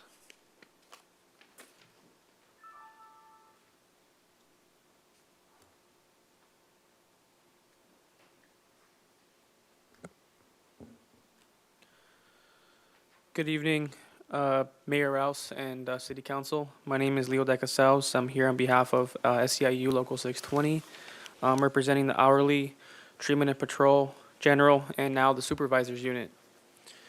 Thank you for your work on the fiscal year 2027 budget. We recognize the difficult task of balancing fiscal responsibility, community priorities, and the long-term needs of the organization. And we appreciate the thoughtful approach taken throughout this whole process this year. As the council considers final budget decisions, we encourage continued focus on maintaining the high-quality public services that residents expect and rely on every single day. Whether it is maintaining infrastructure, protecting the health of the public, operating critical treatment facilities, supporting public safety functions, or assisting residents directly and visitors alike. The city's ability to deliver those services depend on having a stable workforce. With that in mind, I want to address revisit some key priorities of SEIU Local 620 in this meeting. That's the implementation of the ongoing implementation of the city's classification and compensation studies. These studies were undertaken to ensure positions are appropriately classified, compensation remains competitive, and the city can effectively recruit and retain employees needed to perform essential public services. As these recommendations are ongoing and move forward, including new classifications, consolidation efforts, and updated pay structures, it is important that these budget decisions support this successful implementation. At the same time, we are concerned about the continued emphasis on limiting hiring and leaving vacancies unfilled. While vacancy savings may provide short-term budget relief, prolonged vacancies often shift workloads onto existing employees, increasing burnout. We have already identified departments, work sites where this is actively happening now. This moment calls for thoughtful prioritization. Fiscal discipline is important, but so is maintaining the work. So to follow through on its own recommendations to staff in regard to this implementation of the class and comp plan to protect staffing levels necessary to sustain reliable and high-quality services. Thank you for your time. Appreciate it. Thank you. Are there any speakers online, Madam Clerk? No, Mr. Mayor. Okay, very good. We'll bring it back to council. Ms. McAdoo, how do you suggest to, or Mr. Martini, whomever, should we go through the questions as laid out categorically on the staff report, or do you want to put up the matrix? So I think going through the items that council had asked us to bring back, and there's a number of those slides, and we can just pull those up on the screen. Okay. I think maybe going all the way back to the local housing trust fund slide. And then I think it started there, and then we can go through those and see if there are, how the council wants to direct us on those items. And then hopefully that can then lead us to preparing the final budget for adoption. Okay, very good. And as we go through items 1 through 7, are you looking for motions and up or down, or a That direction? would be helpful, like Okay. we've done in the past, and we have a slide, or we have the worksheet that finance has done previously, where we can keep track of those and what the motion is, and so that we have clear direction. Excellent. So we'll just go through this as presented. And yes, Ms. Sneddon. That's a general question. A general question. Go right ahead. Thank you, Mayor Rouse, and thank you, Mr. DiMartini and Ms. Glusak, this morning for just taking several hours with me, and I truly appreciate it. I do want to say, and I've said it before publicly, that I have every confidence in your integrity, that you have the knowledge about every number, every penny. I never have a question that there's any impropriety. I have tremendous respect for both of you.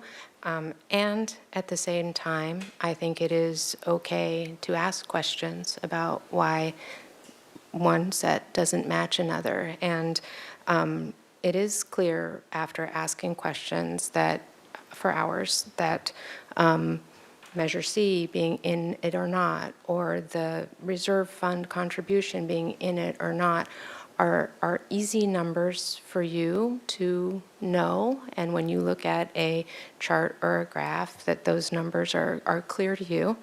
And I think it's also okay to ask that there's consistency for the public and for us, and I'll say for myself, to be able to track numbers across presentations. And,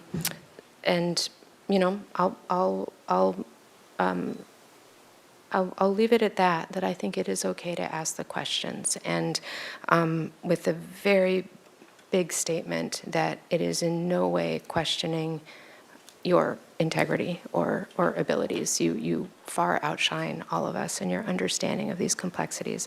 So my question is, what do you recommend is the plan for us as a team to start addressing this reserve number falling off a cliff? How should we approach it? Before we go and we vote on which way we're going to approach it, how would you recommend that we do?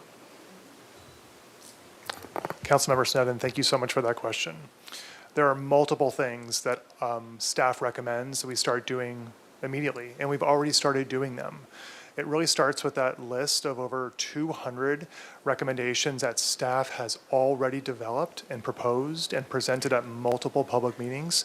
And we have already started implementing many of them and have actually already completed implementation. The financial impacts of some of them are already included in the city administrator's recommended budget for fiscal year 27.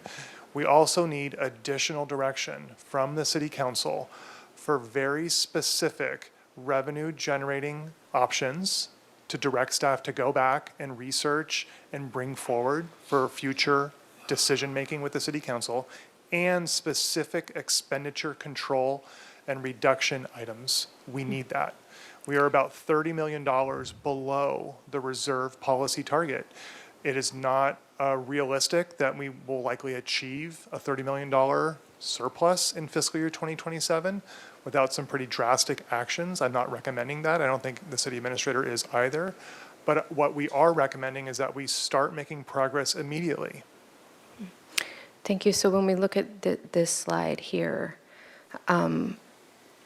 given what's being recommended, the reserve level is still going down $1 million from what's being recommended. So what's before us still has the reserve level being depleted. Yes, and that was something we spoke about a little bit earlier. There's multiple categories of reserves.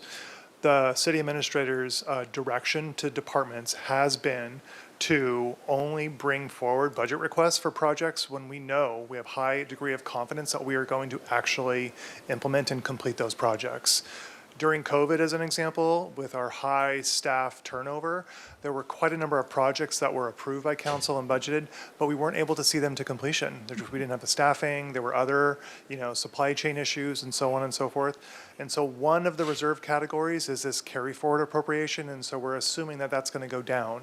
And so there's an impact on the reserves because of that also. It's not just the 10% contingency and 15% disaster reserve categories. And when we say a budget is balanced, we're not talking about the reserve balance being at policy targets. We're only talking about revenues and expenditures. Correct. And I just want to jump in, Councilmember Sneddon, because I just want to, yes, that we have stopped the bleeding. We are no longer eating into our surplus or our reserve levels. So that was what we were able to accomplish with the recommended budget that came to the council. And if you recall, several months ago when we had the work session over at the library, the deficit was projected to be $10 million, which would have gotten us even further in $40 million below our reserve policy target. And so the amazing work of the staff team to come forward with these recommendations, and we're continuing. That work is ongoing. And so I am optimistic that we will get there. But again, as I've said, we need some time to start to implement these recommendations. And this at least gets us, it's a stopgap. It stops the bleeding. We're not using reserves this year. As Mr. DiMartini pointed out, we have had some good news in the last couple of weeks where we are adding some money back to reserves, but we still have work to do. Thank you. And then what is the term we want to use? Do you suggest we use for the difference between this operating budget deficit, and then sometimes the deficit is called the deficit, but it includes the reserve contribution, and sometimes the terminology for what we say for deficit changes in different times. And can you help make a one term that means the operating budget deficit, and one term that means when you're taking into account how far below reserves we are in addition to whatever the surplus or deficit? Could we settle on a term that would refer to that? Yes, Councilmember said I'd be happy to propose a term. So on this slide, the correct accounting and budgeting term is surplus or deficit. When you're speaking to looking at your revenues minus your expenditures. If your revenues are greater than your expenditures, it's a surplus. It's an annual operating fund surplus. Thank you. If your revenues are less than your expenditure, you go to the next slide, Ms. Glusick, thank you very much. You can see that in all 5 of these years, the actual and or projected reserves are below the reserve policy target. So it's a shortfall. We're not meeting our reserve policy target. Thank you. And then one more question, and I think we spent a lot of time on this morning, but I just want to ask you here again. So when we say operating budget, so the target reserve is, say, $50 million, and if you say that's 25% of what number, you come up with 201 or somewhere in that, but I can't find the number 201 anywhere. So what is the operating it's the revenue, I'm sorry, it just went off of there, the reserve target, 25% of what? And how do we independently find that number? Yes, Councilmember Sneddon. The reserve target is calculated as 25% of next year's annual operating budget. So the concept is that on day one, when fiscal year 2027 begins, we should have 25% of what that year's budget is in the bank as reserves, because that new fiscal year is beginning. There are some accounting adjustments that are required to occur with that reserve calculation. For example, we do not include transfers in the reserve calculation because a transfer is just taking money from the general fund and transferring it to another fund. That's not an actual expense. If we did include the 25% calculation on transfers, the reserve requirement would be even higher, and it would not be correct. The other thing we don't do is we don't include the Measure C revenue and expenditure, because Measure C, per the ballot measure that the voters approved and the subsequent resolutions that the City Council adopted prioritizing the use of Measure C, has articulated that all Measure C funding should go towards capital. And so it is a general purpose tax measure, and it sits in the general fund, but it's all used for capital. And capital accounting is different than operating accounting. And so, and Measure C doesn't have a specific reserve policy target. That's not in the City Council reserve policy. And so we have to make those accounting distinctions with the calculation of reserves. Okay. And then you explained to me also the difference of sometimes including Measure C and sometimes not including Measure C in these totals. And could you explain a little bit more about that, I think for the public, why sometimes it'll say with Measure C, sometimes it's without, and what impact that has on reserve? So if we spend Measure C, does that impact our reserve target or not? Yes, Councilmember Stead, I'd be happy to. So there are many reasons why we would want to talk about Measure C with the general fund. First and foremost, it is a general purpose tax measure. It was approved by a simple majority. It can be used for any governmental function that City Council appropriates. But Council has directed staff through resolution that it should be prioritized for capital. And so we talk about Measure C with our capital budgeting, with our CIP plan. It's identified as funding sources in the CIP. We break out Measure C specifically when we produce the annual accountability report for the Measure C Citizens Oversight Committee, which also comes to council. We'll break it out separately there. In our financial statements, the ACFR, we have to include Measure C with the general fund because it is a general purpose tax, and so that is a requirement to do that. And so it really just depends on the purpose of the report, whether we include Measure C or not. During the budget presentations, everywhere the Measure C is in there or not, you'll see on this slide, there's a footnote. It includes Measure C. So we try to articulate on every slide where it's included or where it's not. And Councilmember Sneddon, I think Mr. DiMartini and I were discussing, when we talk going forward, maybe pulling Measure C out when we're talking about the general fund operating budget because we dedicate those funds to capital. So I think we will continue to work on clarity in terms of reporting and on the slides so that and it's clearer where it is or is not included and having it pulled out. So we'll work to improve that. Thank you. And again, I'm so confident in your knowledge and abilities with each of these numbers to do the, boop in your head and like make them all match up. But for myself to request that either it has Measure C or it doesn't, and through there too. And then one more question. Can you explain why the ACFR is different? Those actuals are different than what we see in the tables that are presented as actuals. And you explained it very well to me this morning, and I'm hoping to hear it again. Absolutely. So it has to do with how Measure C is reported. That is the reason. The details behind it are, if you own a business in Santa Barbara and you collect sales tax when someone buys a sweater at your clothing store, you collect that sales tax from the customer. Every quarter, that business, or every month, will remit that sales tax to the California Department of Tax and Fee Administration, who collects all that money, and then quarterly, they will distribute that money to all the taxing entities throughout the state of California, which we are one of. So when that money comes to the city from the CDTFA, we had historically just been depositing into the general fund, and then we would transfer it out of the general fund into the separate Measure C fund, where all of the Measure C expenses occur.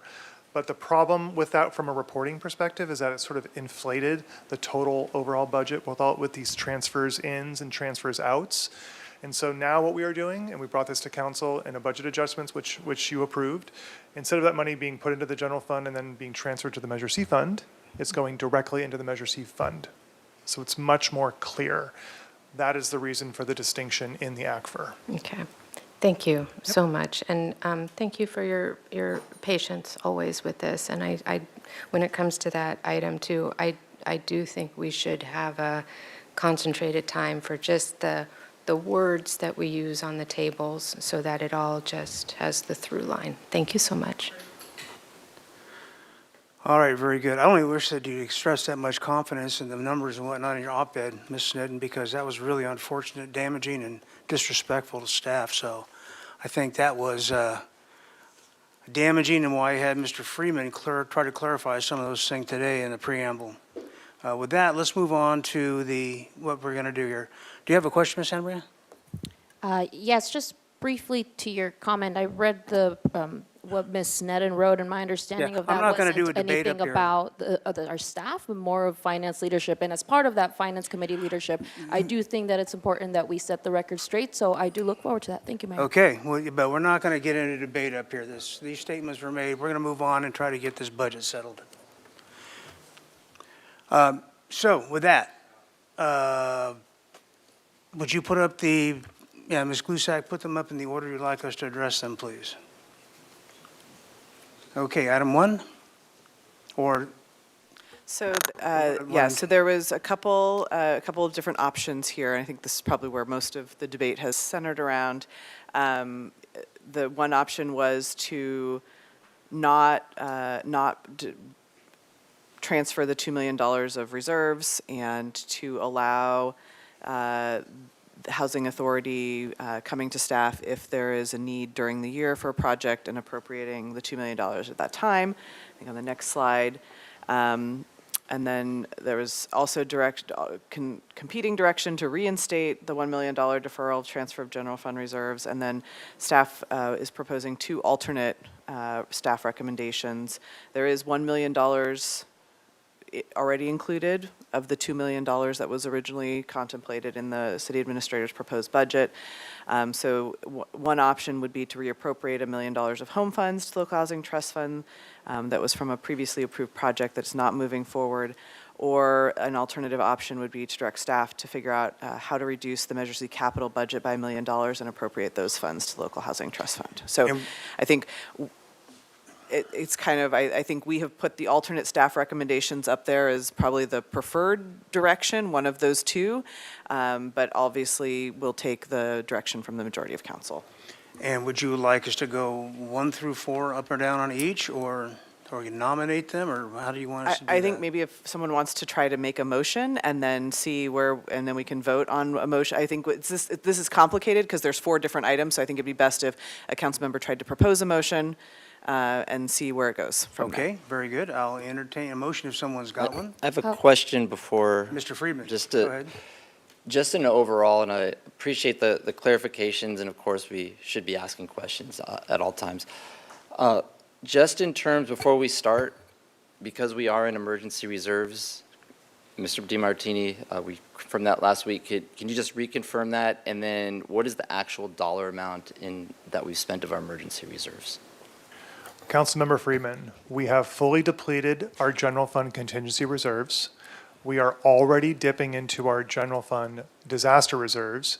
We are approximately $6 million below our emergency disaster reserve, and that's on the slide that we have already reviewed on the reserves, which we could go to later, because we're at a 12.1% or 12.9% reserve level. So we're about 2.1% below. That 2.1% is approximately $6 million. $6 million. And then just 2 more, because we need to have the full understanding of a couple other items too before we start going through these. We also have the self-insurance fund, and could you talk to us about the self-insurance fund and whether it's funded or not? to the level that it needs to be? So these are, I'm just trying to understand all the pressures that we have and why we need to watch every dollar that we're going to be talking about. Yes, Councilmember Friedman, thank you very much. The city's self-insurance fund is underfunded. The most recent actuarial report that we have gotten indicates that we should have $27.7 million in the self-insurance fund. The most recent projection is that we will only have $11 million in the self-insurance fund. So we are below the actuarial recommended level by more than $16 million. And then just two more questions to give us the full perspective again. We have an unfunded pension liability. Could you say what that is and then what we have to pay into that every year? Absolutely. So every year we get an actuarial report from CalPERS, and that there are many things in that report. One thing that it indicates to us is what our unfunded actuarial liability is. So there are two components to our CalPERS payments. So every pay period, every 2 weeks, the employee, the city employees will put in a contribution for their own retirement into the CalPERS system. The city also pays a portion of the employees' retirement as well. And there are retirees that the city is also contributing for. Because people are living longer, because benefit rates and benefit requirements change, and most notably, CalPERS's investment returns fluctuate pretty significantly. They have a very aggressive investment strategy. They target a rate of return of 6.8%. There have been times over the last 15 years where they have posted a negative rate of return. And so when there's volatility with their investment strategy, it creates this liability.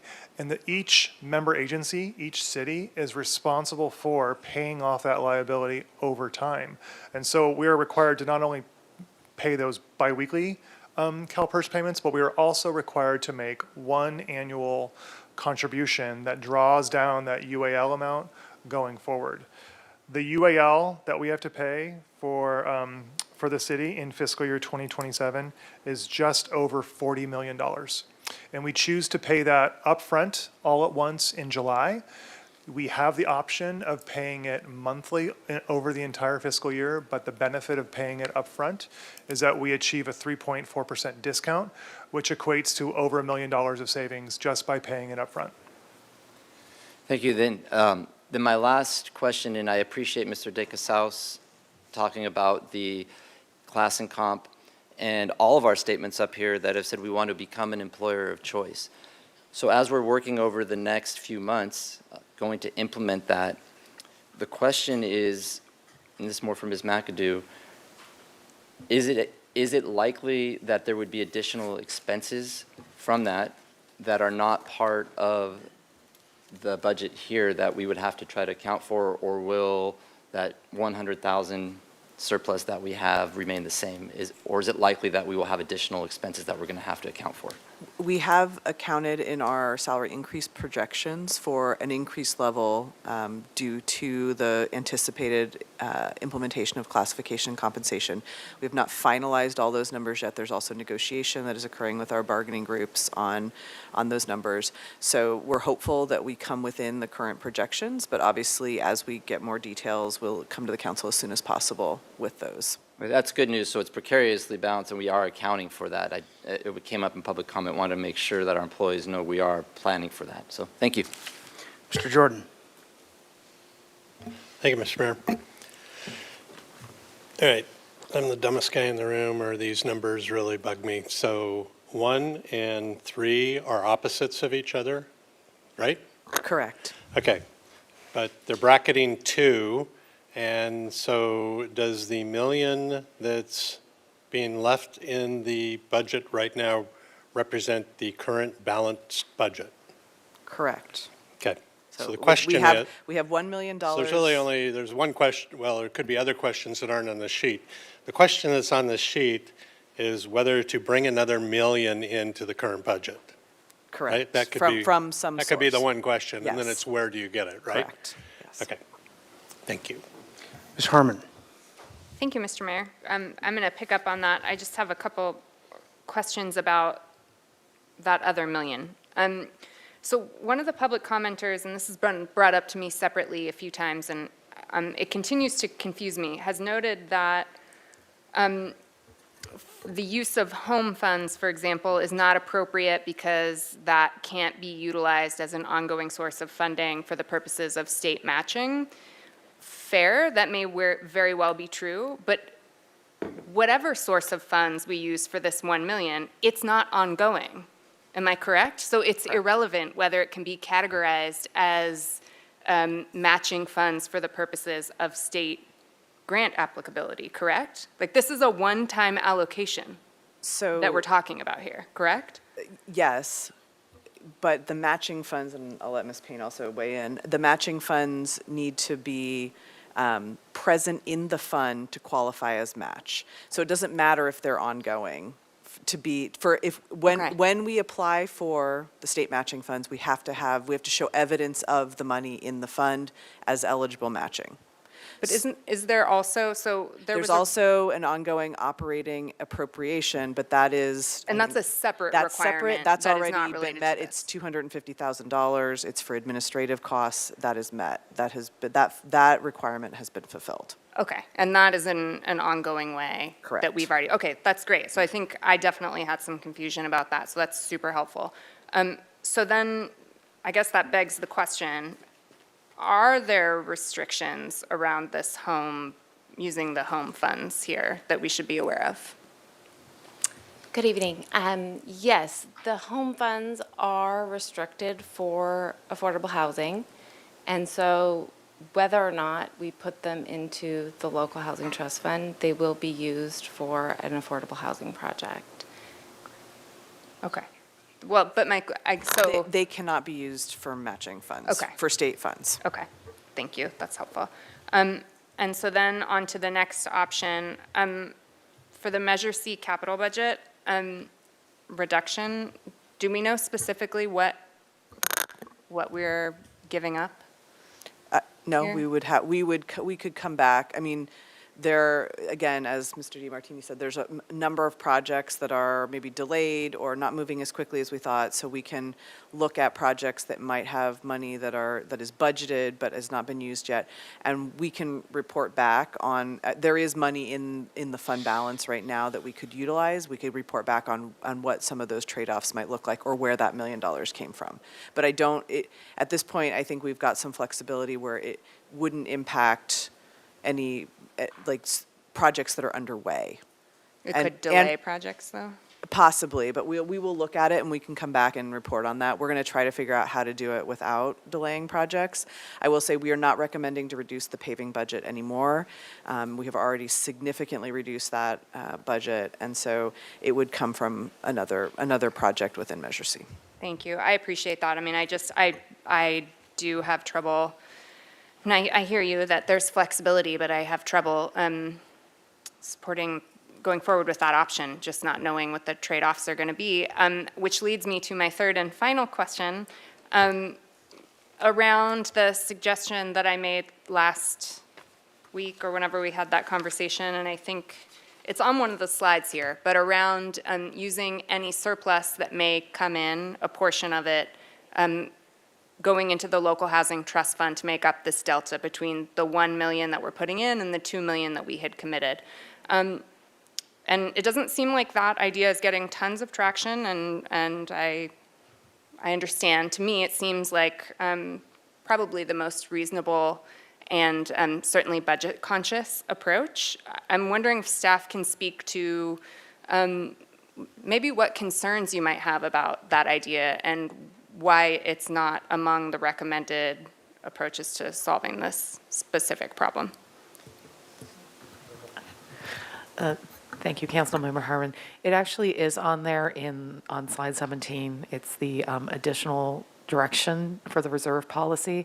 The reason that we didn't add it on the top for actually adjusting the budget is because it would require an action to update the city council reserve policy, so we would have to make an adjustment at a later date to incorporate that. Also, we do not have $1 million in surplus at this juncture, but if it does come in, then we would need to make that action. And Councilmember Harmon, the only thing I would add to that, in Section 8 of the reserve policy, it does articulate when there is a surplus.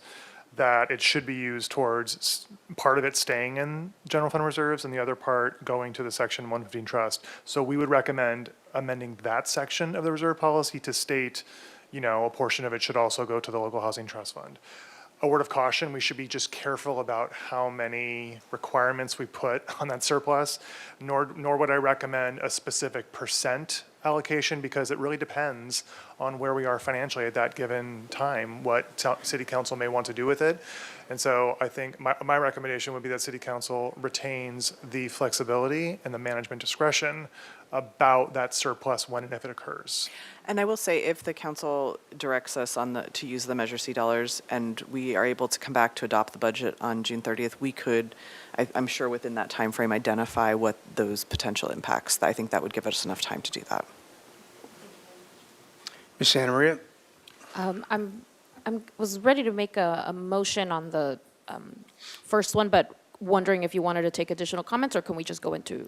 I was just asking Ms. McAdoo ways to do that. I think go ahead, and if you want to start making motions, that is appropriate. That'd be if there's- fine. You want it, but once again, 1 through 4, or the entire section, or how do you Well, want I think do one on 1 through 4 as a group and make a Okay. motion, see where we end up, since there are some competing So are you directions prepared to do here. that, Ms. Santa Maria? Yes. Okay.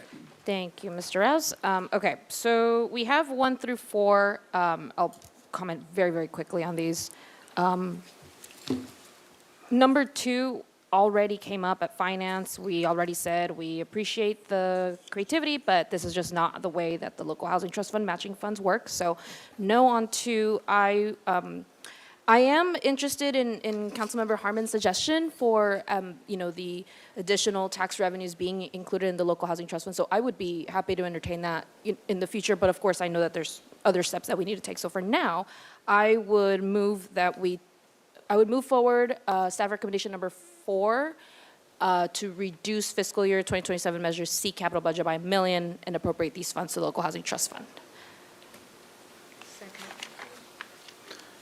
Okay, so there's a motion and a second on the floor for 1 through 4. Yeah, comment by Ms. Sneddon to the motion. Yeah, I think I'm agreeing that it should not come from streets fund or any paving that's already as far down. And I just want to make the comment that this really should have come from Measure I, and we really, I'll say it again, I just don't think we needed to be doing this dance with taking it from reserve, putting it back in reserve, and there was, when we did vote to move that from reserves, the vote was to have a plan to, not just a plan, but to actually replenish it by the time we were here this year. And I think that's my biggest objection, is that we're here and it wasn't replenished. And I do appreciate all of staff's efforts in balancing the budget, the operating budget balanced, but this was a, very specific move from reserves that hasn't been replenished, and so it really should come from Measure I, and I wouldn't want this to be the usual place that this gets funded from. And I will say it again, we have to identify the recurring, sustained funding source for the local housing trust fund. That was the directive when we passed the housing element update. That was directive when we formed the local housing trust fund. Otherwise, we're going to be in this position every year, trying to decide where are we trying to pull it from, and that I don't know what to do when it was already directed to do that last year. Well, What do we do with that? Councilmember Sten, we, obviously we are in a very challenging budget time, and so we will continue to work on it. As I've mentioned, we, right now, in Measure C, we are spending an amount of cash each year to pay to complete the police building, because we did not issue debt large enough to cover the entire cost of that project.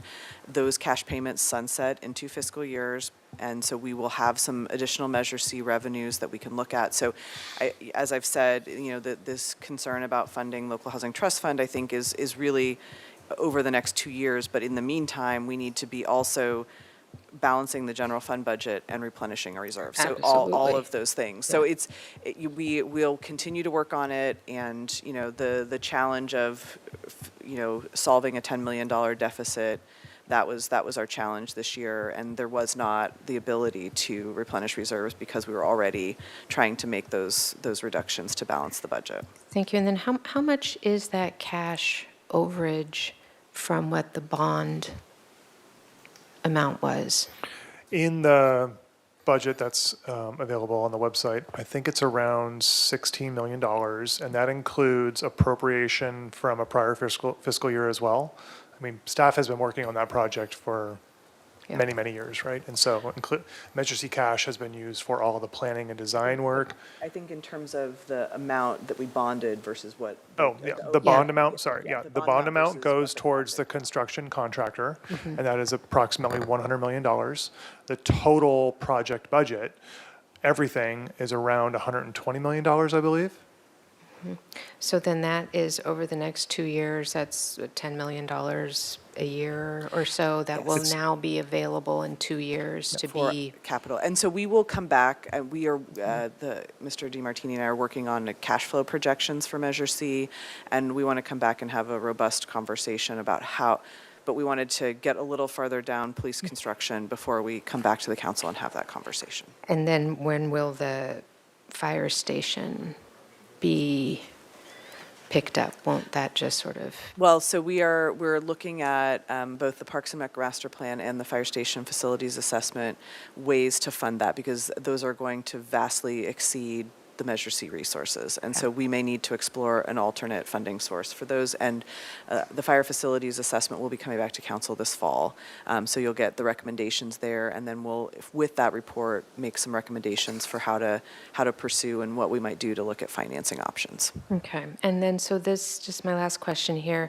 If we take this second bullet point option, then we no longer need to be having that directive of finding a way to replenish those $2 million from the reserves. That goes away because we've taken it from Measure C. We put it back in the reserves, and then we took it out of Measure C. And what we would need, I mean, we still need to replenish reserves. So I think the overall directive to continue to work to replenish our reserve levels remains. But that's a bigger task. That's a bigger task. Okay. Correct. Okay, thank you. Ms. Harmon. Thanks, Mr. Mayor. I just have a follow-up on item 2. Because I know we've been talking a lot about the need to have funds in the local housing trust fund immediately, specifically for matching in this grant program. But I'm recalling earlier today at our Ledge Committee meeting, we had the conversation where the local housing trust fund matching fund program won't exist unless trust funds get included in the housing bond. Ms. Anderson's here. And then that bond has to get passed by voters. So we're still like multiple steps away from the matching opportunity even existing in the real world. Am I understanding that correctly? Councilmember Harmon, you're correct. And it goes back to staff recommendations in previous budget presentations. The California Local Housing Trust Fund grant program has been completely depleted. So there's actually no fund and no opportunity for matching funds at this time. We are advocating robustly to get that amended in the proposed housing bond, but so far that has not been passed by the legislature. And again, it would still need voter approval in November if it makes the ballot. I want to add to, from my previous role as acting housing and human services manager, we have funds. We have a fund balance in the local housing trust fund right now. We actually are holding funds for a project we committed to at a previous matching grant opportunity that we were awarded for people self-help housing. And we also continually get loans repaid through old RDA projects. So again, if we have the opportunity that program is funded again, and we have a proposed project to apply for, which would probably be 8 to 12 months in advance, we could make shifts to make sure that there's matching funds available, again, per council direction. So we fully understand this is a one-year fix to really make sure that we're maintaining our commitment to the local housing trust fund, and we will continue to explore consistent revenue streams to be able to dedicate to affordable housing. But I think this year, a lot of factors are in play, which is why the recommendation to use home funds is there.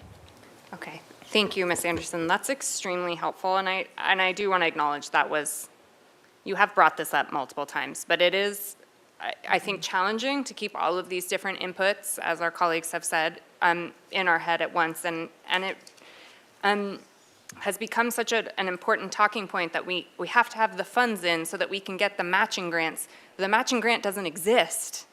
And when it does, we can make those changes. I mean, I think that there's something to be said for moving the money immediately into the trust fund, signifying our commitment to housing development. And I love what that says.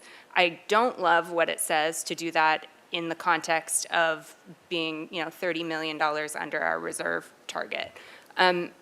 So I personally, I have to admit, I'm leaning toward option 2 at this point. I'm open to the Measure C, and I will support moving it forward to see what we're going to have to reduce or change. And if it turns out that the answer is nothing, I'm all in, let's make the transfer.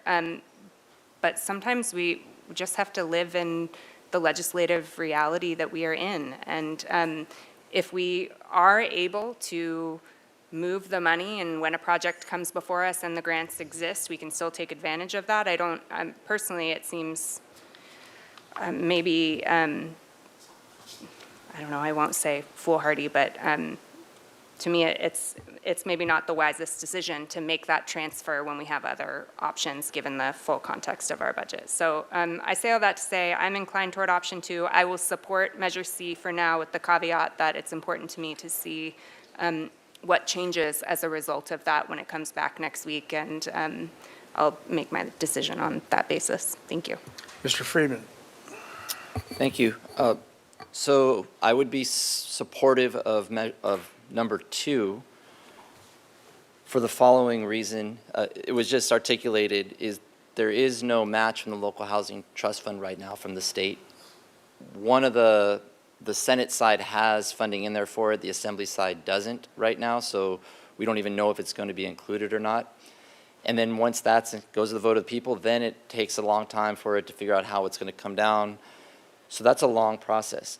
The other thing, and it was a very important point Ms. McAdoo talked about, is with the 2 fire stations that are functionally obsolete, the time is ticking on those for a lot of reasons.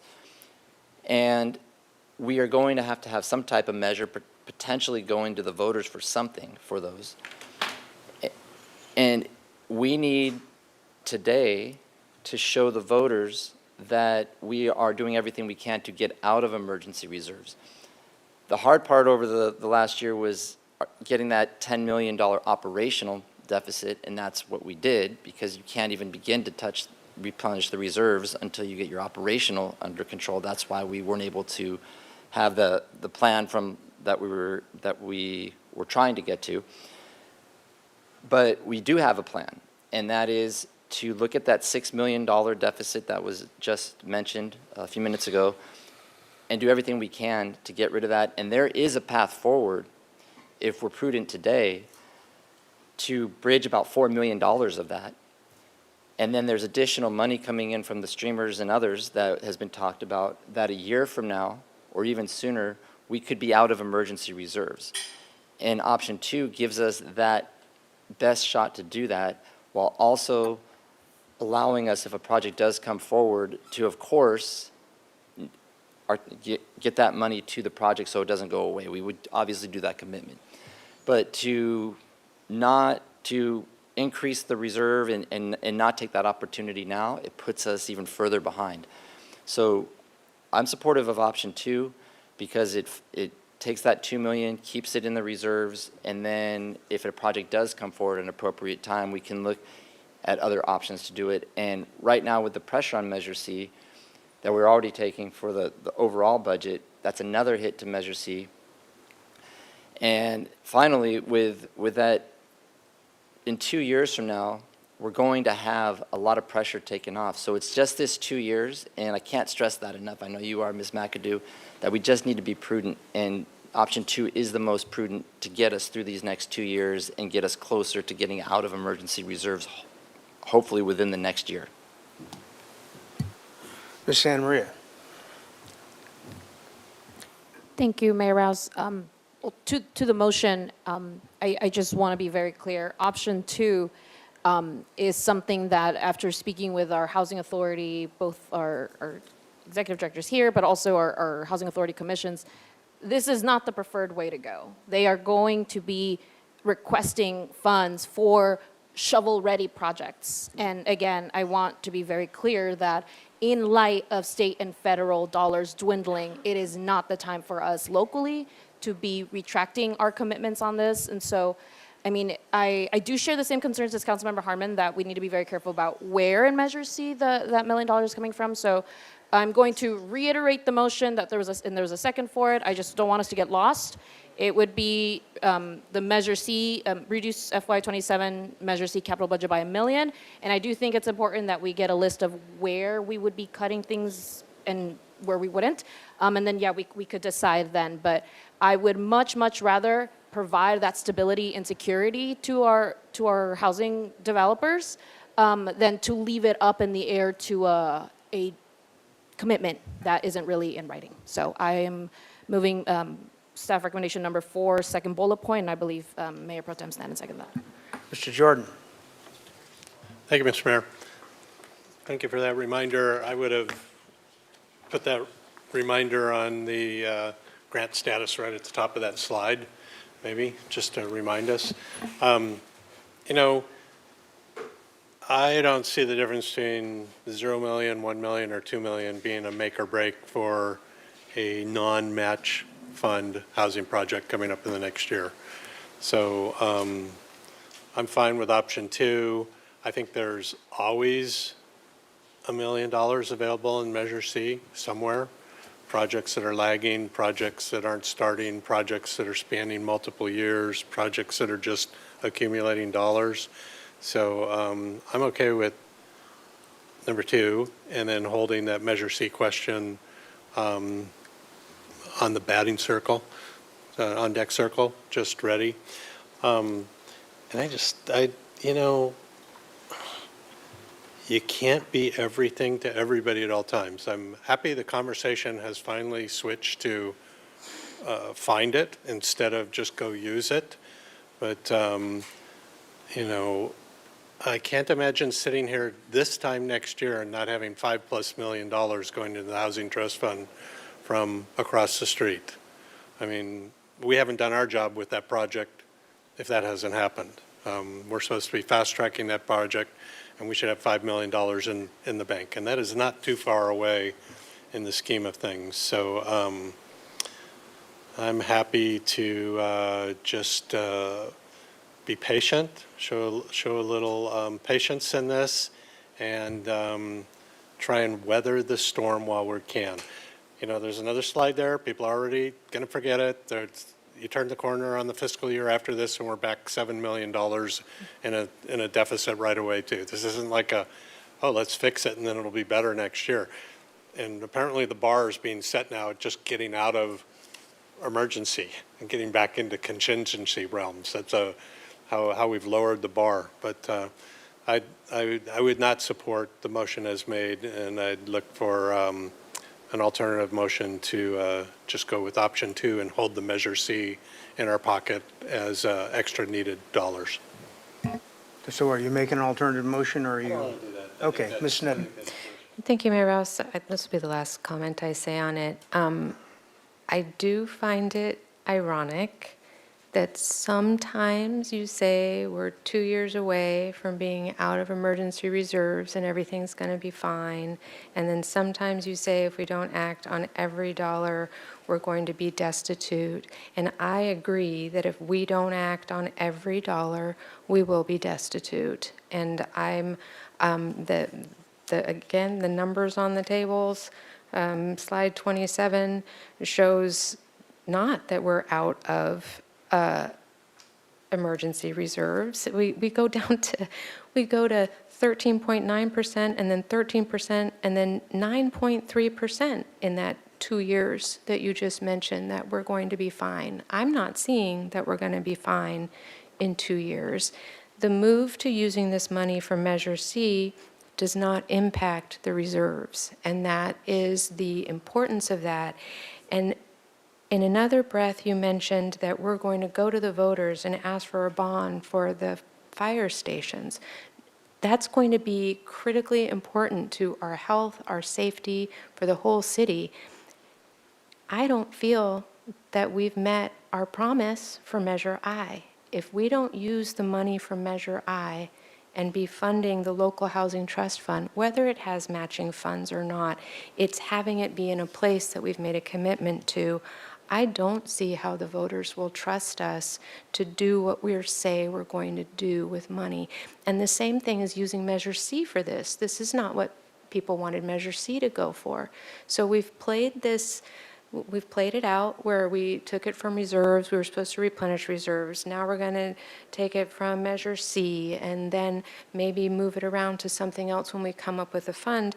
It was supposed to come from Measure I, and now we're in this situation. But I think we need to make good on this promise, and it's a small amount out of the $15 million that Measure I brings in. So those seem to me to be contradictory statements that in 2 years we'll be fine and don't need to worry about being out of our emergency reserves, but we'll still be in contingency. So I'm still going to support option 4 from Measure C with really the strong statement that it should be coming from Measure I.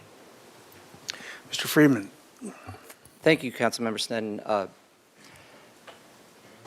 What I was referring to was that we have to be diligent to get out of there. That's what I was saying. And there is a path forward, and I laid it out, and to get out of emergency reserves. Part of it is we have the project next door that could go towards the local housing, that's going to go towards the local housing trust fund. When I talk about a bond for the fire station, we do have to go to the voters, and we do need the voters' trust. You and I both agree on that 100%. But if we have to do that and we haven't replenished our emergency reserves, I don't see how the voters trust us. And what I'm saying right now is let's wait and see. Let's not use Measure C, because the voters are already saying that we're using Measure C for other purposes. Let's wait and see what the project is and where there's other funding coming in. There is a real potential that additional streaming services are going to come in the time that we're waiting for the Housing Authority project. So it wouldn't require using Measure C, and it wouldn't require using Measure I, and it wouldn't require going into our reserves. That's what I was talking about. So I think if there is a way where we don't use Measure C or our emergency reserves, that's the preferred alternative, and option 2 gets us closer to doing that. That's what I was referring to. Sorry if it wasn't clear enough, but we need to, as you just pointed out, show that the reserves are $6 million in the hole. We can plug $4 million of that today, but that's up to us. It doesn't seem like we want to go that way. So I will be supporting option 2. But we do need to vote on the motion that you put forward there, and I agree with Councilmember Jordan. We should go forward with the motion and see if the votes are there to do it or not. Okay, I'm going to comment before I call you, Ms. Anna Marie, on this. So we're going back and forth about the local housing trust fund, which is formed by Council members Harmon and Friedman, which was great. But it was about what we did with surpluses. That was the 115 trust and local housing trust fund. Measure I was passed in order that we could close the gap in our normal general fund budget to get us to the point where we could balance it, to get us to the point where we could generate the reserves that had now a place to go, which was at the LHTF and the 115 trust. So we're acting as if we have this overriding obligation to figure out a way to fill the local housing trust fund. I want to do that too. I think it's a great mechanism. However, it was meant as a repository initially for philanthropic funds, $1 million of which is supposed to come from the right project. I don't know if that's still in question legally or not. Is it still in the middle of that? Okay. So we get $1 million from that. We get the other $7 million from the other project. It's not happening tomorrow, but it is in fact happening. It's going to be a major windfall. In the meantime, we've got a gaping, sucking wound, which is our general fund budget and our reserves. And, to me, the best option on that slide is option 1. Just return the extra $1 million back to the reserves. And like Mr. Freeman said, start building those back as quick as we can. If we don't take care of that, and then we try to approach the rest of the budget like libraries, police, fire, our employee contracts, we're just going to be digging ourselves a deeper hole every year. We have to show some discipline right now. We have to show the kind of discipline and the kind of tough choice-making that our staff and the administration made to present us with what we have today. And we're just not doing it, and I really would like to see us do that from up here on the dais. So I would prefer actually just have item 1 as the option for this motion. But okay. Okay, well, we can make an alternative motion. Ms. Santa Maria has her light on. Yeah, one quick question for our staff. I asked this last time, but I don't think we had the numbers for it. Our police station overrun fund, is that Measure C? Councilmember Santa Maria, let's just be clear of the terminology. Are you referring to the contingency of the project? The police project is not overspending its budget. Right. It is on track and on target to be completion. So if you're talking about the contingency, which is a standard amount of money related to the construction contract, there is a contingency fund that is specific to the construction contract. We have had to dip into that contingency reserve a little bit for some site-specific drainage and other work that things like that come up during any large construction contract or construction project. We are not projecting that we will need to come back to council to ask for additional contingency at this time. If we do not use all of the contingency on that project, the remaining amount will go back into Measure C, which can be used for appropriation for other projects going forward. Okay, and how much is in that contingency fund right now? And how much have we used of it since the fund was created? Usually the typical, we don't have the numbers right here in front of us, but it's typically about 15% of the construction contract budget. And I don't know exactly how much we've used of that. So 15% of the $100 million is usually how much is set aside.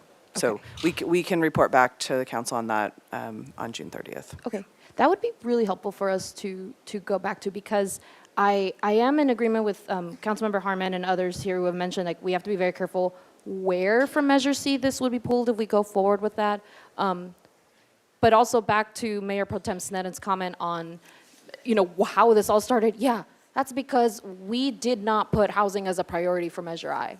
That's how it was sold to the voters, but that's not how we voted. We voted 42% for police, 24 for fire, 22 or something for housing. And so now we are seeing the consequences of that. So I would love to see a report on those numbers for June 30th, because I do think that opens up the conversation of money that is frankly just sitting there. And I think our staff, and it seems to be that y'all are doing an incredible job keeping the costs within that existing budget. So it is likely going to have some leftover funds, and I'd like to see that. So I'll bring us back to the motion for recommendation 4. I also just want to add really quickly the number 2 again. The suggestion for number 2, that's because we have uncertainty in our budget, and I don't think it's fair that we transfer our uncertainty in our budget to uncertainty for the housing authority in their funding for their project. So the housing crisis is one of the biggest crises that we are facing. We have the duty to address that. That is what we should be addressing. So again, staff recommendation number 4 with Measure C, coming from Measure C, with a detailed of where exactly we would have to cut projects or defer them. Mr. Jordan? Sorry, just have to go off on a tangent here because I'm not clear on something. So when we're talking take it from Measure I or take it from Measure C, particularly Measure I, when Measure I dollars come in, do we track them to their lifetime to the destination? Like when we started, we said, this will fund 3 policemen, or this will, whatever all those things were, something to the housing trust fund, whatever. Was that just once, or do we track that for the rest of their life as those dollars come in as a Measure I dollar and they get apportioned into those particular uses? Or do they just disappear in the general fund? Councilmember Jordan, Measure I sales tax is a general fund revenue. It pays for general fund expenditures. It pays for staff, and there is these transfers that go into the local housing trust fund and the flexible fund. We are tracking the specific payroll-related expenses for the over 30 staff that are funded through Measure I directly through our payroll and financial systems. And what we will do is at the end of each fiscal year, we will just run reports and make sure that we are actually spending down all of that Measure I money. And so when somebody would say next year, take $1 million from Measure I, you would be taking money that's already ascribed, like staff, those are already staff positions. You would have to find some money somewhere else automatically to replace those losses, right? And probably similar other ones too. There's just not a pot of money there to take money from. It has a cascading effect to go find money to replace the money that you're supposedly removing from Measure I, correct? Yes, Councilmember Jordan, there is no taking from some pot of Measure I money that may be sitting there from a prior fiscal year. That does not exist with Measure I. Measure I funds operating costs, people mostly.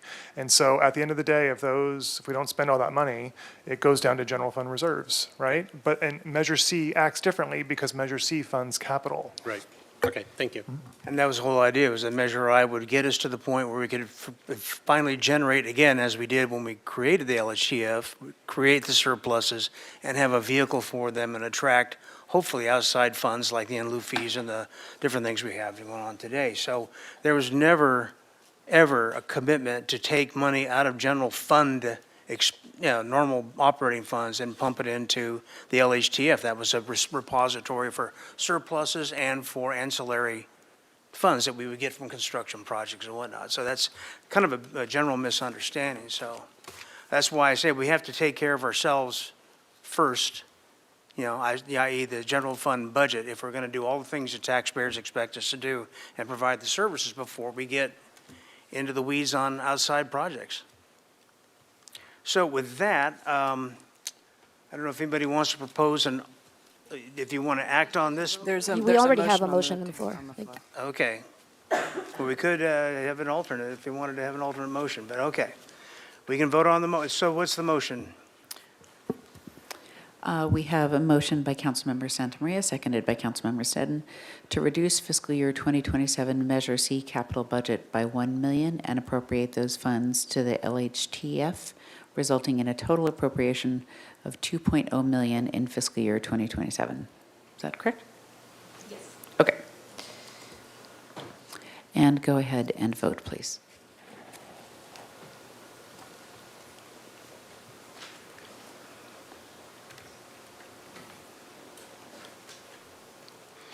Okay, the motion passes 4-3 with Rouse, Jordan, and Freeman dissenting. All right, let's move on.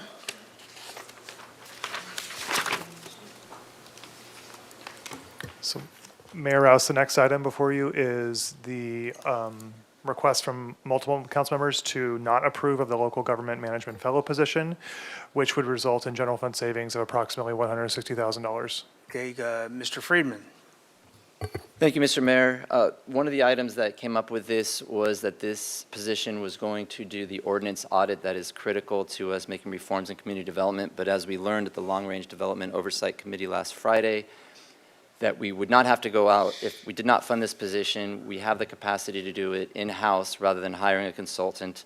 And it might take a little bit longer, but a little bit longer is definitely worth the savings of $160,000. So I would support the staff recommendation to not fund this position and put that back into the general fund. Is that a motion, Mr.? That's a motion, I'll make it. Okay, anybody want, second by Snedden. Ms. Santamaria. Just a quick question for Ms. McAdoo. I know that this came from a position that was left vacant.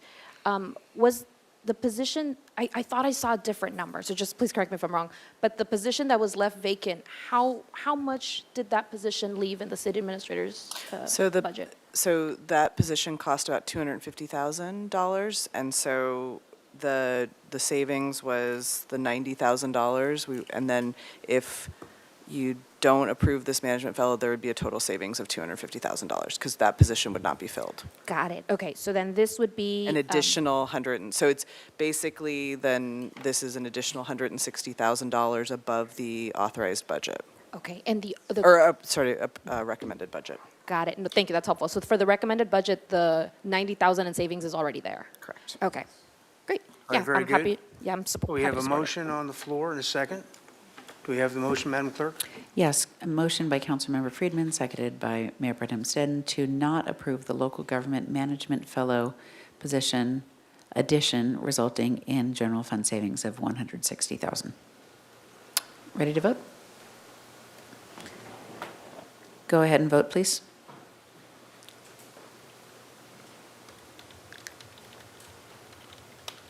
Passed unanimously, thank you. Next one? Yes, Mayor Rouse, the next one is in the mayor and council offices. There are 2 items on here. First is the request to add an office manager position, which would be an additional expense of approximately $186,000. Staff is proposing an alternative staff recommendation, which would be to direct staff to explore alternate staffing models for both the city administrator's office and mayor and council, and then bring that analysis back to council for further discussion and direction. Ms. Sneddon? Thank you, Mayor Rouse. I just want to clarify, this has come up a couple different times. I thought we discussed it, Ms. McAdoo, too, that I was not proposing an additional position in the mayor and council office. And I want to just make that really clear throughout. I'm suggesting that a person in the council office have additional authority, actually, or duties, but not an additional position in addition to position. So I'm fine with number 2. I realize this is outside of our purview anyway. This is a very respectful, sort of repeated request to just work with us on that, or not, I guess. But I don't want to add another position and never did, so. Okay. I would move option 2.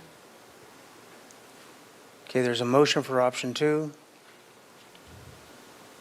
Okay, dies for lack of a second. Ms. Santa Maria, your light's on? Yeah, quick question before we go into the motions, or sorry, not a quick question, but just a clarification following up on Mayor Pro Tem Sneddon's comment. I too have not been advocating for an additional position. The idea is to elevate the existing positions that are there, or the one position that is there. We're just not really in a position right now with our budget to be adding positions.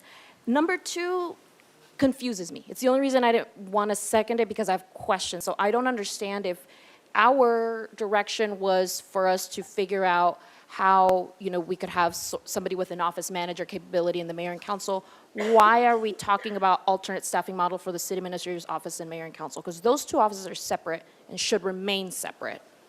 So just curious about what this means. Would there start to be overlap in the staffing? Like what is this exactly?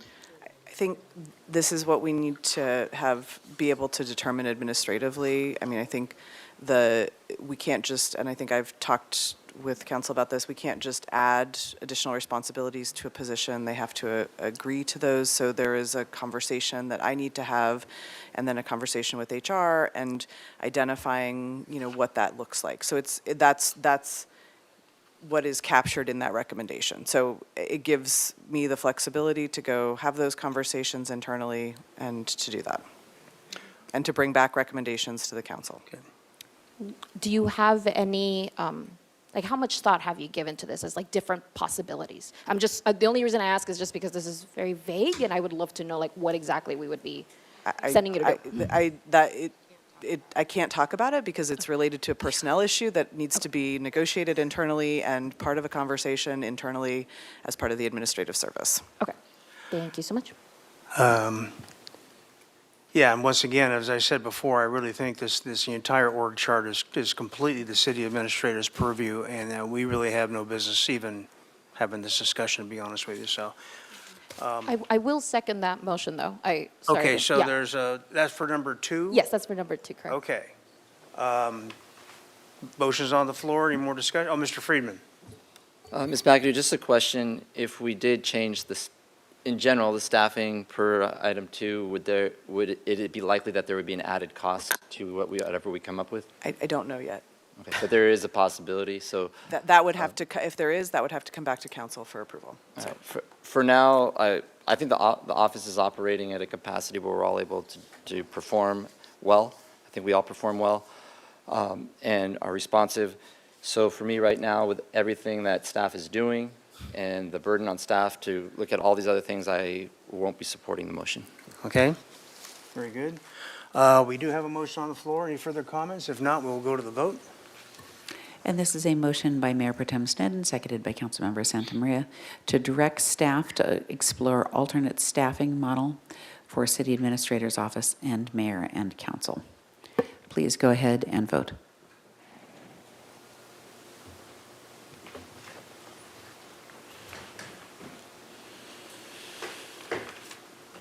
Okay, the motion fails 5-3 with Friedman, Rouse, Harmon, and Jordan dissenting.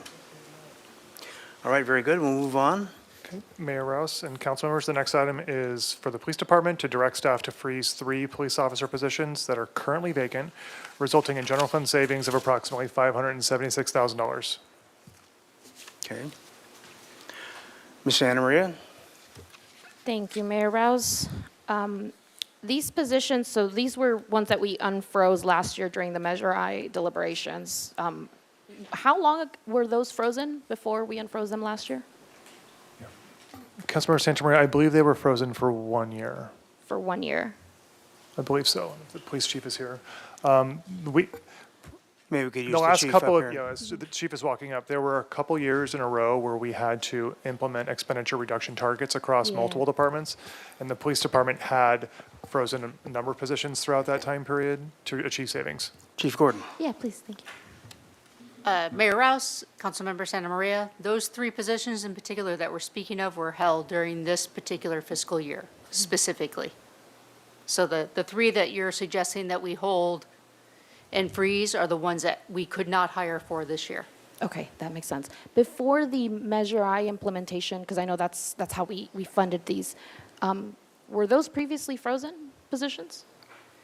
Yes, we've had positions, different positions held throughout the 4 years that I've been here. Yeah. And how long, during the 4 years at least that you've been here, how long had those positions been held vacant? I can't tell you those specifically because we've had different reductions in different years in terms of freezing. I can't tell you specifically. The conversation that was had when those were frozen is that they would be frozen temporarily because we were so far behind in our hiring. We're no longer far behind in our hiring.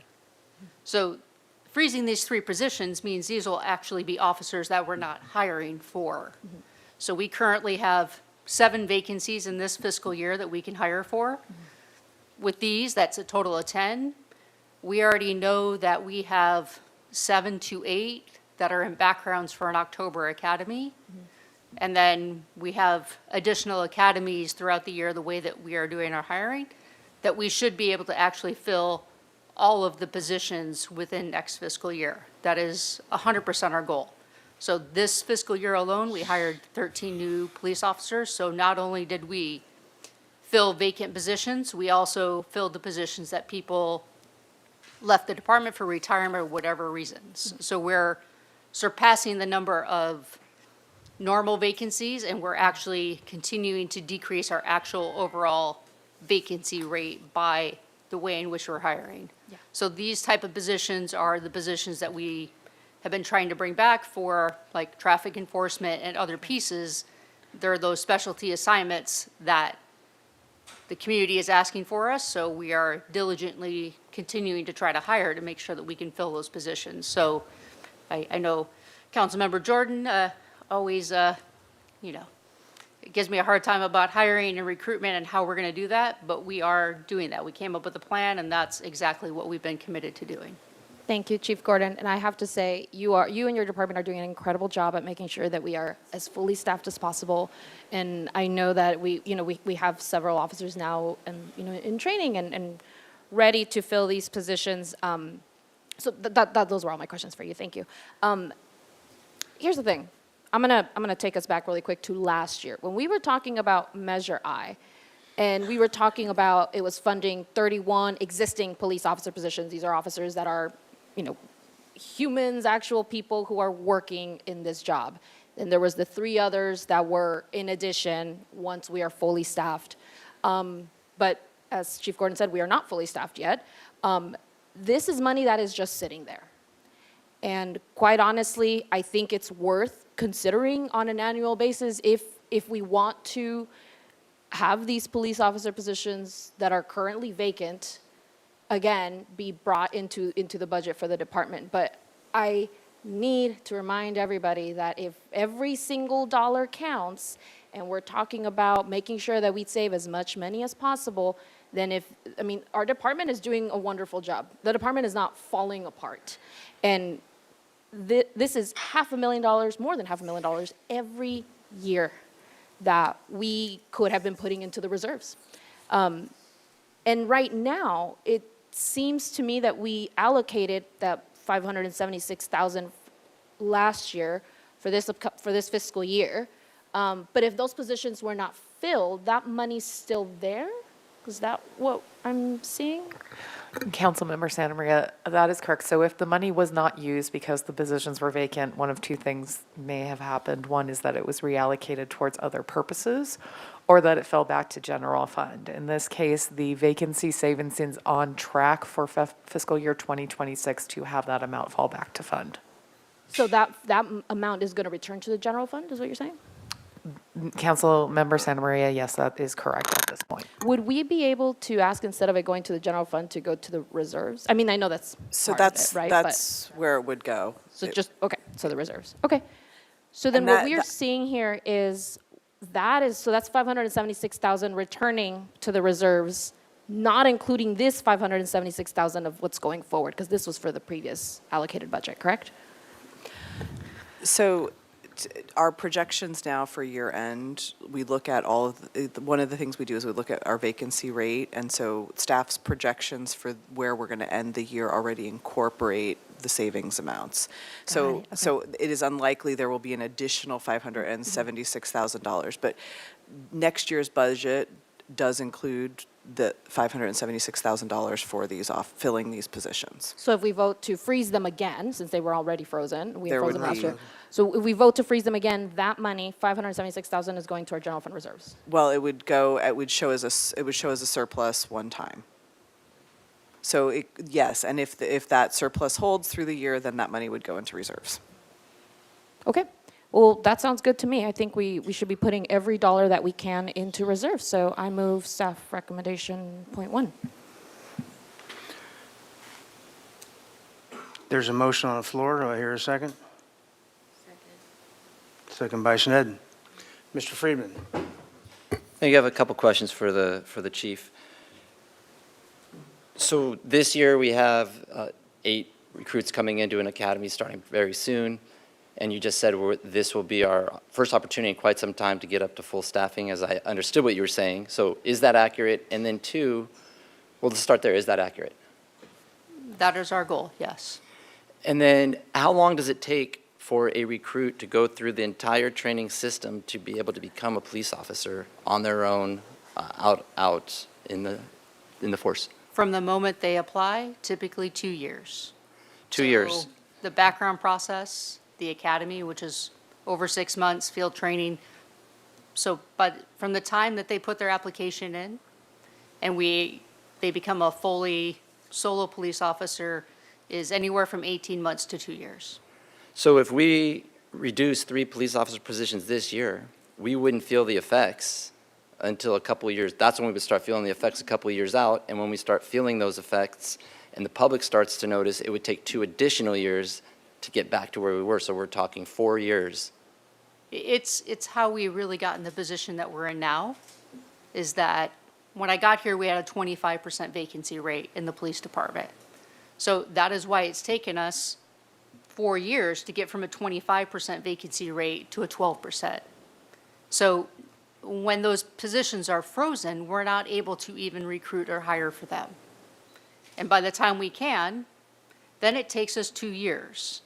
So if we don't continuously keep that pipeline going, all we do is fall further and further behind. Our staffing is less than it was 20 years ago. It was less than it was 10 years ago. And that's that overall number that we could hire for. So what we do is we continuously, all the things that we do, whether it's special events, whether it is our day-to-day traffic enforcement, that all comes from that number.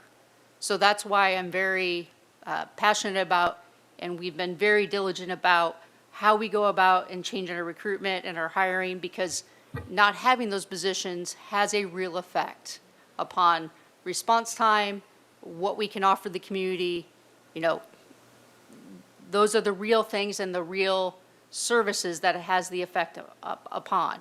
So I understand that they've been vacant for a while. I understand the conversation, and that is why we work diligently to continuously bring that down. So if we are not successful in our goal, then that money comes back to, at the end, balancing the budget. Because when we don't have those positions, then we also have overtime. That's the other offset of it, is without those positions, we still have a job to do, and officers are working a lot of mandatory overtime.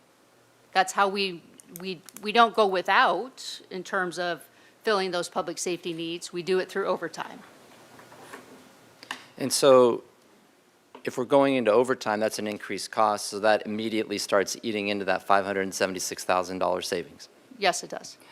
And then, being that the goal is to ensure that the priority one calls, the emergency calls, that's where you go. If we start having a reduction in the force again, then does that affect our ability to do traffic enforcement in front of schools? Does it affect our ability to do enforcement on e-bikes and the other types of services that the public are going for, because you would be shifting those resources from those to the officers on the street? Yes, and what we've done through the increased hiring that we've been able to do is, when I got here, we didn't have any traffic officers. We had a traffic investigator, we didn't have any motor officers. We now have 2 full-time motor officers. We now have an officer who works the drunk driving team, which is one of the big reasons we made almost 400 drunk driving arrests last year. So there are real safety effects to the community in terms of public safety with the number of officers that we're able to hire and have. So there's a real effect to that, besides just offering what I would consider the basic public safety need, which is getting to those priority one calls. And I appreciate that, because that's the whole perspective of keeping the community safe and addressing some of the issues that we've been asked repeatedly to address. But in terms of reducing pressure on the general fund from the police department, you have taken a significant step of over $1 million a year with the co-response. Could you speak to the co-response, why it's important, and how much is saved, and how you got the money to take it off the general fund pressure? So we have taken money off the general fund by using our opioid money that we get. There's opioid settlement money that comes from, don't quote me because I don't know the exact number, but I think there's up to 12 different, I think that's the number, 12 different companies that pay that opioid settlement that goes on for many years. And part of what we did is we actually took some other positions and we hired an opioid coordinator within the means of our own budget. And with her assistance and now understanding what we could use it for, getting those approvals, we were able to use that money towards actually staffing to officer positions that are dedicated to co-response. Our co-response teams work directly with clinicians. We have 2 clinicians from the county. This is separate from whatever the sheriff's department does, but these 2 clinicians are completely dedicated to our department. So each of those clinicians gets paired with a police officer, and because we have 2 clinicians and 2 officers assigned, that means we get 7 days a week typical coverage of having a co-response officer. Those co-response officer and their clinicians are specially trained in dealing with mental health crisis and getting the additional resources. So what they also do is not just respond to the immediate calls for service, they also do follow-ups to make sure that what's happening is, if we get someone who maybe does not meet the criteria for a mental health hold, and they were able to do a safety plan, they follow up with them and their families, and they try to prevent the repeated 911 calls, or from them needing to be hospitalized, or from them also transitioning, sometimes those with having those crises, there then is a crime associated. So the goal is to not criminalize it, to make sure they get mental health appropriate help, the follow-ups, and they also do all of our threat assessments that we have for a variety of different reasons, whether it's at the schools or all the different things that we see in our current climate. They're the officers that primarily work with our clinicians to do threat assessments related to mental health. So those 2 positions, we now have found a way for long-term funding for them, and it no longer comes out of general fund for those two positions.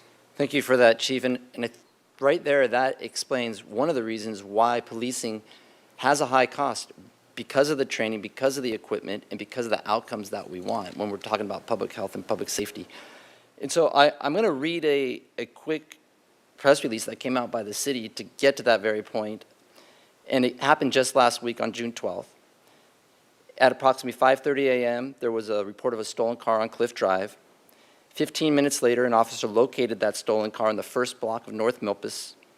The driver accelerated toward the officer and attempted to use the vehicle to ram him. The officer was able to move out of the vehicle's path, avoiding injury. The suspect vehicle then struck a parked vehicle before fleeing the area.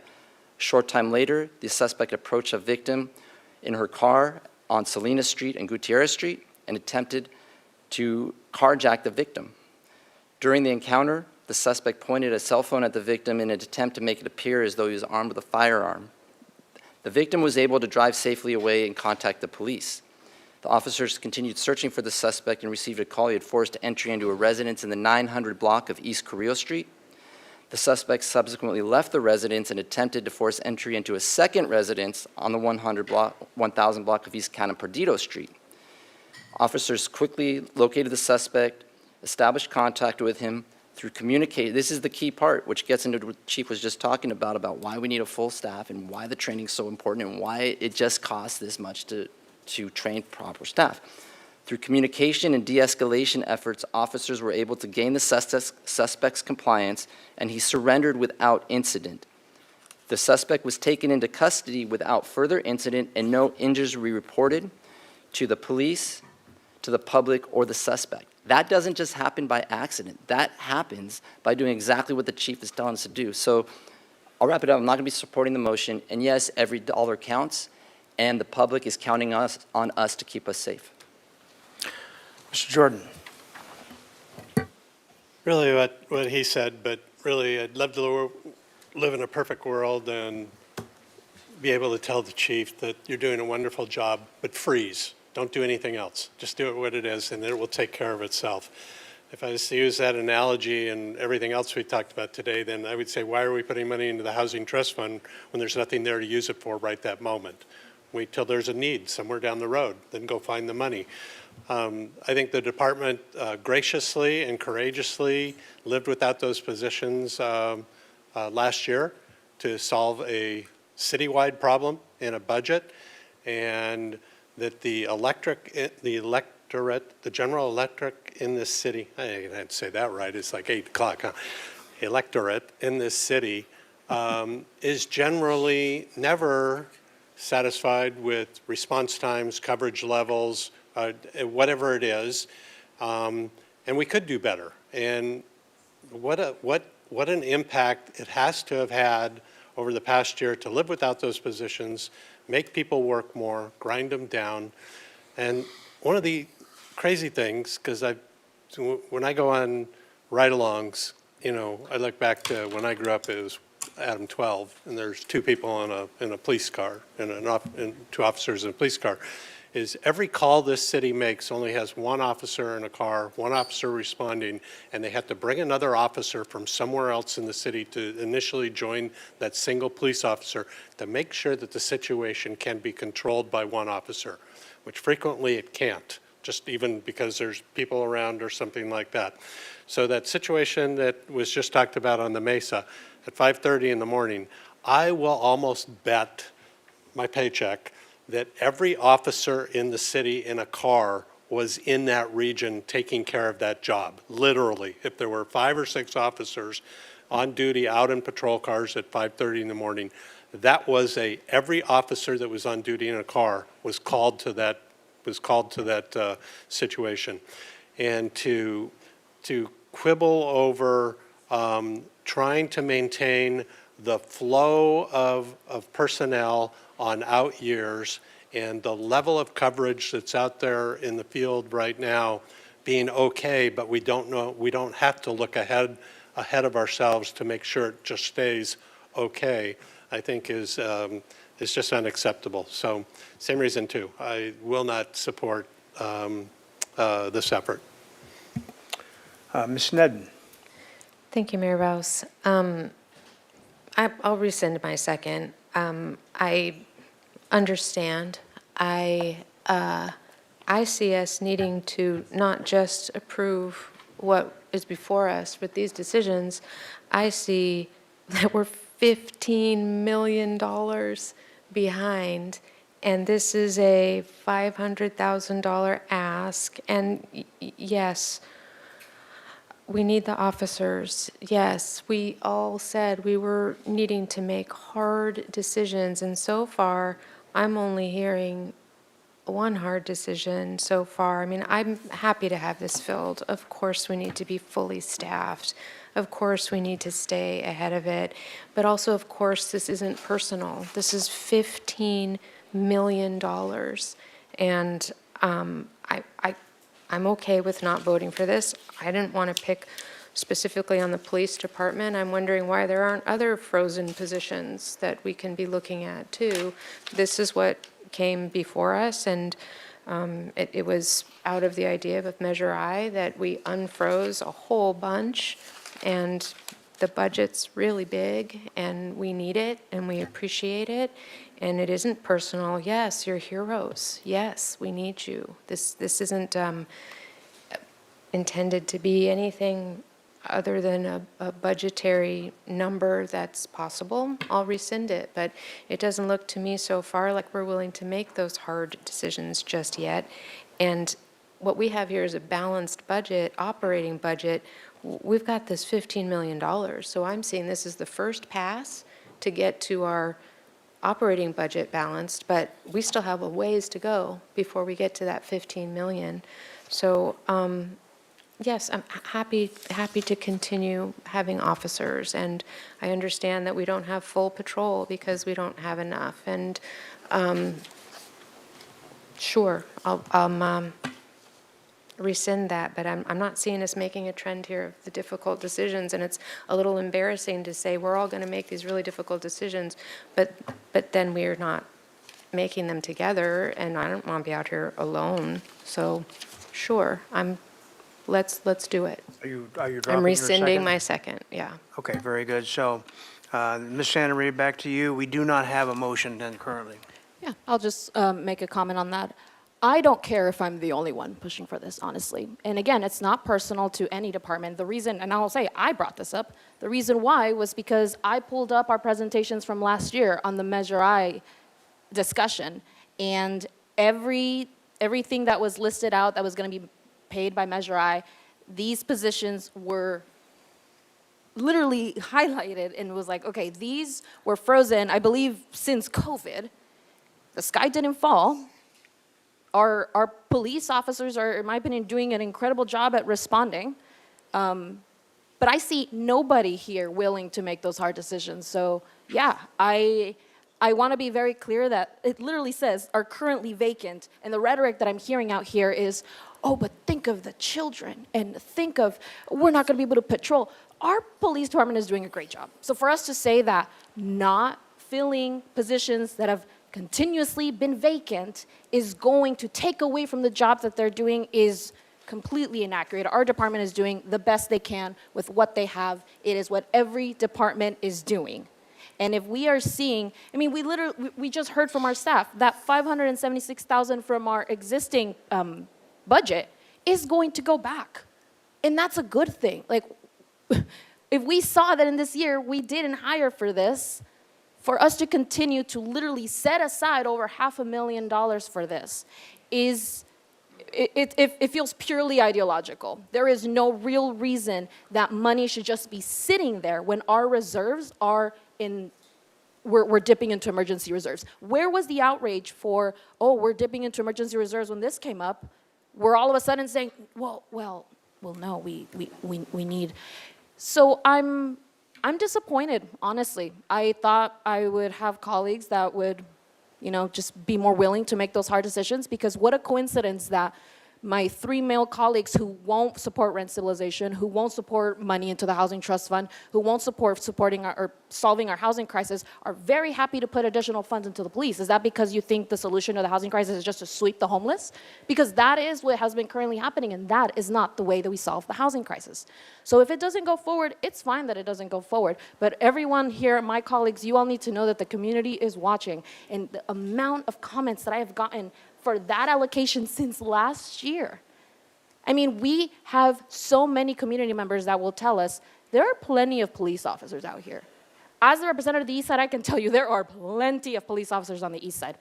When we talk, for example, about special events, the Milpas Holiday Parade gets quite a lot of police officers appropriated to it, and I appreciate the resources allocated. However, if you talk to the organizers of the Milpas Holiday Parade, they will tell you it's over-policed.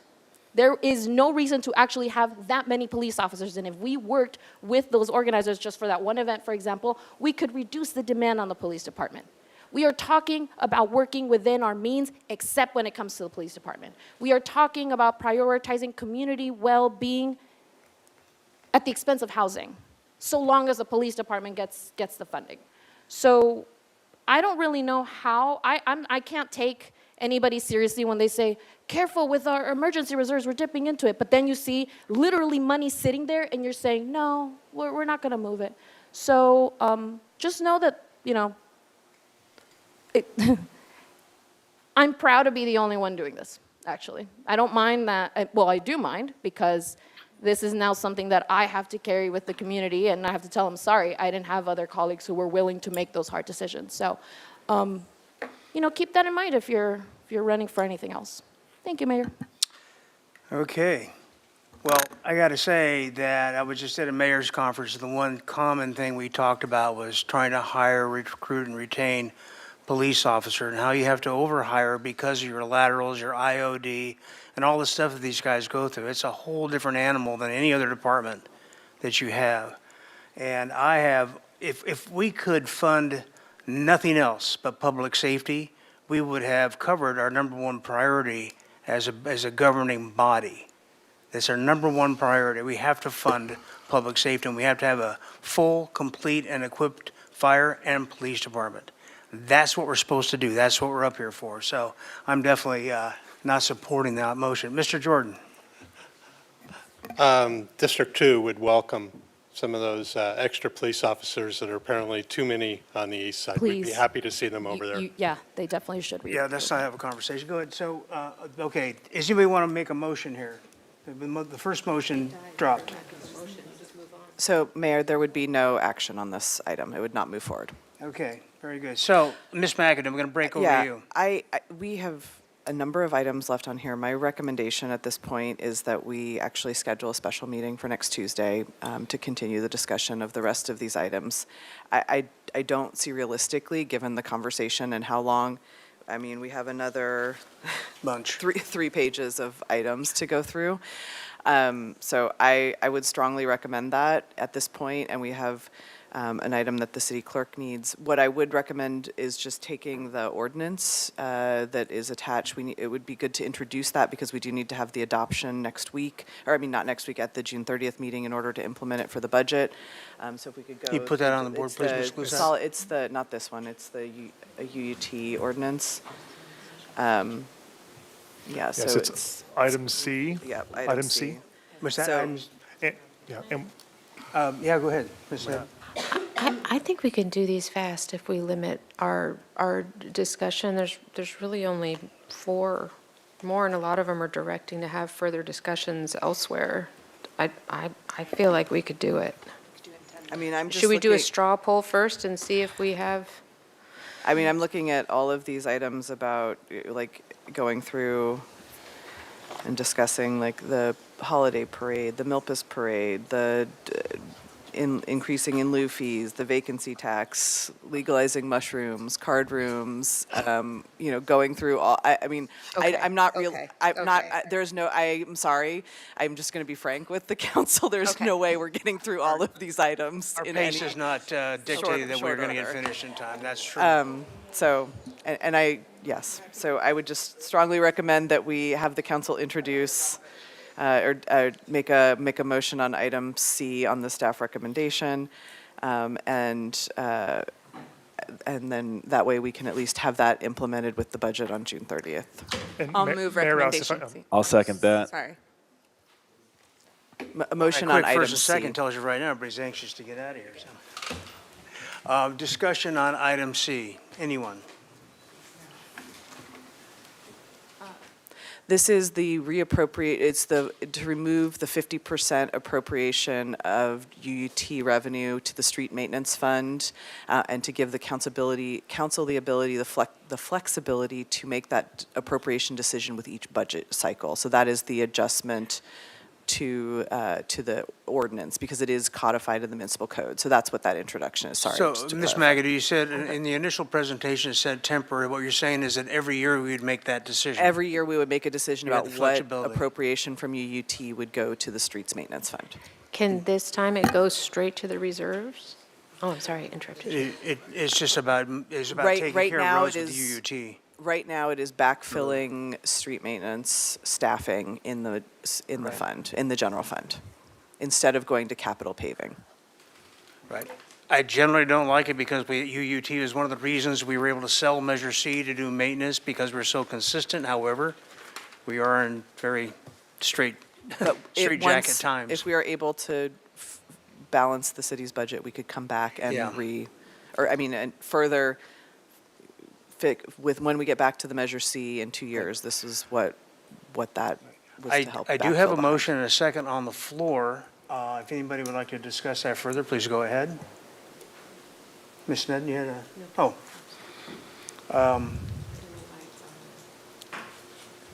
I just thought you reached for your light. Let's go ahead and, We have a motion by Councilmember Harmon, seconded by Councilmember Gutierrez to approve staff recommendation C. correct. Please go ahead and vote.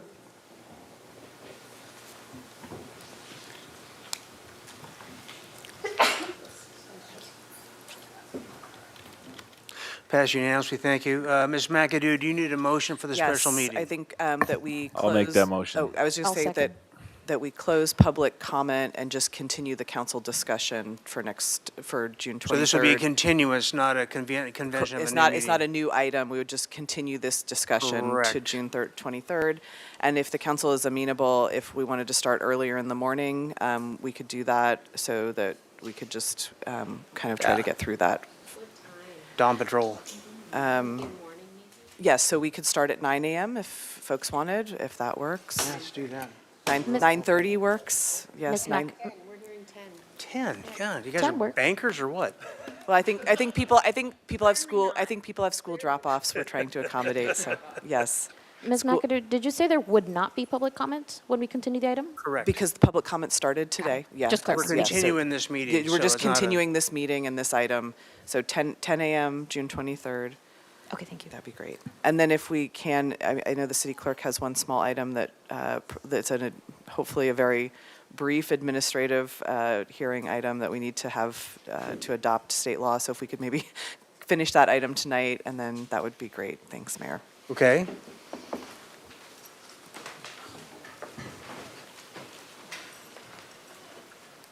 Which item is that? Got to vote, right? Okay. Yeah. I was too Vote on excited for continuing my the meeting. very quick item. We ready?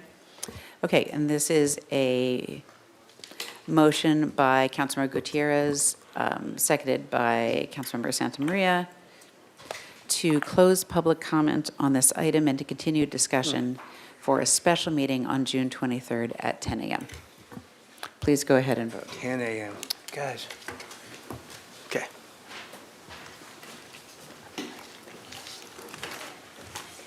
And that passed unanimously. Thank you very much, and we will obviously do the normal closing stuff then, Tuesday. Is there a lunch buffet yet? Okay, we'll go ahead. I think the city clerk service will present the next item. Very good. So I will read this quickly, and then I will go over to the computer very quickly. And this is item 20, adoption of technology interruption policy and outreach policy resolutions pursuant to SB 707. Recommendation of Council A, adopt by reading of title only a resolution of the Council of the City of Santa Barbara regarding disruption of telephonic or internet service during public meetings. B, adopt by reading of title only a resolution of the Council of the City of Santa Barbara determining reasonable efforts to encourage public participation in meetings pursuant to Government Code Section 54953.4. And C, the title of the ordinance or resolution has been read. If there is no objection from any council member present, further reading is waived pursuant to Santa Barbara City Charter, Section 511. Okay, to entertain a motion or discussion? Anybody? Do you want the staff presentation? Or, I mean, it was sent to council. I just read it. We can, it's up to the council what you would like to do. You would like, it's very brief, very brief.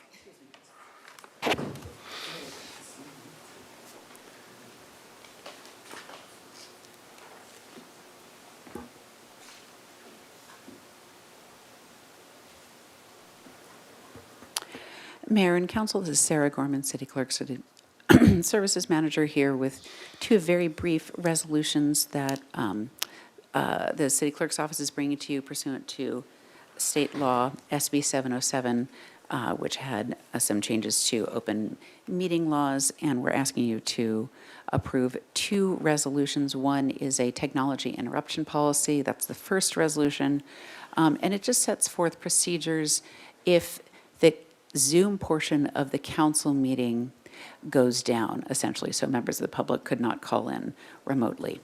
And that process would just include recessing the meeting. Council could go into a closed session if they had one agendized, and notifying the public. If after an hour the council wanted to continue, then they could do so after a vote. And the second resolution has to do with public participation, and it's a policy establishing the city's approach to outreach to encourage participation in city council meetings. It provides flexibility to the city, and it may include inviting participation in council meetings from media organizations, including those serving non-English speaking communities, and outreach to organizations. And it's intended to build on and better articulate existing city practices. So we are just asking the council to adopt those two resolutions right now, and I'm available for questions. Questions for Ms. Gorman? Moved by, Second. okay, moved by Ms. Sneddon, second by Ms. Santa Maria. As soon as we get a clerk here, we can have the vote.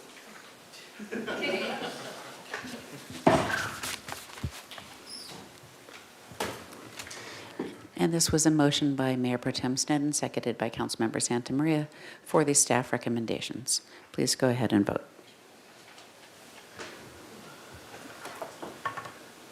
Now, if the whole evening went like that. Passed unanimously, thank you, and we will reconvene on Tuesday the 23rd, is it, Ms. McAdoo, at 10 a.m. as soon as the banks open at 10. You got